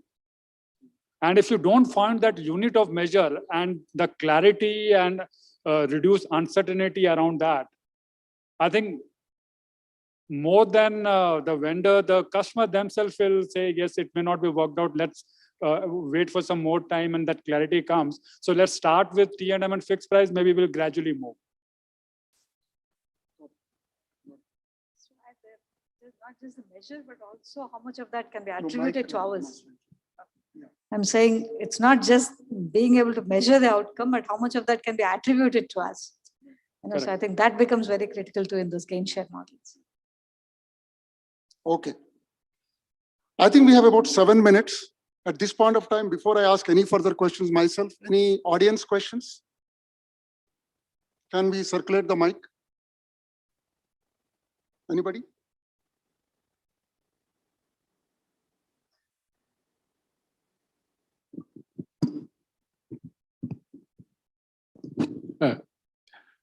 Actually, the thing is that we are experiencing a second wave of the COVID. How well better are we prepared as far as the operations are concerned? Thank you. Any opinions? Who wants to take it? Yeah, I can take that up. I think my immediate answer would be we are much better prepared as compared to the first wave of the COVID. When the first wave of COVID struck, I think none of us has any answers because it was new for all of us. What is the lockdown? We have heard it for the first time. And we never knew that how it may evolve and what kind of impact it will make to us. Now, all of us who are sitting in this room, we understand what lockdown means. The government is very well prepared that what kind of adverse impact it had. So I think I'm pretty confident, whatever be the kind of severity in this second wave, I think whether it's a government, administrator, or the enterprise, they will think not twice, thrice, but 5 times to whether they will go for that radical step. They may not go at all. So that's the level of, and it's a fresh experience. Just we have come out of it, or we may not even let completely out of it. So I think we are much better placed now to handle the second wave or whatever number of waves which may come up. Any more questions? Yeah, hello. Myself, Bhikshma Reddy Tatikonda. I am the Chief Operating Officer for Appliance Info Systems. So my question may be for Uma or Sandhya. So how are you dealing with the new fresher onboardings and also for the entry-level freshers? So the people who is coming out of the college, so they must learn some of the corporate culture and some etiquettes relating to the talking to the customer and all. So how are these things and also like part of the training programs? How are you guys is handling? So I just want to be here from you. Thank you. I think we've done most of it onboarding, or rather every onboarding is virtual, and they've been very specific, like Uma mentioned earlier, they were all very specific instructor-led courses. Apart from those who are mandatory courses, which were already available on the software that individual company would be using. But now it is more important for us to, it had become imperative and important for us to create it more easier to be and flexible enough to be easily understood. And these are all virtual learning courses that we have created. And also it's all through WebEx that we had to create. And then it's all the more important to make it more fun loving and gamifying them for this newer age employees to understand and also start using it. Likewise, we said culture cannot be learnt in a day, and it has to be imbibed into the employees. And we had to emphasize that time and again. And this is the company culture, and this is what we need to follow, is something that we had to emphasize, because this is all the more virtual and you cannot teach them culture. Like she said, Uma has mentioned earlier, probably like it's all the more like our kids learning it from the society, where you can show them how you can, follow a culture. It's the parents that they would see and they would automatically learn looking at them. But it's not anymore available so that we could teach them while we are being the role models. But now it is more important for us to showcase them that this is the do's and don'ts that you have to follow, because you are the role models and ambassadors yourself, because you are taking forward this culture, and while you are showcasing it to your clients elsewhere. So that's something we had to emphasize. Uma, if you would like to add. What we have also done is we actually made it a mix. Since we actually onboarded our 2020 graduate trainees in the month of November and December. And normally what we would do is we would do it as one big bang spread over some 2-3 days. This time we spread it over multiple weeks so that we could get some small groups into the office for 2-3 days so that they could basically have their leaders speak to them, as well as, basically understand what exactly the process is to be followed. So we finished their onboarding online, but called them into the office the next day. I think that worked out very well for us because they had that feeling of, being part of an organization and also got to see their leaders face to face and interact with them over lunch. Now, if we had to onboard them now because of the surge, I don't know what we would do. But fortunately, we had done for last year. And this year, whenever we onboard in August, September, I hope this will again taper down a little more and we'll be able to get them into the office at least for 2-3 days. Just to add on to this is from an HR perspective, how to onboard and engage them. From a business perspective, to make it really work, and especially on that fresher part that you have mentioned. In my function, we have hired almost 6-7 freshers. And even to our surprise, even the management training, which normally comes for 2 to 3 months. Earlier, even in a face-to-face environment, we hardly used to find it much productive. But this time, we had one MT from Singapore who was working with a team in India. And we found it very surprisingly very productive for those 2 months that interns has worked with us. It is an engagement, getting them align to the right set of person, making sure that they are conversing, giving a clear identified task and expected outcome, providing hand-holding and support, and you will see an outcome. So that's a trainee if you can achieve it. I think the same thing we replicated onto the freshers who have never had a single interaction the entire year face-to-face with any of the firm, the team member. But they are also, I think, embedded and adopted this very well. So it's working. Thank you. I think we have just 30 seconds. So I think I should close in the interest of the subsequent panels. So I think you're right. This generation being so young, they naturally take to digital. I have a question. Can I ask? One more question? Yeah, I have a question. Yeah. So this is about the opportunities in the job market. So nowadays, we are seeing the job opportunities being created almost every day. When we look at the social media platforms like LinkedIn and Instagram and Facebook, we see a lot of job openings being posted on an ongoing basis. So is it like the jobs are being created every day, and on what basis? Because what we have observed is some of the jobs that we see in the social media are being created based on the thoughts. So I just want to understand exclusively about this job market in the corporate sector, in the IT sector, on what basis the jobs are being created.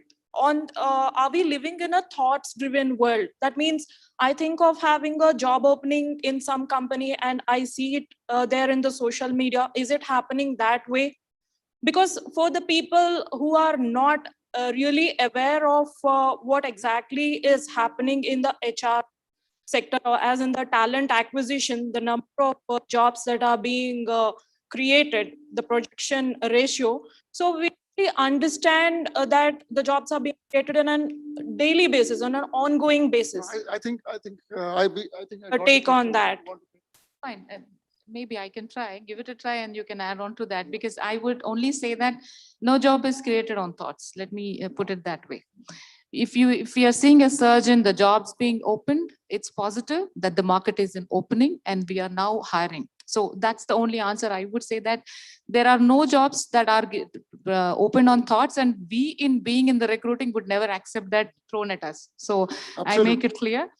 We have a specific need and requirement. When Lalit has a requirement, he would come up, what is the effort calculation? What is the number of jobs open?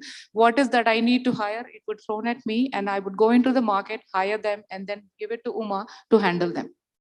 Absolutely. So as a layman, I think my apologies. You can catch them offline. They'll come down the stage. In the interest of next panel. No, one last question. So as a layman, I'm sorry. You catch them offline when they come down. Please sit down. I think it's more interesting to hear. Let's catch offline. Yeah. Sure. Thank you. Thanks a lot. Thank you so much, Lalit, Lily. I Sandhya. request you to stay on stage while I invite Mr. G.S. Rao. MC member HYSEA and MD Future Tech. I request him to join us on stage so that we can felicitate our panelists.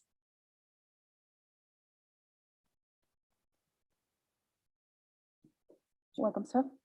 You could hand over a memento to Ms. Uma Gogineni.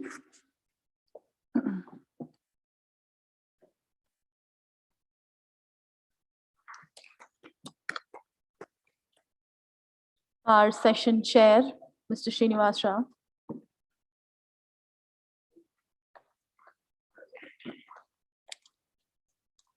Mr. Lalit Katyal. Katyal. Ms. Sandhya Rao.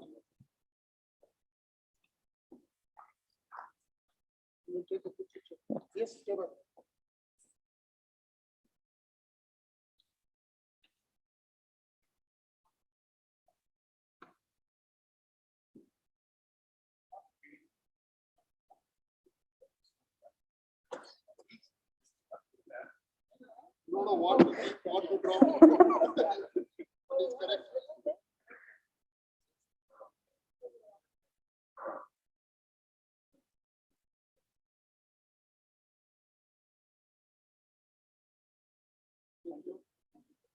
Thank you so much to this panel. Thank you, sir.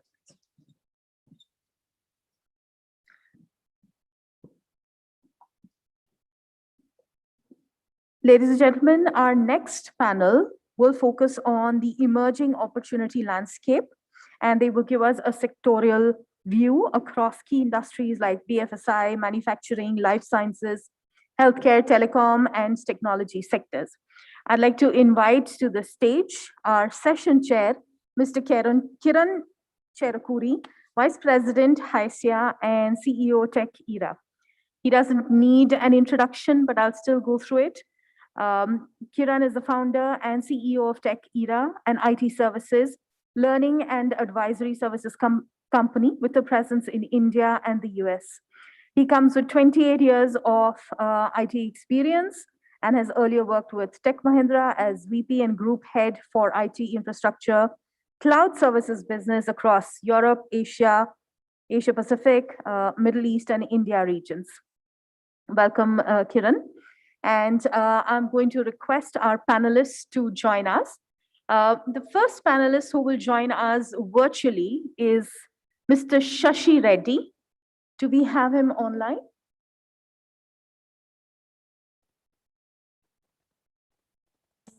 Yeah. Mr. Shashi Reddy is VP Engineering Center Head Hyderabad at Qualcomm Private Limited. He's responsible for setting up and heading the wireless design team in India for Qualcomm and has built a team of 3,000 plus to work on development and validation of modem and connectivity software, multimedia software, and platform software. He is responsible for managing multiple strategic technology efforts and end-to-end product support. A quick check. Do we have Shashi Reddy online? Yep. Can you hear us? Good afternoon, everyone. Can you see me? We can't see you yet, but we can hear you. Yeah, good afternoon, everyone. And good afternoon. We'll probably have a visual very soon. I'd like to move on and invite, yeah, we see you now. Welcome, sir. I'd now like to invite Mr. Krishnamurthy Vora, Executive Vice President and Global Head of ADM Practice at Capgemini Technology Service India Private Limited. Over 28 years of experience in providing leadership in IT industry with a proven track record of delivery management, establishing and running large programs for global clients that delivered significant economic value. He's also demonstrated proven accomplishments in competency and capability development. Mr. Krishnamurthy Vora. good afternoon, everyone. Hope you can hear me and see me as well. We can hear you. Yes, now we see you as well. And joining us on stage, we have Mr. Venugopal Reddy Kandamala. Can I request Mr. Venugopal, Senior Vice President, Global Head, Healthcare, Life Science, and at Tech Mahindra to join us on stage. He manages a multi-dimensional portfolio that includes service delivery, business strategy, client relationships, and operational excellence. And joining Kiran and Venugopal Reddy on stage is Ms. Anuradha, Executive Partner, Client Services Leader, IBM. A global executive and a passionate technologist and business leader, she's focused on complex enterprise transformation, innovation, and accelerating business outcomes for clients, for products and services segments. So this is going to be an interesting mix of in-person and online conversations. Over to you, Kiran.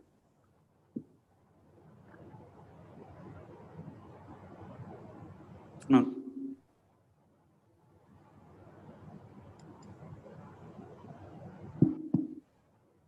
Good afternoon, everyone. I think it's very tough to actually handle a panel soon after the lunch. So Srini did it pretty well. So I think everyone is charged up, but lower your expectations, right? Srini is a tall guy. He can handle things. So now you have a session chair, he's a shorter guy, right? So I think keep your expectations there. So Srini talked about nuances of operations, the transformation which has happened in operations across the IT sector. Now we're talking about the emerging opportunity landscape. And then before I get to the panel, so a little bit of context setting. So since morning, we're talking about one single word, right? So that's dramatic acceleration in the digitization across the world. That's a one single likely primary reason why technology-driven companies are now leading the path. And then they are on a faster recovery globally. So NASSCOM survey has shown that 65% of the market cap gainers during the pandemic are the technology natives and then digital reinventors, right? So including Qualcomm, IBM, a good number of companies whose market cap gains which has happened. Probably, I think there's an expectation from the investing world that like they're going to catch on this digital acceleration, right?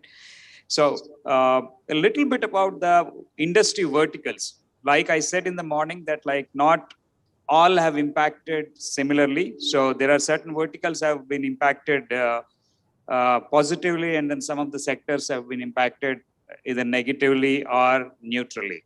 So high-tech, telecom, life sciences, medical devices, healthcare, especially the provider segment, consumer retail, and media, all of them put together account for 30% of the worldwide IT spend, the technology spend, right? They're all on a faster recovery.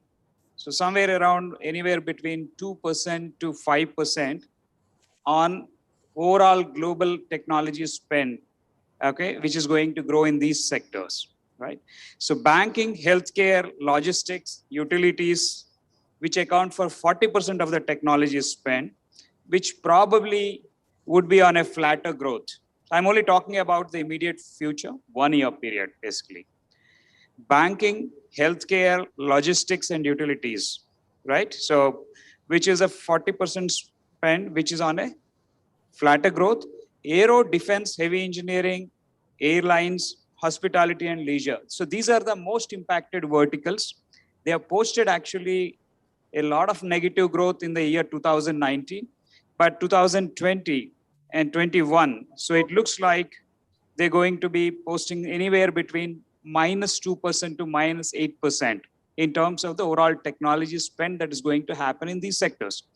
So today we have a great panel out here who are representing BFSI, technology, manufacturing, and life sciences and healthcare. So we pretty much covered all important sectors. And so it's important as an industry, and especially more important it is for the emerging companies or small and medium enterprises to understand which are the sweet spots, which verticals are growing, what part of those verticals are growing, right? And what are the spend areas, the priority projects, the technology stacks, so that like they will be able to reorganize their portfolio, reprioritize their offerings, and then they will be able to embark on newer delivery models and commercial structures to capture on this opportunity. So given this context, so we do have a very eminent panel. So let me first go with the lady, Anuradha from IBM, so who's going to represent the manufacturing. So Anu, the pandemic has affected different segments differently. So within manufacturing, there are several micro verticals. So they have been actually impacted differently. But however, I think one uniform theme which I have seen across manufacturing is 76% of the manufacturing executives, CIOs, are saying that like they are increasing their investments in digital initiatives. And at least they have planned a pilot, okay, and to implement some specific technologies which they are calling it as Industry 4.0. So the areas of investments are primarily leveraging sensors, leveraging ML algorithms to deploy in production line, predict, prevent, even prefix some of the challenges which they are going to occur, right? So another example is also talking about vision systems and then data analytics to improve on the quality of the products and parts. So you've been in manufacturing vertical for some time. So what is your outlook of demand situation? Which micro verticals you see that they are actually positively impacted, which are negatively impacted? And there are two questions here I'm asking simultaneously so that I can go 4-5 minutes at a stretch, right? And what are the technologies, what are the solutions which are in demand in manufacturing sector? So you could actually throw some light on core manufacturing. Yeah, even high tech also part of it, but I think I would want you to actually throw more light on core manufacturing and industrial. Thank you. Thanks. Yeah, manufacturing.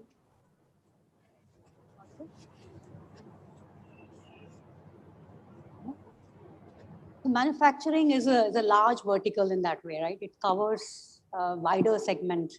Some of the companies also include high tech into it, core manufacturing, industrial manufacturing. Then we also have chemical industrial products.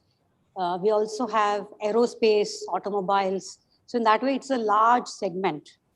And what we saw in the last 1 year is that it has impacted in a different way in different companies, right? As we see, we've seen that in companies which make medical equipment, they've really seen a huge demand. Companies which are building maybe aerospace area, aircrafts or automotives, there they have seen a real steep downturn, right? So it's a mixed bag in that way. So overall, what we've seen is that there has not been a big jump in the growth last year in this vertical. The outlook, the demand pattern this year is very positive, but they claim to actually all the Gartners and the Foresters of the world say that around 3 to 5% growth is what is being anticipated in this segment. And definitely, as you rightly said, digital initiatives, digitization is very, very key. And operational agility is something which every manufacturing company has to build in, or else they're not going to sustain, right? Because of the costs which they are seeing, right? So in that way, if you look at the technology solutions, the key thing is the supply chain itself. How do I optimize my supply chain, first of all? How do I ensure that it is intelligent, right? So there are a lot of companies actually working on optimizing their supply chain in terms of the planning itself, first of all. How do I bring in intelligence into the planning? What is the demand pattern? Where are the markets where I should be focusing on? How do I capture that particular segment, right? So the planning part itself of the supply chain getting automated. The second part is the visibility of the supply chain. How do I automate that?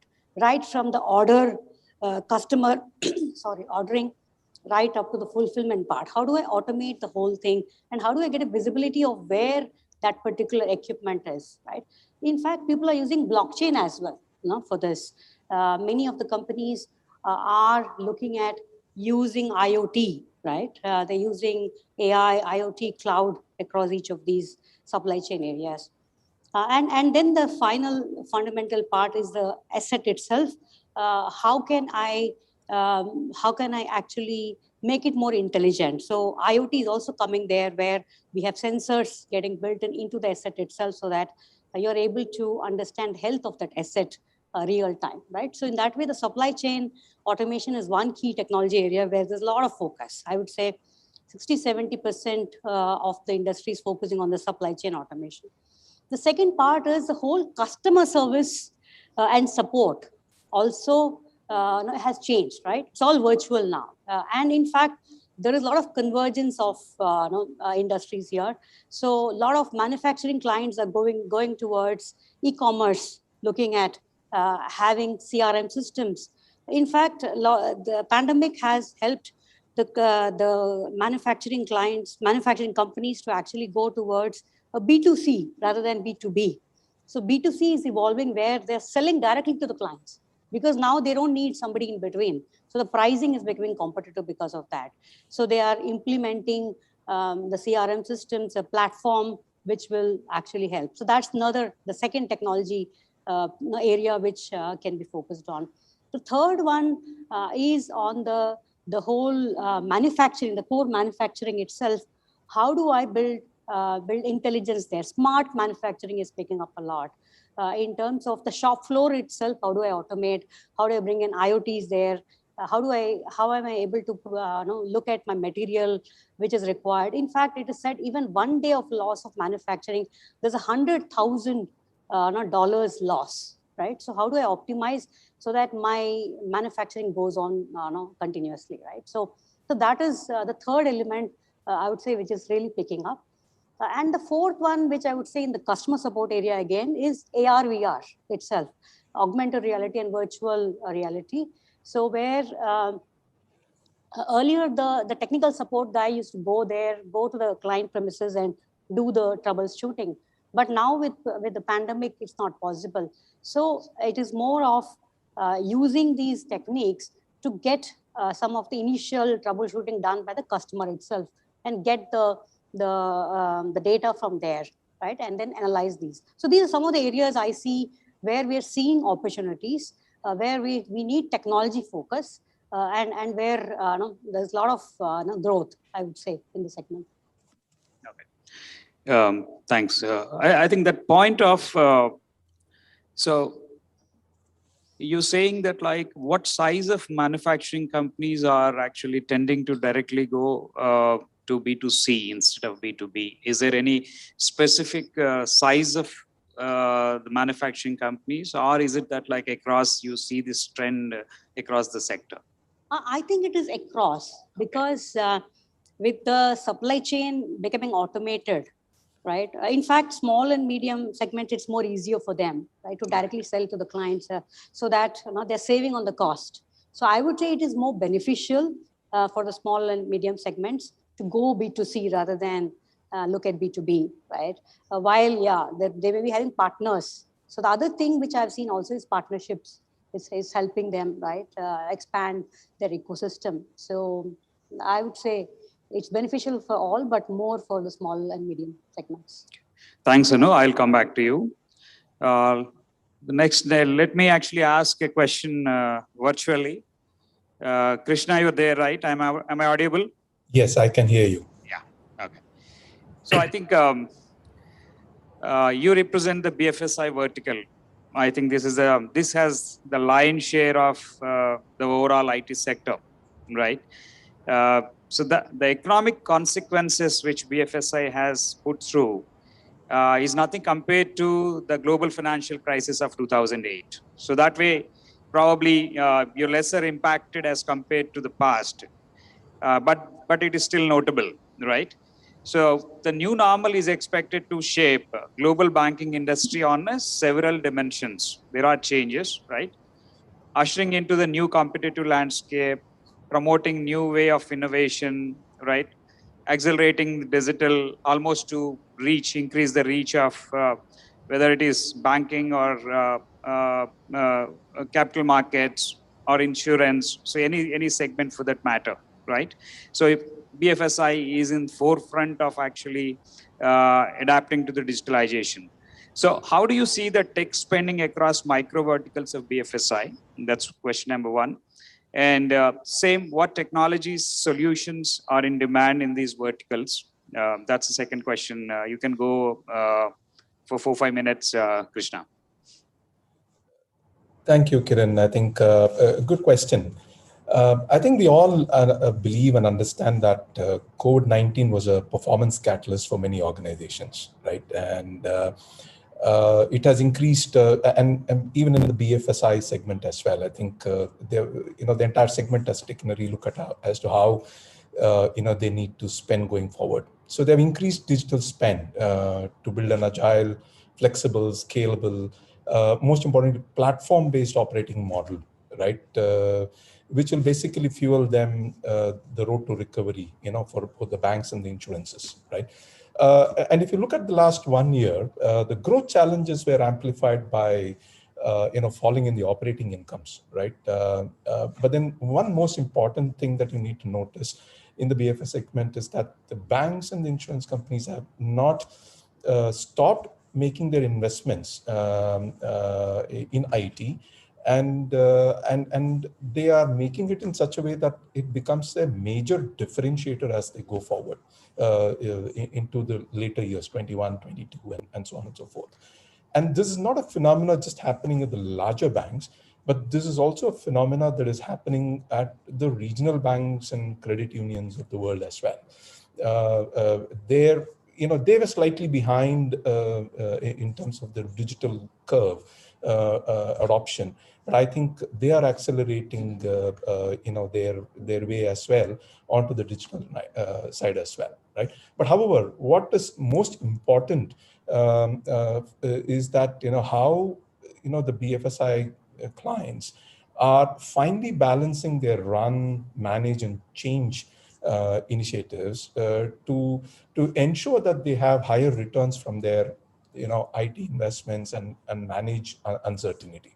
I think we have to be ready to manage uncertainty for some more period of time. Pandemic is not gone anywhere; it is still there, and it is bringing in a different set of complexities that we thought. Once the vaccines come, we will see some kind of a relief. But then there are different type of complexities that are coming up today, right? So, what technologies are these clients, BFSI clients, are using? I think cloud is big in terms of driving their transformation, right? They want to basically shut down their legacy IT infrastructure and then because legacy IT infrastructure is a profit eroding bottom line burden for banks and insurance firms. So they're doing that. So migrating to cloud is an important place that they're accelerating. The next one is the APIs, right? Proliferation of APIs which is going to boost adoption of what I earlier talked about is banking operating models, right? New operating models, banking as a service, right? If you recall, or if any of you have read the Capgemini's retail banking report for last year, 60% of the bank executives plan to scale their API infrastructure during 2021 and 2022, right? And the third area where you would also see is artificial intelligence, right? Again, where are we going to use artificial intelligence? Are we going to look for new ways to expand my market? Are we going to use, how do I get more products sold to the client? I think AI is being put to use in a very slightly different area. In the sense, we have heard of fintechs, we have heard of insurtechs, right?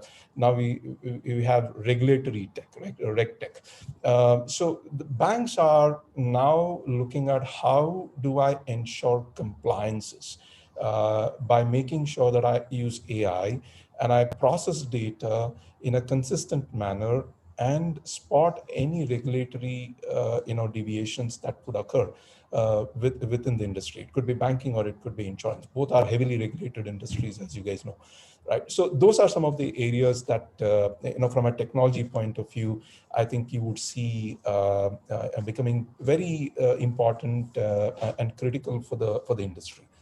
Now, again, you also talked about what kind of solutions, right? I already gave you a brief about banking as a service, right? I think, banking as a service is going to become important because even in the earlier session, or even Anuradha talked about how the sectorial boundaries are getting blurred, right? And if you have to kind of ensure that I'm able to support across industry activities from BFSI, I think adoption of banking as a service kind of platforms with APIs, consumable APIs, third-party integrations become very, very critical there. And banks are realizing that this kind of growth is important for them, and hence they're pushing. The second solution that I would like to kind of talk about is with advent of digital and a lot of data becoming available, hyper-personalization, right? Today, if you walk into a bank, you have 2 or 3 sectors, right? Private banking, there may be 2 or 3 categories within that, and then the regular banking, you would have 2, 3 categories within that. But I think banks are looking at how do I hyper personalize so I can hold you back as a customer for long, and not just hold you back as a customer, but how I can cross-sell and upsell a lot of other products as well, right? So those are some of the solutions that banks are looking for very critically in terms of their growth in 2021 and beyond. Okay. I was also wanting to, probably I thought I would hear from you on security perspective as well. So with this hyper-personalization and then accelerated digitization, so I think banking is one sector which is very, very sensitive to. So what's your take on the security? I think security is top on any bank's agenda right now, right? Security both from personal information point of view, security from a banking point of view, security from regulatory aspects of it as well, right? So there is that focus has not changed. I think every program that they are digitizing, I think banks are very closely putting a looking glass and making sure that the security aspects of whatever products, whatever platforms that they build, or whatever APIs that they create, they're going to address, because regulatory aspects of banking and the BFSI and the security aspects of BFSI is still going to be very, very top in terms of both spend as well as focus areas. Thank you, Krishna. Can you spend a moment on insurance? How is it impacted?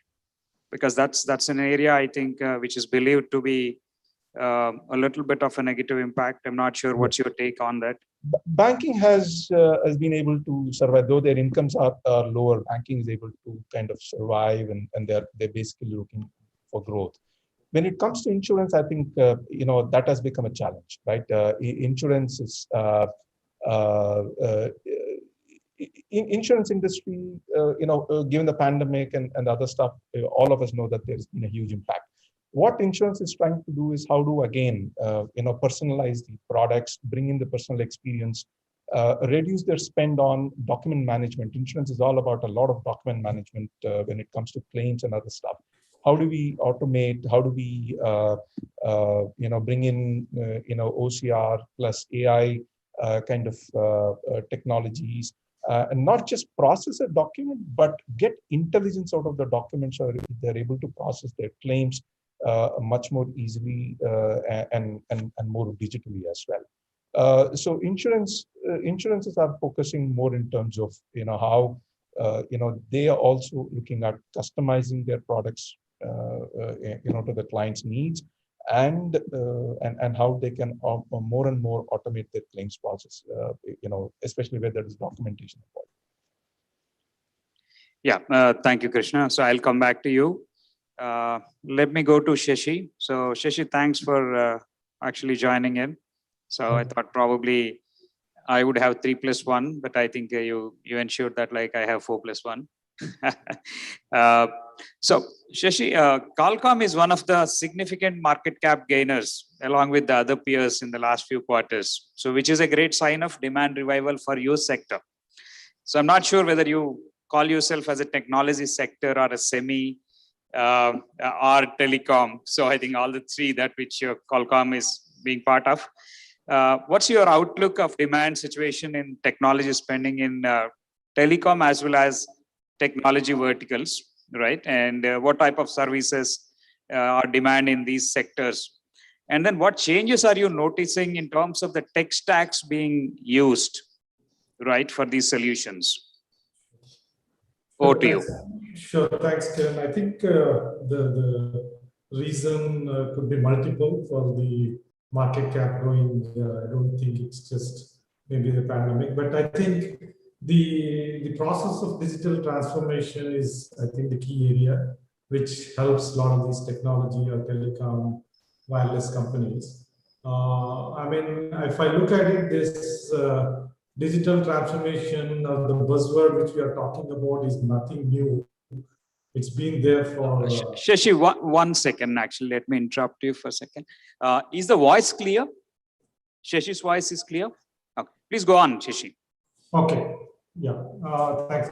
So I think the part of the digital transformation or the concept of that has been there for quite some time. If I remember, like 10, 15, 20 years back when we talked about 3G, I remember seeing one of our marketing slide, somebody sitting in a beach under a palm tree with a laptop and stuff like that. I think there's been that discussion, but I don't know how practical was it, and especially in the Indian context, how many of us really go to a beach and work from there. So I think the concept and the things were there for quite some time, and some part of it is also being implemented by maybe more of the senior folks or the executives where they need connect everywhere, or they need to be really working from different places, but it was not as much seen to go down to, I think, every engineer level.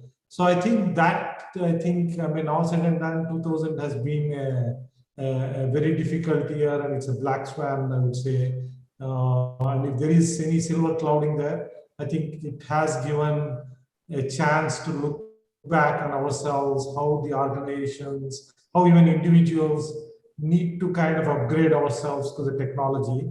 I think that realization or that need has come. If I look at it, the big demand in our sector came in because there was a lot of people who upgraded themselves into maybe going from a typical feature phone or low-end smartphones to higher-end smartphones. And then there were adaptation of things like, I mean, upgrading your access points at home, getting broadband at home, I mean, then having smart TVs, connecting to Netflix and Amazon's. I mean, it's like all the things which you can go and do outside has to be done within the four walls, and how things kind of, I mean, I think thanks to technology, some of it, we were able to bring it home, and those are the devices, those are the areas where there was a huge uptick. I think semiconductor business really took off, because I think even many of the gurus within semiconductor industries did think there will be a kind of a uptick in 2021, but nobody had realized that kind of a huge uptick would come. Today, it's come to a point, there is a huge demand, I mean, supply-demand problem with semiconductor, especially that's causing huge supply issues from the fabs. I mean, if you look at it, Intel is looking at investing $20 billion in newer fabs. And I think recently TSMC is looking at 100 billion. I mean, they want to push into getting more fabs and more manufacturing capabilities and stuff. So that, I think that kind of an uptick has happened. And I think people kind of getting used, I mean, different things, it's entertainment, gaming, remote work. Remote work obviously was very important. I mean, it was not just anymore thing you need when you go home and just check your emails versus doing real serious work, doing compiling, doing doing execution of the projects and programs, all the things done at home, and also a lot of remote health as well, I think has caught up. Those are the things that is really pumped in the demand for some of the wireless products. I mean, that definitely is one of the key things. And as one of the panelists had pointed out, the IoTs is another big area. Either it could be industrial IoTs or commercial IoTs where you have security cameras or things like that, or even your your temperature control devices, temperature checking devices, or airports. I mean, all that had to be kind of relooked at, and how we had to change some of those. We had to upgrade ourselves. I think that really helped. And also from the business's point of view, a lot of the mid and small didn't think as important to digitize a lot of the processes and a lot of the operations in their field, because they thought it was more of a big boys thing. We don't need to do that. We have a direct customer connect. But when the customers are no more coming out into the street and customers are staying at home, the only way to get connected was to get into the digital bandwagon. I know that there are some winners, some losers there, but I think definitely also has changed the behavior, or the behavior and the concept of how do I connect back and how do I be accessible at any given point of time to the customers and consumers. The whole customer experience has also kind of has to be changed, because it's not just anymore a physical thing. So I think those are things which really kind of help a lot of the organizations in this sector. But apart from that, I think it's also a regular technology transition. We were moving from a 4G to a 5G transition. I think every 10 years there is a transition which happens. There is a need. I think you create the bandwidth. You build a highway, and how that highway gets used with that kind of bandwidth. I think different applications, different business models evolve, and they start using that bandwidth. I think similar things will happen on 5G, and I think you can see that. I think this pandemic has kind of speeded the process of using more data. I think that clearly is one of the things. And then as you go higher end, there are also AR and VR for both health and health purposes, for industrial purposes. I think those are also creating a lot of demand. The other sector which is really caught up was also automotive. Automotive is also kind of going more into digitization. You see more EV or electrical vehicles now, not just the EVs, but also it's more of a digital cockpit now. It's connected. It's a lot of driver assistance into this automotive. A lot of the innovations which we do in smartphones can rework on those and be applicable to automotive as well. So I think those are the trends which really used up an uptick for a lot of semiconductor and technology companies or telecom companies, which really helped because of the whole behavioral and the transformation that was forced upon us in a way this year. And I think that will continue. I think some of the behaviors we may fall back, but I think a lot of it will continue. Some of it will at least most of it will continue post-pandemic as well, because once you kind of get used to some of that, I think that either whether we have entertainment on demand or gaming or the work from home might change a little bit, but there will be an opportunity to work. Some folks working from home, some folks working from office. So I think that will continue is what we kind of expect as well. Okay, thanks, Shashi. That's well elaborate. I'll come back to you for third question.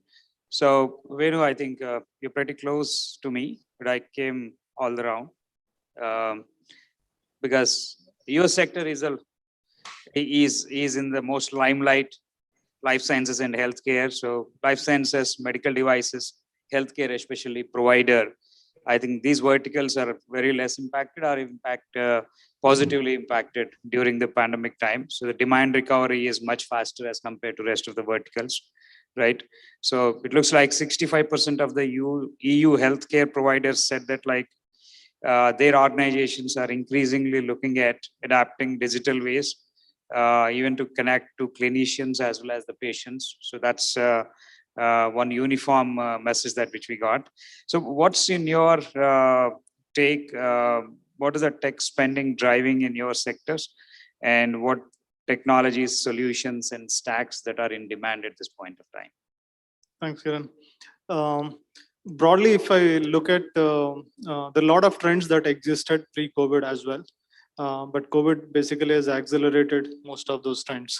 And some trends like telehealth and all, which were there for 20 years, they couldn't make an impact, and they started making an impact within 1 year, right? So that kind of an acceleration has happened in some areas. So if you look at whether governments like US government spending 18% of GDP on healthcare, or European countries roughly about 8 to 9% of GDP spent on healthcare. Come to Asia Pacific countries like India, we probably spend somewhere 2 to 3%. Irrespective of the spend that you are doing, all countries would have realized one thing, that their health systems are inadequate. That realization hopefully has happened across the world with this event. What that does is it's going to definitely increase some amount of activity in the policy making and trying to make the health systems robust in each of these countries, which essentially means there's going to be a lot of government spending that's going to happen in future in order to make this. And when the government spending goes up, of course, the private spend is also going to go up. And the other trend that you will see typically is the consumerization of healthcare. A pandemic like this is basically going to heighten the awareness across the board. So we probably have bought more sanitizers in this 1 year than for all of our life, right? So that is the kind of a heightened awareness that would happen. And hence there would be an impact on buying insurances. There would be impact on more wearables and preventive care, wellness, etc. And also there would be a lot of drive towards owning some of these devices and continuous monitoring, etc. that would happen. So these are the trends that are going to be happening. And I'm sure, I mean, all the speakers have also mentioned some of these trends are going to be consumerization, user experience, on demand, e-commerce. These are the trends that are going to cut across industries, and healthcare and life sciences is no exception there. And go by subsector by subsector. So taking the hospital industry, the provider industry, they all have taken a hit during the pandemic because most of the elective procedures would have stopped because the hospitals were not running, and people would have postponed surgeries because of the fear of acquiring infections, etc. So that way, I think hospitals took an hit, but I think there's a learning for them. So they probably, especially in advanced countries like US, they would have taken learning that hospital industry has ignored the outpatient population or on-demand healthcare for a long time. And hence you would have seen the trends like a CVS or a Walgreens or a Walmart's coming up with minute clinics kind of a model. And that trend is going to increase, and consumerization is there to go. And what it has led to is consumption of digital front-end technologies for the hospitals, because they don't want to be seen only in acute care and when you're seriously ill, come to us, but they also want you to come to them when you are not so seriously ill also. So which essentially means you should be able to have a mechanism to service that patient population. And hence the consumption of remote monitoring, remote patients, or the telehealth solution, or wellness packages, or post-care packages at home, or elderly care, all of that is going to basically go up going forward, because hospital industry will now focus on this, apart from the minute clinics and other models, etc. So I will see in the productization space, for a lot of startups are in this space, etc. there's lots of uptick is going to be there for building new technologies, especially cloud native apps, etc. That would happen.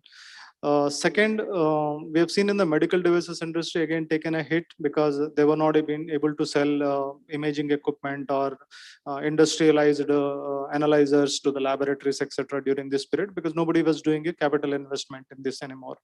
But post pandemic and some of the trends that were happening earlier in the medical devices industries, miniaturization, instant diagnostics, and bedside diagnostics, and to be able to do remote diagnostics. These are some of the other trends in the medical industry. So the pandemic is only going to advance those things, because imagine like when the COVID test has to be done, the RT-PCR test has to be done.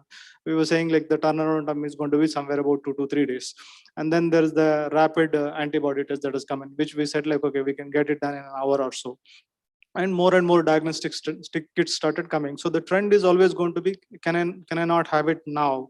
If you are able to diagnose now and you can start the treatment now.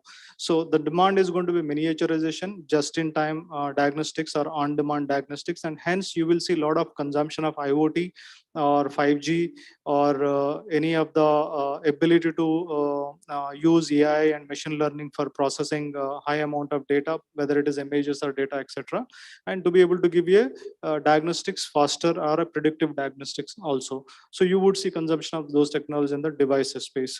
The third one is payer. I think they were lucky this year. Again, lots of consumption has not happened on the premium dollar. I'm sure they would have saved some of money. But would it be the same way for next year when the elective procedures come back? Or some of the delayed medical conditions are going to cause more acute care problems?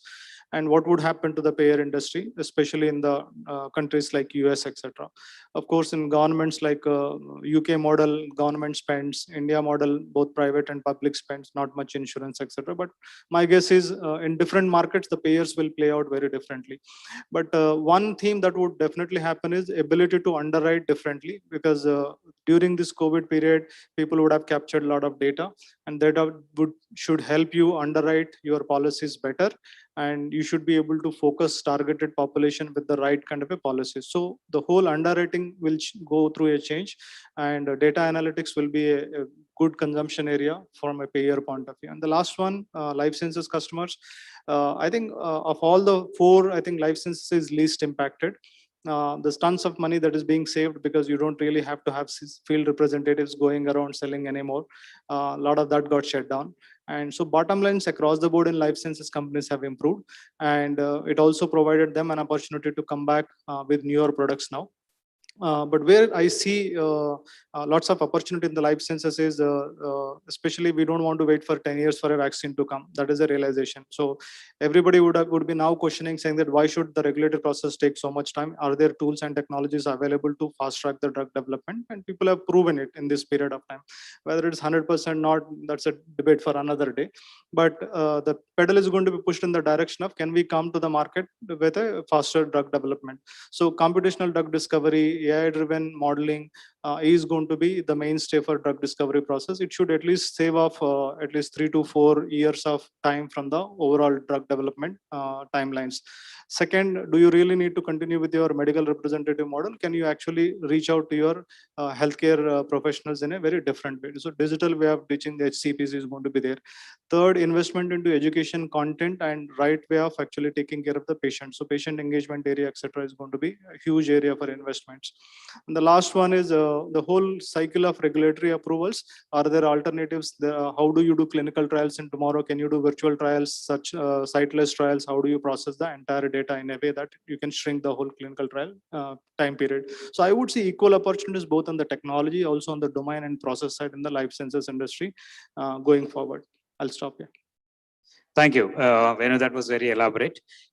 In the interest of time, gentlemen, actually, I wanted to ask one uniform question to all of you. So what are the opportunities for the emerging companies in your respective sectors?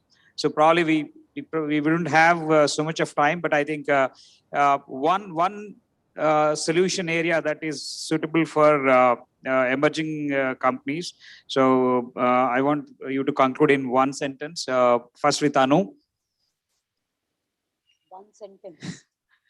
Okay, so I believe customer support and service is one area where manufacturing, small and medium segment companies can focus on, because that's an area where, because the COVID also, there's a lot of opportunity. So I would say focus on that. Look at how can you make that more customer savvy, more customer experience savvy, and also look at building end-to-end the systems, right from the order management to the fulfillment, so that the experience is fulfilling for the clients. So that's one area I would say, because you asked me to limit to one. So Thank you, Anu. Anything would you like to add, Krishna, in BFSI? Yes, I think one important area, usage-based insurance and robo-advisory services, are critical. If you have offerings there, I think there's plenty of play with the insurance firms. Customers are becoming more and more open to making new offers, or rather looking for new offers. People are buying insurance, and insurance firms are eagerly looking at as to how they can do this, robo-advisory and usage-based insurance. Okay, thank you, Krishna. Shashi, from your side. So one, if I have to pick one, I would say, with the advent of 5G and Wi-Fi 6, there's a lot more intelligent, the edge devices which come in. There'll be a lot of data which will be processed there. I think working on those aspects and taking the data generated by these and working over AI models, training these wireless edge, I think those are definitely some of the use cases or new opportunities which could evolve there in that space. Okay. Thank you, Shashi. Finally, Venu. Difficult to pick one, but if I have to pick one, it will be patient engagement backed by data and analytics. Okay. Patient engagement. Because future is all about personalized medicine, and when personalized medicine comes, it's all about focusing on the patient, doing the right thing for the patient at the right time. Yeah, thank you. It's a wonderful session, and I couldn't tap into an ocean of knowledge that all four of you have, actually. So it was just basically a teaser for the audience. So please interact with them offline, so we won't be able to actually accommodate a Q&A as well, because the time is over. And thanks a lot, all the panelists. Thanks for joining, and then it was wonderful interacting with you. And then I learned a lot, and then I would like to learn in future. Thank you. Thank you, Kiran. Thank you, Kiran. Rightly said, Mr. Kiran. I'm going to request the panel to hold on for a minute.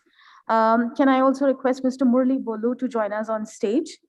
Mr. Murli Bolu is CEO ZenQ, and he has held the post of the president of HYSEA in the past. We'd like to take this opportunity to felicitate our panelists who are on stage. We'd like to thank We'd like to thank Mr. Krishnamurthy and Mr. Shashi Reddy for joining us virtually. And please do hand over the memento to Ms. Anuradha.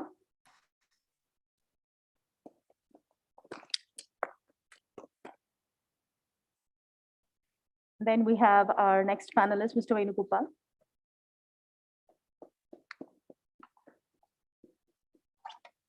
And our session chair, Mr. Kiran Cherakuli.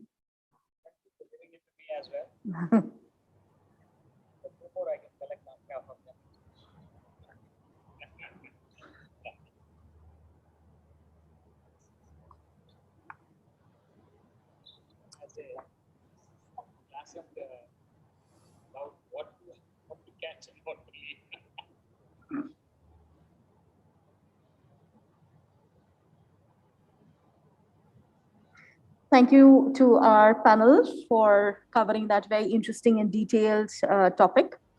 Our last panel for this summit will focus on innovation in business development, digitally enabled growth. With the changing global business atmosphere, there are newer ways of identifying, prospecting, and client acquisition. This panel is going to be discussing the emerging ways of business development, analysts, and advisor relationships. This is a panel of very seasoned speakers drawn from large companies, and they're going to help us demystify the areas that I just referred to. The session chair for this panel is Mr. Kishore Bora, MD at Energy Tech Global. May I request you to join us on stage, Mr. Kishore? Kishore holds a dual master's in physics and energy systems with distinction. He's a father of 2 boys and interestingly so, husband to a superwoman. A lecturer turned software engineer, now managing director of a successful and fast-growing IT company. He is also a leadership evangelist and a certified member of John Maxwell team of coaches, speakers, and trainers. Welcome. Please do have a seat, and I'm going to invite the other panelists. Joining us virtually, we have Meenu Bagla, Vice President and Chief Marketing Officer at Cyient Limited. Meenu is responsible for strengthening the company's brand reach, relevance, and recognition in new and existing markets as well as deepening relationships with customers. She specializes in lean marketing, leveraging digital technologies for compelling storytelling, and delivering business growth with transformative marketing. Do we have Meenu on online now?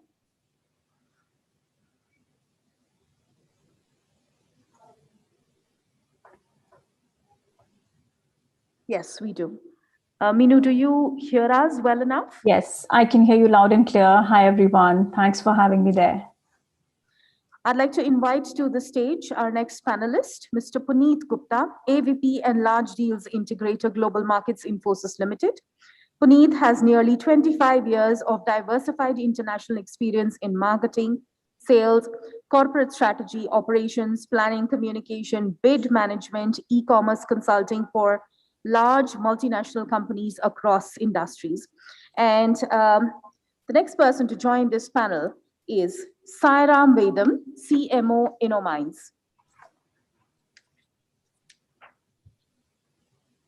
Sairam is Chief Marketing Officer at InnoMinds, a Silicon Valley and Hyderabad headquartered full-cycle platform-led AI and the first digital product engineering services company that helps ISVs, enterprises, and OEMs unlock the power of digital. We've got our panel together. Over to you as session chair. Thank you. I'm just following GR, Srini, and Kiran as session chair. Kiran has already told you to lower the expectations, and I also request you to do that. But not definitely with respect to my panelists. A, because of their proven expertise. B, because of the fact that we are going to discuss about the most hot topic, business development. We're going to talk about sales, marketing, and digitally enabled growth. Good evening, ladies and gentlemen. My name is Kishore Borra, and I'm Managing Director at Energy Tech Global.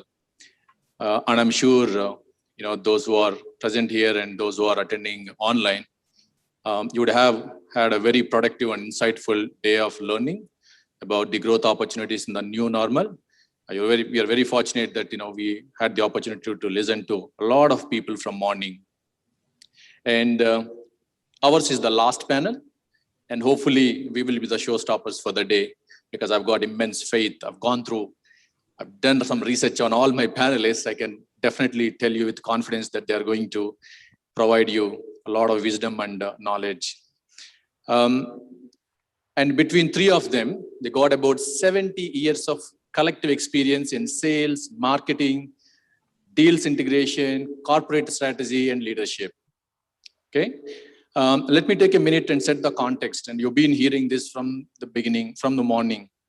So COVID has definitely set all of us in the back foot. So much has changed, and very little will remain unchanged, once we come out of the pandemic. In fact, it started as a pandemic in health. Within no time, it became a social crisis, economic crisis, business crisis, and for some of us who have got kids, became a parental crisis as well. And it started changing the world at a lightning speed, started digitizing the world at a lightning speed. It's changed the way we live, the way we work, the way we travel, the way we do business. Everything has changed. And many said COVID is the new CTO of the world, or CTO of the companies, many companies in 2020 and beyond. And you might have heard Satya Nadella saying long time ago, somewhere in the middle of the pandemic, that the world has seen 2 years worth of digital transformation in just 2 months. And you heard morning Jayesh Ranjan Garu saying that COVID is the new Y2K. And he said it is actually going to give 100 times, 200 times more opportunities than what Y2K has given to Indian companies. And you also heard the gentleman from Forrester, Mr. Hashmi, giving you some numbers in terms of how the IT spend is increasing in Europe, in US. And you also heard Rajesh Nambiar talking about the digital divide. And he clearly explained us how the digital divide has happened between the digital native companies versus the legacy economy companies, which have not focused so much on the digital transformation. So what I wanted to highlight is the world is at a critical or a pivot stage towards the digital transformation. And almost 50 years into IT technology, and we have seen that we thought that IT is so big and it has had a lot of influence on the world. And COVID has taught us that IT has rarely scratched the surface of life. Now there is an increased IT spend throughout the world, which means a lot of opportunities for the SME companies or the large companies in Hyderabad and throughout the globe. And the landscape is looking for brighter for those who would want to look at it that way. So what we are going to do is next few minutes, we're going to tap into the collective wisdom and knowledge of my three panelists and try and see and get some insights about how we do sales, how we do marketing, how do we do brand building, right? Whether our old ways of working are they still relevant or not? So with that, I will straight away get on to my first question. So my first question is to Meenu. Meenu, you have a very interesting 20 plus years of career. You worked for startups, you worked for mid-sized companies, you worked for legacy IT companies, you worked for multinational companies. So my first question to you is, a large portion of the marketing budget used to be spent on conducting gala events, shows, or conferences in the past. But now times have changed and we have become more digital, more virtual. So do you feel that the current digital reach situation provides a better level playing field for SMEs compared to the pre-COVID world? But before you answer this question, please take a minute and let our audience know about your current role and the nature of work that you do. Over to you, Meenu. Well, Kishore, you made me look and sound like I'm 70-year-old with so much of experience that you talked about me. I must say that my key role is about listening and learning every day from our associate, from our customers, from our partner, and from our community. And I would say, 2-3 things which is part of our role, which I really like about, I'm really passionate about, which is also a brand promise, right? Our brand promise is designing tomorrow together. And my role is all about designing the tomorrow of brand and businesses together with our customers, with our associates, with our partners in our community. And I think the 4 themes which are very, very close, which are very, very valuable for any CMO is, how am I able to create meaningful experiences for my stakeholders, correct?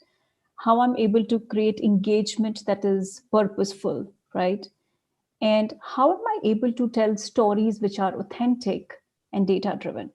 So I would say in a nutshell, those are the 2 levers or 2 facets of the role, which might be interesting to this audience. So that's on your question about my role and the function. And Kishore, to your question on has COVID created a level playing field? Well, I would say it was a level playing field even before that. It's not that digital technologies did not exist before that, right? But what COVID has done is, and I'm thankful, for a few things which has happened is, the traditional B2B marketers of large enterprises, we were just entangled into doing these mega shows and mega moments of experiences and engagement. And I think the biggest disruption that has happened, which is actually a beautiful disruption, which has created the level playing field, is now the customer is not expecting mega moments or magnum opus experiences and engagement. Today, the customer is expecting micro moments of engagement, which are meaningful, which are authentic, which are simple, right? And I think that is a wonderful opportunities for SME because first, as a marketer, I'm saying there are many marketers who might be sitting in the audience, is content production wasn't very expensive affair.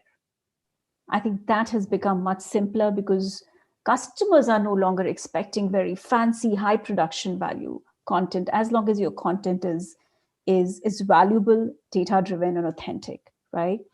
I think the second point is communication has become more simple. When I say more simple, I mean the whole virtuality, the whole digital format is no longer asking or taking a toll on the SMEs in terms of budgets.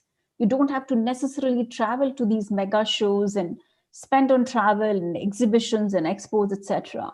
So as long as you're able to create simple communication, that's also creating a level playing field, right? The fourth is the channel mix, right? You're no longer investing millions of dollars to be present in those forums, which were precisely not doing too much for the SMEs. So you today have digital channels, you have the social media channels where you can create a very beautiful hybrid experiences. And it's interesting when people say, how come the whole virtual event experiences have now taken the front seat? I would say that, I have worked for brands and I'm working for a brand which has taken to hybrid experiences more than a decade ago. Yes, it has now pushed the entire hybrid experiences to the forefront thanks to the whole COVID scenario. The last but not the least, the fundamental shift that has happened is the access to the customer, right? The access to the customer earlier was a very, very complicated process. And thankfully, whether you are closing a $5 million deal, a $50,000 deal, or a $50 million deal, the CEOs of those large Fortune 500 enterprises or even mid-sized enterprises are no longer expecting you to host them at lavish locations and give you the walkthroughs of those fancy tours. As long as you can actually get on a call with them, have meaningful conversation, and do those virtualized walkthrough of your solutions and your experiences and your expertise. So I would say those are the three things which is completely catapulted and brought the field of marketing much closer to the SME. And last but not the least, of course, the power of technology. And right, I believe that in times of today, gone are the days where content was the king, conversation was the king. Today, technology is the king, without which I wouldn't have been here with you. Thank you, Meenu. That was a great insight. And I really like the perspective that you have given, that it's not a new, we have not seen a new level playing field now. It was present all the while.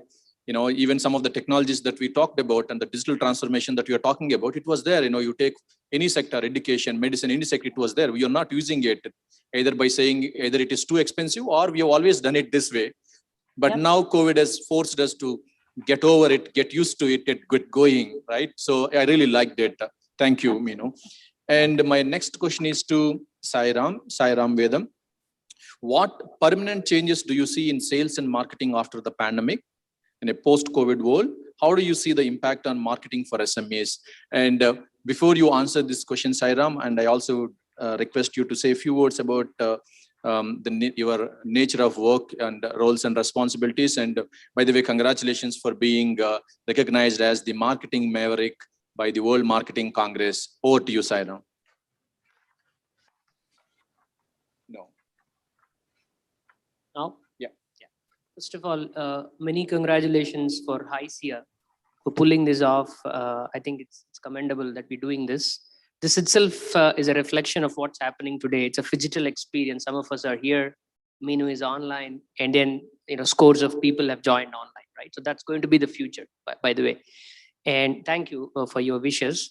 My role at InnoMinds very similar to any chief marketing officer, but it's more about positioning. We are a digital product engineering company, so we power the digital next. So when I say digital next, as a marketing leader, my responsibility to reimagine experiences that my customers would go through for achieving market leadership using a confluence of next generation technologies.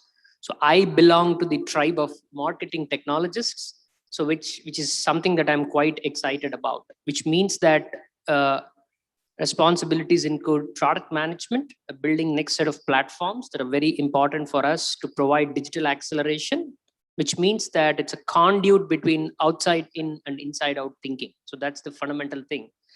The next thing is also, it's an enormous responsibility to carry through an engineering centric organization to reimagine what they can do for customers' betterment. I think that's what every CMO is so very proud about. And I allude to what Meenu just said. It's the age of micro moments. So things have been simplified. Things have become much more atomic and granular. But there is one thing that has not changed. Marketing always told this thing to be clutter-free, concise, and simple. If you come the classical age of copyright and writing an advertorial, you would not be scribbling too many things and tearing off papers, right? You want to write a very, very simple copy ad. So that actually applies today because there is a webinar, there is an online event for every 3 seconds. So how much of concise, how much of clarity in your communication, and that's going to be very important. That's not going to change. What are going to change? That's the second part of the question. It has given a resounding confidence when you said level playing field in the previous question, right? There is nothing like big beating the small now. It's about fast beating the slow, right? That's where it's moving.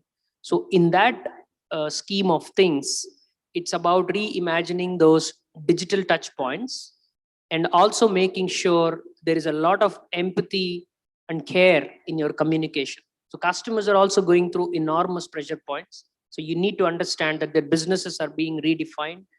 They are under severe cost optimization models that they need to relook at, which means that as a brand custodian, as a technology brand that you are, the future is going to be how simple are you going to tell them that technology is going to help them reimagine everything that they do. So that is what is fundamentally changing.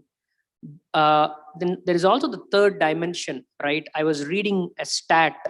It's only 17% of B2B buyers, at least I come from B2B world. It's only 17% of B2B buyers are actually meeting potential suppliers, irrespective of COVID or not, which means 83% of them are doing their buying preferences online, digital, with well-researched insights. So that's the flip, which means before even you reach out to your customer or a prospect, he's actually much more aware of what you are and what you are not aware. So there is no place for hiding. That's a fundamental shift that has happened, which means the content, the messaging has to be as pragmatic, as realistic, backed by facts and demonstrations and things like that. So I think that's my 2 cents on that. I hope I made some sense. Yeah. Thank you. So you touched on some powerful points, and also what's interesting to me is empathy and care is not something only reserved for the customer service executives. As a marketer, you also need to get used to this new norm and then start thinking about the customer as well before just going ahead and do mad selling. Thank you, Sairam.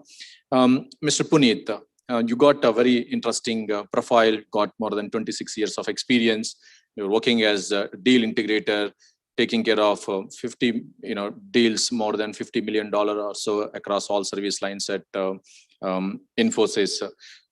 So my question to you is, are you witnessing any changes in the deal compositions of large outsourcing deals versus small or discrete or best of breed procurement? And can you also give us a checklist of best practices for winning a deal? And please say a few words about yourself before you answer that question. Good evening, everybody. It's a pleasure being here, and thank you for inviting me for this wonderful summit.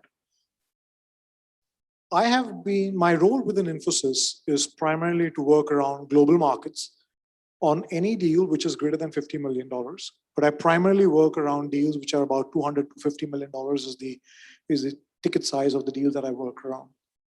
Along with that, what I'm responsible for is each of those deals end to end, which primarily means from the moment we receive an RFP or from the moment we decide that we want to go for a proactive bid till the time we deliver, any activity that goes in between is my responsibility.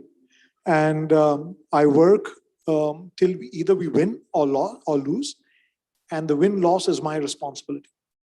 So that is the profile. I also am responsible for various initiatives within Infosys. One of the initiatives that I'm working on is IT as a service, and which has become a very big play over the last 1 year, specifically with clients really looking for as a service consumption-led model.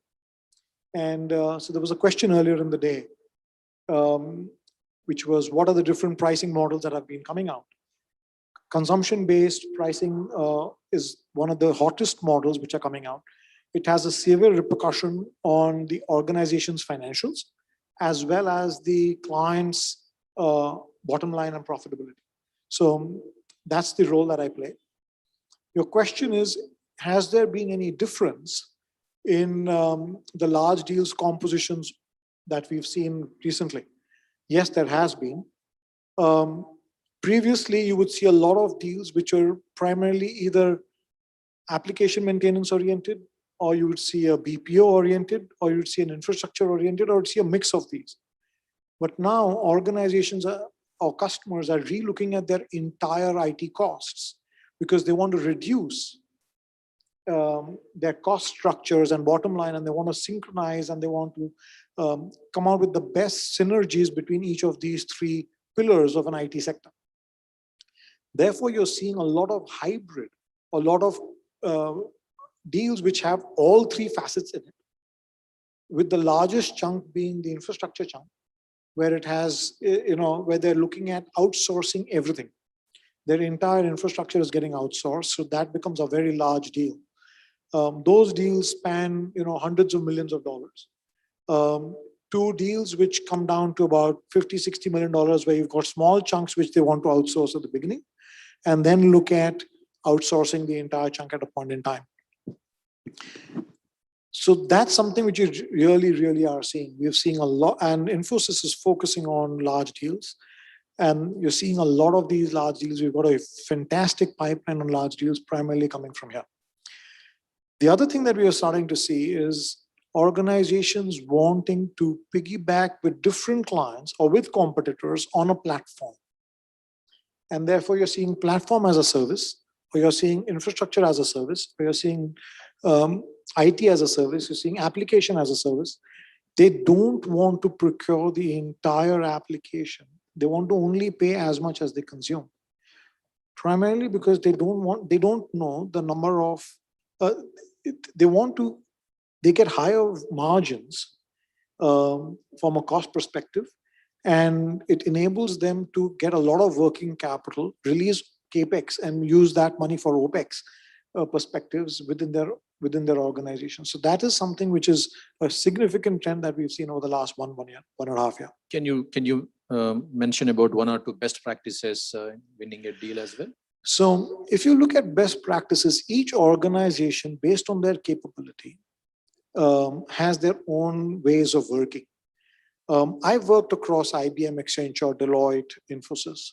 Something that I've seen, which is really a best practice, which should be done across organizations, whether it's a big company or a small company, is an organization should understand what are its operational and financial parameters on which it should win business.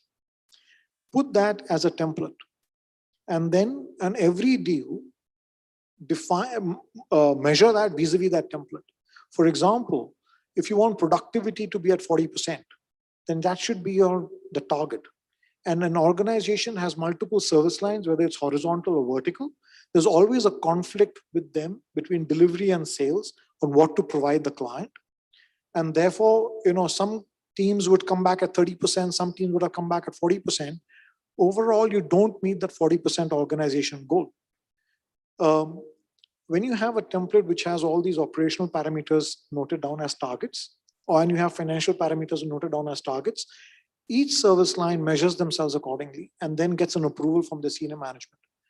What that does is, when you go back with your first price to the client and the client comes back and says, give me a baffle price, you don't need to work around for all the service lines.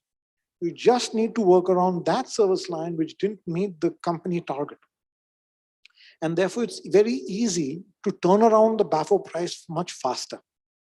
And that's something which I believe ideally should be followed, provided you create, guidelines, and those guidelines are set across the organization for everyone.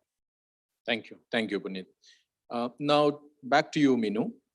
I'm actually quoting, I'm referring to one of your quote. So I heard you say on many forums that conversation is the kingdom, content is the queen, technology is the king. So what tips have you got for our attendees in transforming conversations into conversions? Right.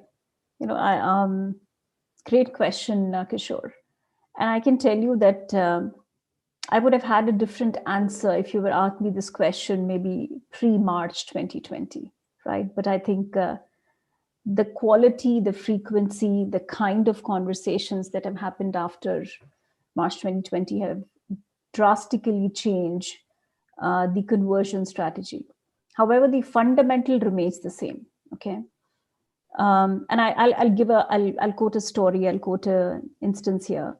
So we invited one of our customers for a get together, for a virtual conference or a virtual webinar, whatever you want to call it. And we were genuinely asking, so Mr. So-and-so, why did you stay with us? Why did you choose us for all these years? We are probably not your biggest partner, right? And you yourself, as a company is going through multiple amount of restructuring, transformation, etc. And believe it or not, Kishore, I was not expecting the answer that he gave. He said, you know what, guys? While there were bigger players than you, there were players whose pitches were, probably more fancier. What made you click was how you made me feel. Okay, it was not what you had to offer. And I think that is the biggest conversion creator, especially in the last 10 to 11 months, for every brand, every enterprise I can think of, whether it's SME or large, is that ultimately, whether you are selling to a CTO or a CIO or a CMO or a CFO, you are selling to a human being. I think marketing to the segment of one has never held a more powerful position in conversion strategy than in the last 10 to 11 months. So I would say that's probably one of the most valuable strategy that has worked out well in terms of conversion. I think the second one is, again, what I mentioned in my initial commentary as well, is that you have to deliver value. It is no longer about your size, right? I think, Sairam, you mentioned, right? It's not a fight between the big and the small. It's between the fast and the slow. It's between the most empathetic to the indifferent one. So I would say, I think those are the two strategies that will work very well in terms of converting conversation to conversion. And also, I think this is again what I mentioned is, I don't think even CXOs are looking at large format experiences anymore. They are looking at those micro moments of value addition for you. So I would say, that would be my advice to anybody who's in a marketing, demand generation, business development kind of a role, that never lose sight of the value that you can deliver to the customer. And value is not just in the economical sense. It's also the social value. It's also the I would say the environmental value as well. It's also the emotional value that you can deliver for the customer. I hope I answered your question, Kishore. Oh, some powerful truth bombs there, Minu. And those of you who are watching online or sitting here, and if you did not get that, I would highly recommend you to go back and play the video recording on our website or Facebook page, and just to hear what Minu said in the last 2 minutes. People might forget what you said, what you did, but they will never forget how you made them feel. Oh, what a powerful narration there, Minu. Thank you. And back to you, Sairam. And I want you to give some advice to our SME representatives from marketing perspectives. If they've got a very limited budget, where can they invest? What are some of the most important things to focus on? Can they use any open source tools that as a substitute for a high-end marketing tech stack? Just a request, you don't need to use the word advice. We are just only learning here, all of us together. So I don't think I'm here to advise, but I just share a little bit of my experience. First thing, right? And Saira, I'm sorry to interrupt you, but I think we have got a lot to learn from Kishore. He's a master storyteller here, right? That's He's what the one who's written a book. All right. Yeah, I think where do you invest? The question is perennial, whether it is MSME or a bigger enterprise, the question is the same. There are two areas. I actually have this analogy. I come from a technology background too. When you interview, for example, an engineering person or for some development position, you'll ask, what kind of tech stack are you comfortable with? Today, the dialogue has changed. You call a marketing guy, you will ask him, what is your MarTech stack? So that's where the world is moved. So if I am a small company, where do I invest? I will first invest making sure that my narrative is very authentic. It doesn't matter whether I'm a 10 people SaaS company or a 10,000 people large behemoth. I need to be investing in my pure authentic content that communicates my value proposition in very simple terminology to the customer. Simple. Whether I deliver value, whether I deliver technology as a service or not, these are all methods and models, but I will be investing in authentic content. It's very important. But when I say investing in content, to do that, I need to choose very smart technology, right? That allows a lot of cost reduction today. So to jump back to your question, it's not necessarily open source, but there are extremely cheaper options. Cheap is not the word. Very less from your pocket that you need to spend for a lot of value. I'll just give you one tool, right? I'm not here to endorse anything. Our own Zoho. Right? I'm so proud about what Zoho has done. Right? The free version of the entire Zoho stack that can help 100 people organization easily run their marketing automation, email setup, campaign management, and so on and so forth. If you just Google around, we'll find enough number of tools. But the point is, with subatomic budgets that you thought of earlier, you can actually run your entire, and then it's just not marketing. It's marketing and sales operations together. We need to look at that piece, right? The other thing that I will definitely invest is an intelligent CRM. It's very important, and it doesn't need to be big ticket item. Because today, if the brand has to be successful, it is all about how data driven are you. Measure what you can. If not, start doing it. So the investment needs to happen right from the day one, all the touch points that I can measure. Just like a HubSpot, for example, even the free edition allows you to do magic. So I think these are some of the tools, but my point is, what do you want to invest? Invest in your narrative, right technology stack. Most importantly, everything should be measured. So that's where I would put my whatever little dollars I have. Because if I don't have a visibility on a chart, on a graph, on a metric, I don't think I'm doing justice to being a CMO in helping my CEO make a right decision. So it could be prospects visiting you, the average time that someone is spending. These are very simple metrics, and there are detailed things that you can do. Sniper intelligence, Puneet shared about the complexity of deal making changing, and if you have reasonably higher altitude play, it's also about, can you engage an influencer? It's not necessarily some high burning analyst. These are influencers. These are thought leaders. How can you engage them to make them your ambassadors? Last but not the least, invest in your own workforce to turn them into your ambassadors of marketing.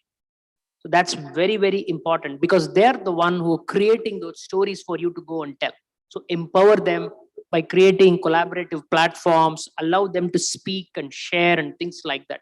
That content which is insourced is the most valuable investment, because someone else cannot own your narrative.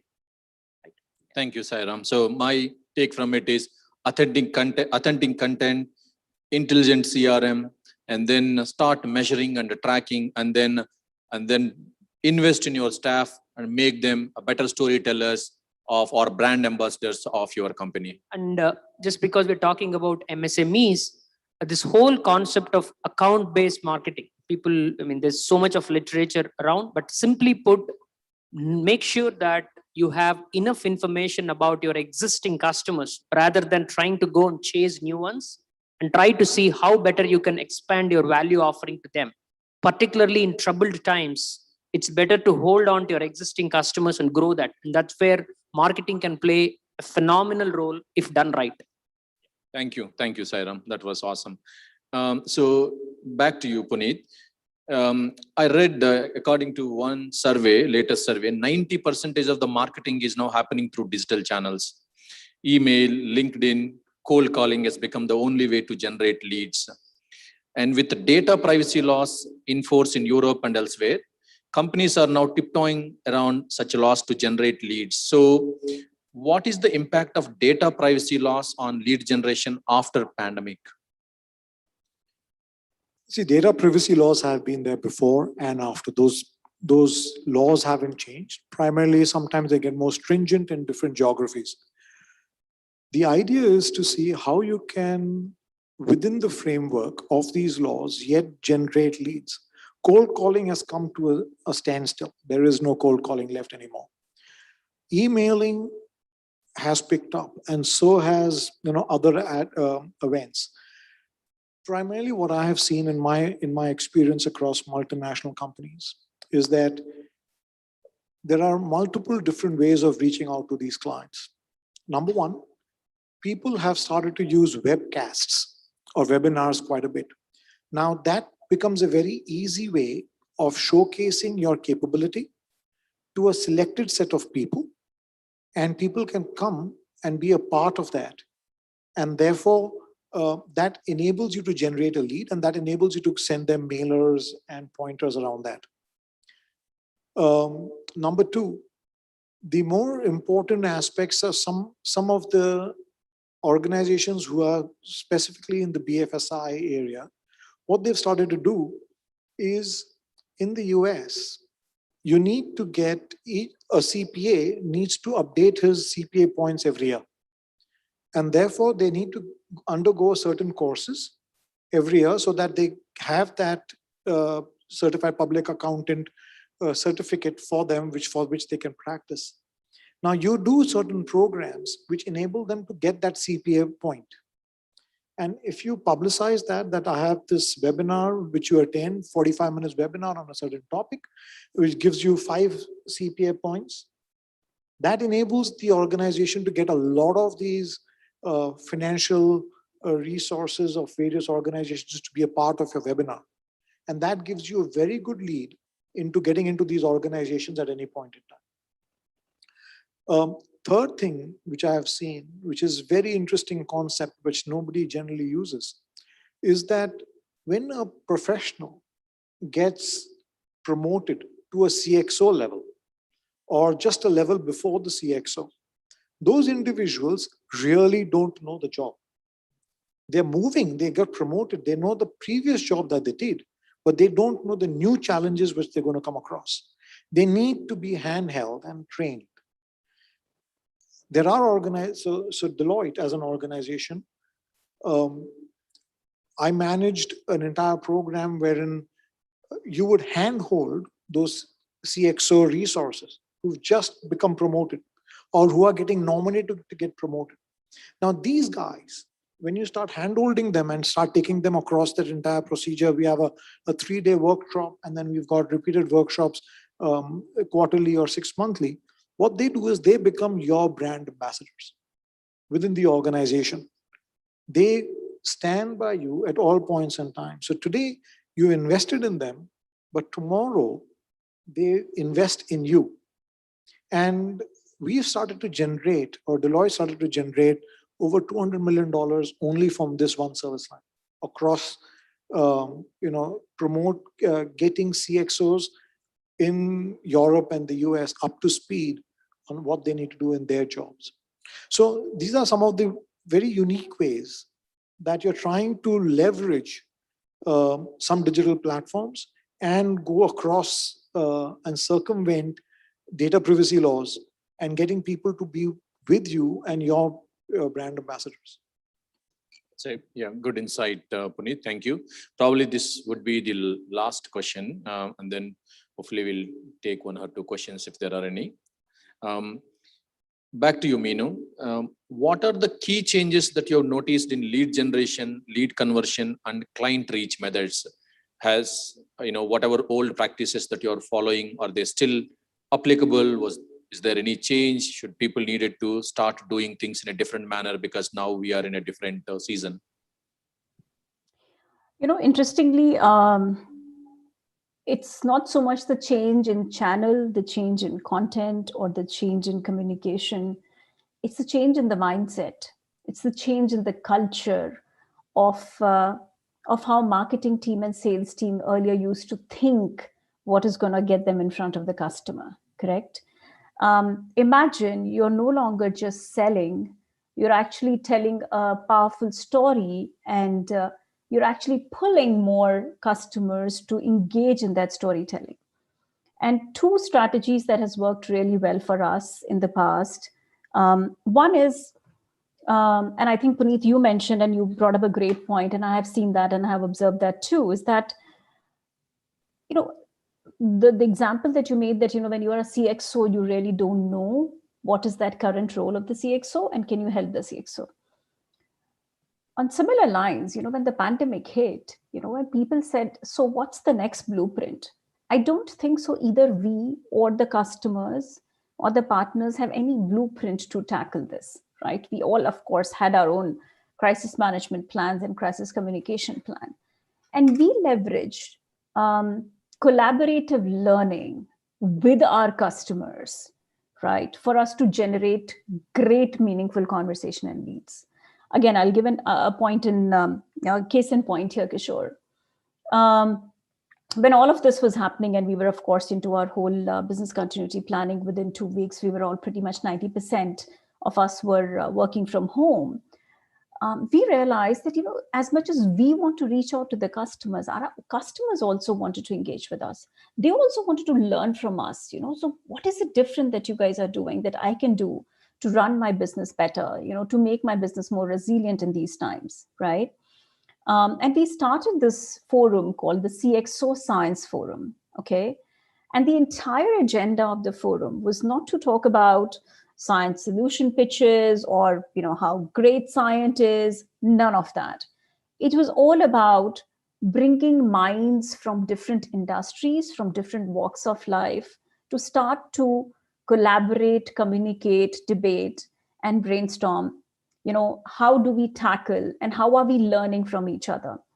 And believe it or not, Kishore, we got a range of people from healthcare division to somebody who has worked in the White House, to somebody who has actually created policies in India, right? To somebody who has actually been who's played a critical role in Mr. Modi's campaign, right? I mean, because you realize that the learning is no longer in linear functions. It's no longer in linear roles.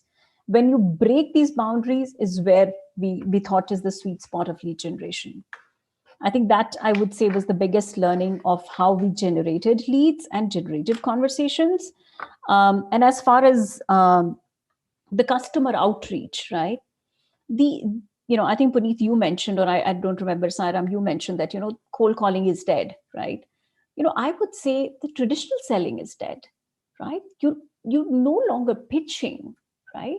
You're pulling in people into a meaningful conversation that can make their business better, right? So it's more about thought leadership. It's more about valuable content for my real context today, not about 10 years later, right? Believe it or not, there are enough analyst report. There's enough research on what is the 2030 going to look like. But if I rewind 2010, how many analysts, how many research talked about 2020 is going to be like this, right? So I think it became very important to have realistic here and now conversations with our customers. And, as a B2B brand, I'm sure that's true for Puneet and that's true for Sairam as well. If you're a large B2B brand, 90 to 95 of your business actually is repeat business coming from your customers, from your existing customers. So it's very, very important to keep them engaged. It's very important to keep delivering their value. So I would say that's something that has helped us. Thank you, Meenu. So continuous learning, thought leadership, and making the content so relevant for your prospects and customers. Thank you. Back to you, Sairam. It's maybe a personal question related to your profession as well. What kind of digital marketing strategies have worked well for you? Need not be just digital. What kind of marketing strategies have worked well for you and your organization during the last 1 year? Precisely what Meenu said. It might look repetitive, but that's the point. We did something called Mine's Insight series of fireside chat. I'll just pick one example. We have a customer who did the world's first AI-assisted robotic surgery through a medtech device, right? It's a very, very happening company in the US. We launched a fireside chat showcasing their platform, and it also sent a message, what can be done remote? You're actually saving a human life, literally using AI technology and robotic surgery. So there are two things there. When there's a peak of pandemic, it also changed the mindset that technology can actually save the human life. And that is something that we are part of. So marketing played a key role in owning that narrative and messaging around that. And it was all thought leadership driven. The platform on which it was done, the cloud on which it was deployed, and the amount of data that need to be crunched, all was showcased without an iota of sales-ish intent. Then what happened? I do run the demand generation teams. So people have calling teams, messaging teams. The old mindset of, hey, calling and give me a deal changed. My team started telling that this is the value today technology can provide in a context of everything remote. Is there something I can be part of your dialogue in doing that, which we call the digital next? And that's the social selling, the consultative thing that is moving. So that's what worked instead of doing ads and everything, which are more transactional. So, and then it's about your existing story. That's pretty impressive. I've watched some of those videos myself. The more value that add to your customers, the more value you get it. Seamless integration between demand gen, marketing, and sales is happening more than what it was today because everyone else realizes the value of the other today. That's right. What I think this pandemic has done. Yeah. Yeah. That's good. Yeah, good to know. Last question for you, Mr. Puneet. So can you help us understand the key differences in lead generation and deal pursuits in your line of services instead of CIO business? See, lead generation, deal pursuits, and CIO business, each of them actually are separate, and they are extremely critical for winning a large deal or actually getting into a large deal. CIO business is, where you get a lot of proactive deals. You build a relationship with them. You get to influence the RFPs that actually get released by an organization. So you've got three different areas where you can actually have, where CIO business really, really impacts you. And that is one of the biggest success factors for all these multinationals. They have the seat at those CIO tables. They have the seat at the directorship level tables. So therefore, they're able to influence. They're able to get for example, 60% of the business of Accenture is repeat business. 40% is net new. If 40% of the business every year is net new, they have to have a step in the door of the CIO. And that's how they generate that kind of business. If you look at deal pursuits, it's extremely important that you get invited to a deal. A lot of the organizations don't get invited to the deal. To get invited to the deal, there are two ways. Either you have a perception that you have the capability, or you have very good relationships with the TPA, the third-party advisors. Now, about 50 to 60% of all the deals that come through the TPA, the third-party advisors. So you got to build your network around with them and be able to convince them about your capability. A simple example is we are building the capability for ITAS as I'm leading the ITAS initiative in Infosys. So I yet need to go to the third-party advisor and yet convince them that I have that capability, irrespective of the Infosys name or the brand. So that service line is something that I'm building. And when you go back to them, they have questions, they have queries because they want to invite you to an RFP and they don't want to look bad on themselves. So you need to start building relationships with them. So whether it's the SME or whether it's a large guy, a large player on the table, you need to have a good relationships with these TPAs. And then your capabilities definitely come in and you got to advertise and you got to do email marketing or do digital marketing about your capabilities to a plethora of clients. You got to select those clients and then go after the industry or go after a segment so that you're able to get them to give you the RFP. So that's the deal pursuit.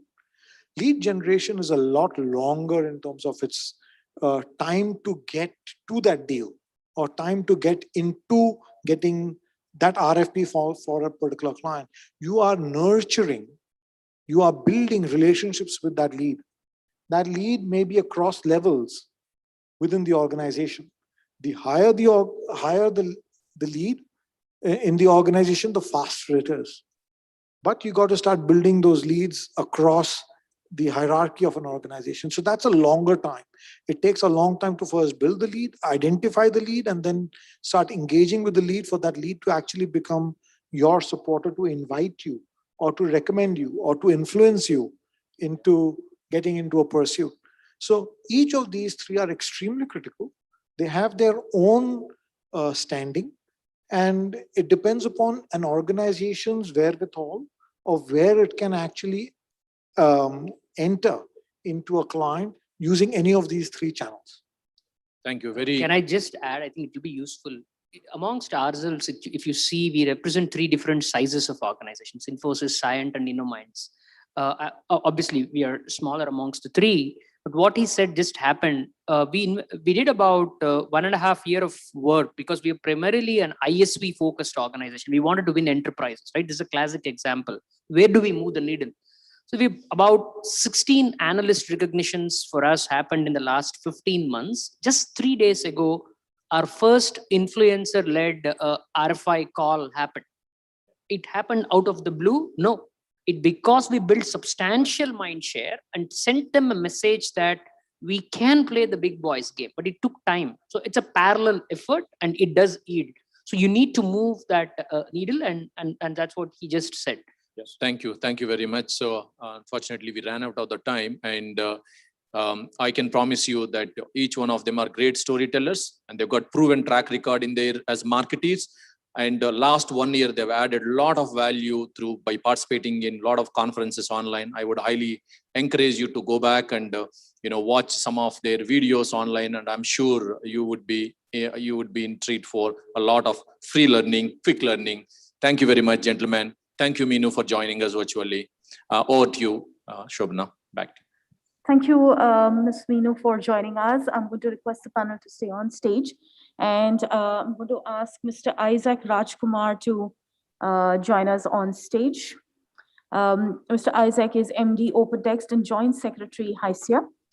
Requesting him to join us on stage and felicitate our panelists.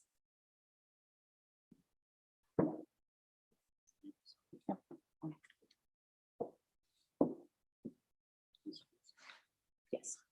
So we'll go ahead with felicitating our session chair, Mr. Kishore Vora.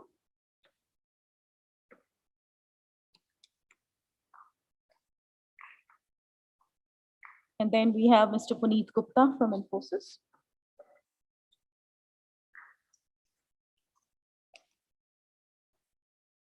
And Mr. Sairam Vedam from InnoMinds.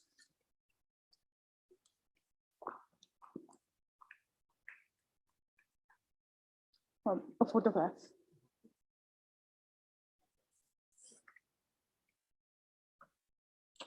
Thank you to our panel.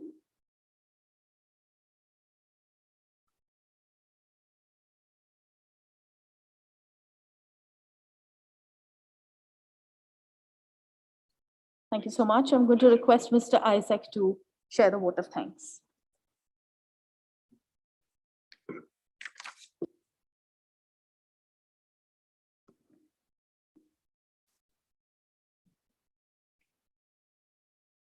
So it's great to have a fantastic event today, and I hope everybody had a great amount of learning throughout the day, and those who could join us either physically here at the event or virtually. Hope you had a lot of great time today. I would like to extend thanks to the chief guest, Rajesh Nambiar, Chairman and Managing Director, Cognizant. Guest of honor, Jayesh Ranjan IAS, Principal Secretary and IT and C Department. Sorry. Okay, thank you. Keynote speaker, Saurabh Gaur, IAS, Joint Secretary, Ministry of Electronics and IT, Government of India, New Delhi. And the analyst speaker from Forrester, Mazhar Hashmi, Senior Director and Executive Leader. And we had a leader note, thanks to Sridhar Pinappareddy, Chairman, Controllers and Cloud4C.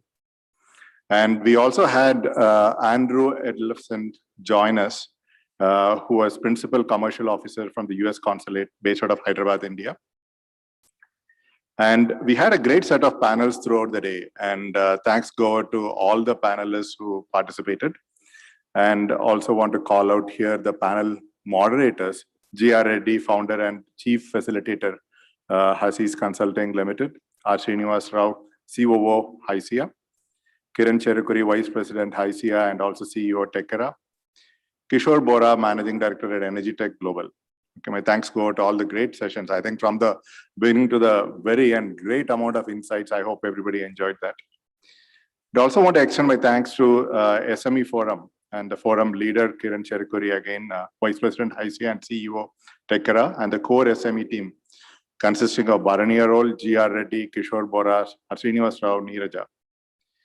And like to extend our thanks to the event management company, Namdari, and venue partner, HYSEA. I think overall, we continue to have great success with a hybrid model at this point of time, with people both joining virtually and physically. I think it's a great initiative given the circumstances. Still, things have gone quite well. Our thanks to the print and electronic media, and also to our annual sponsors, our patrons, Broadridge and First Source, ecosystem patrons, Phoenix Group, NSL Infra, GMR Group, Capita Land, Botanica, ICICI Bank, and hospitality partner, HICC Novotel. And also thanks go to the managing committee members of HYSEA and the entire HYSEA team who had worked tirelessly to make this possible. Once again, thank you everyone for joining the event and ensuring this is another great success for HYSEA and for the industry. Thank you.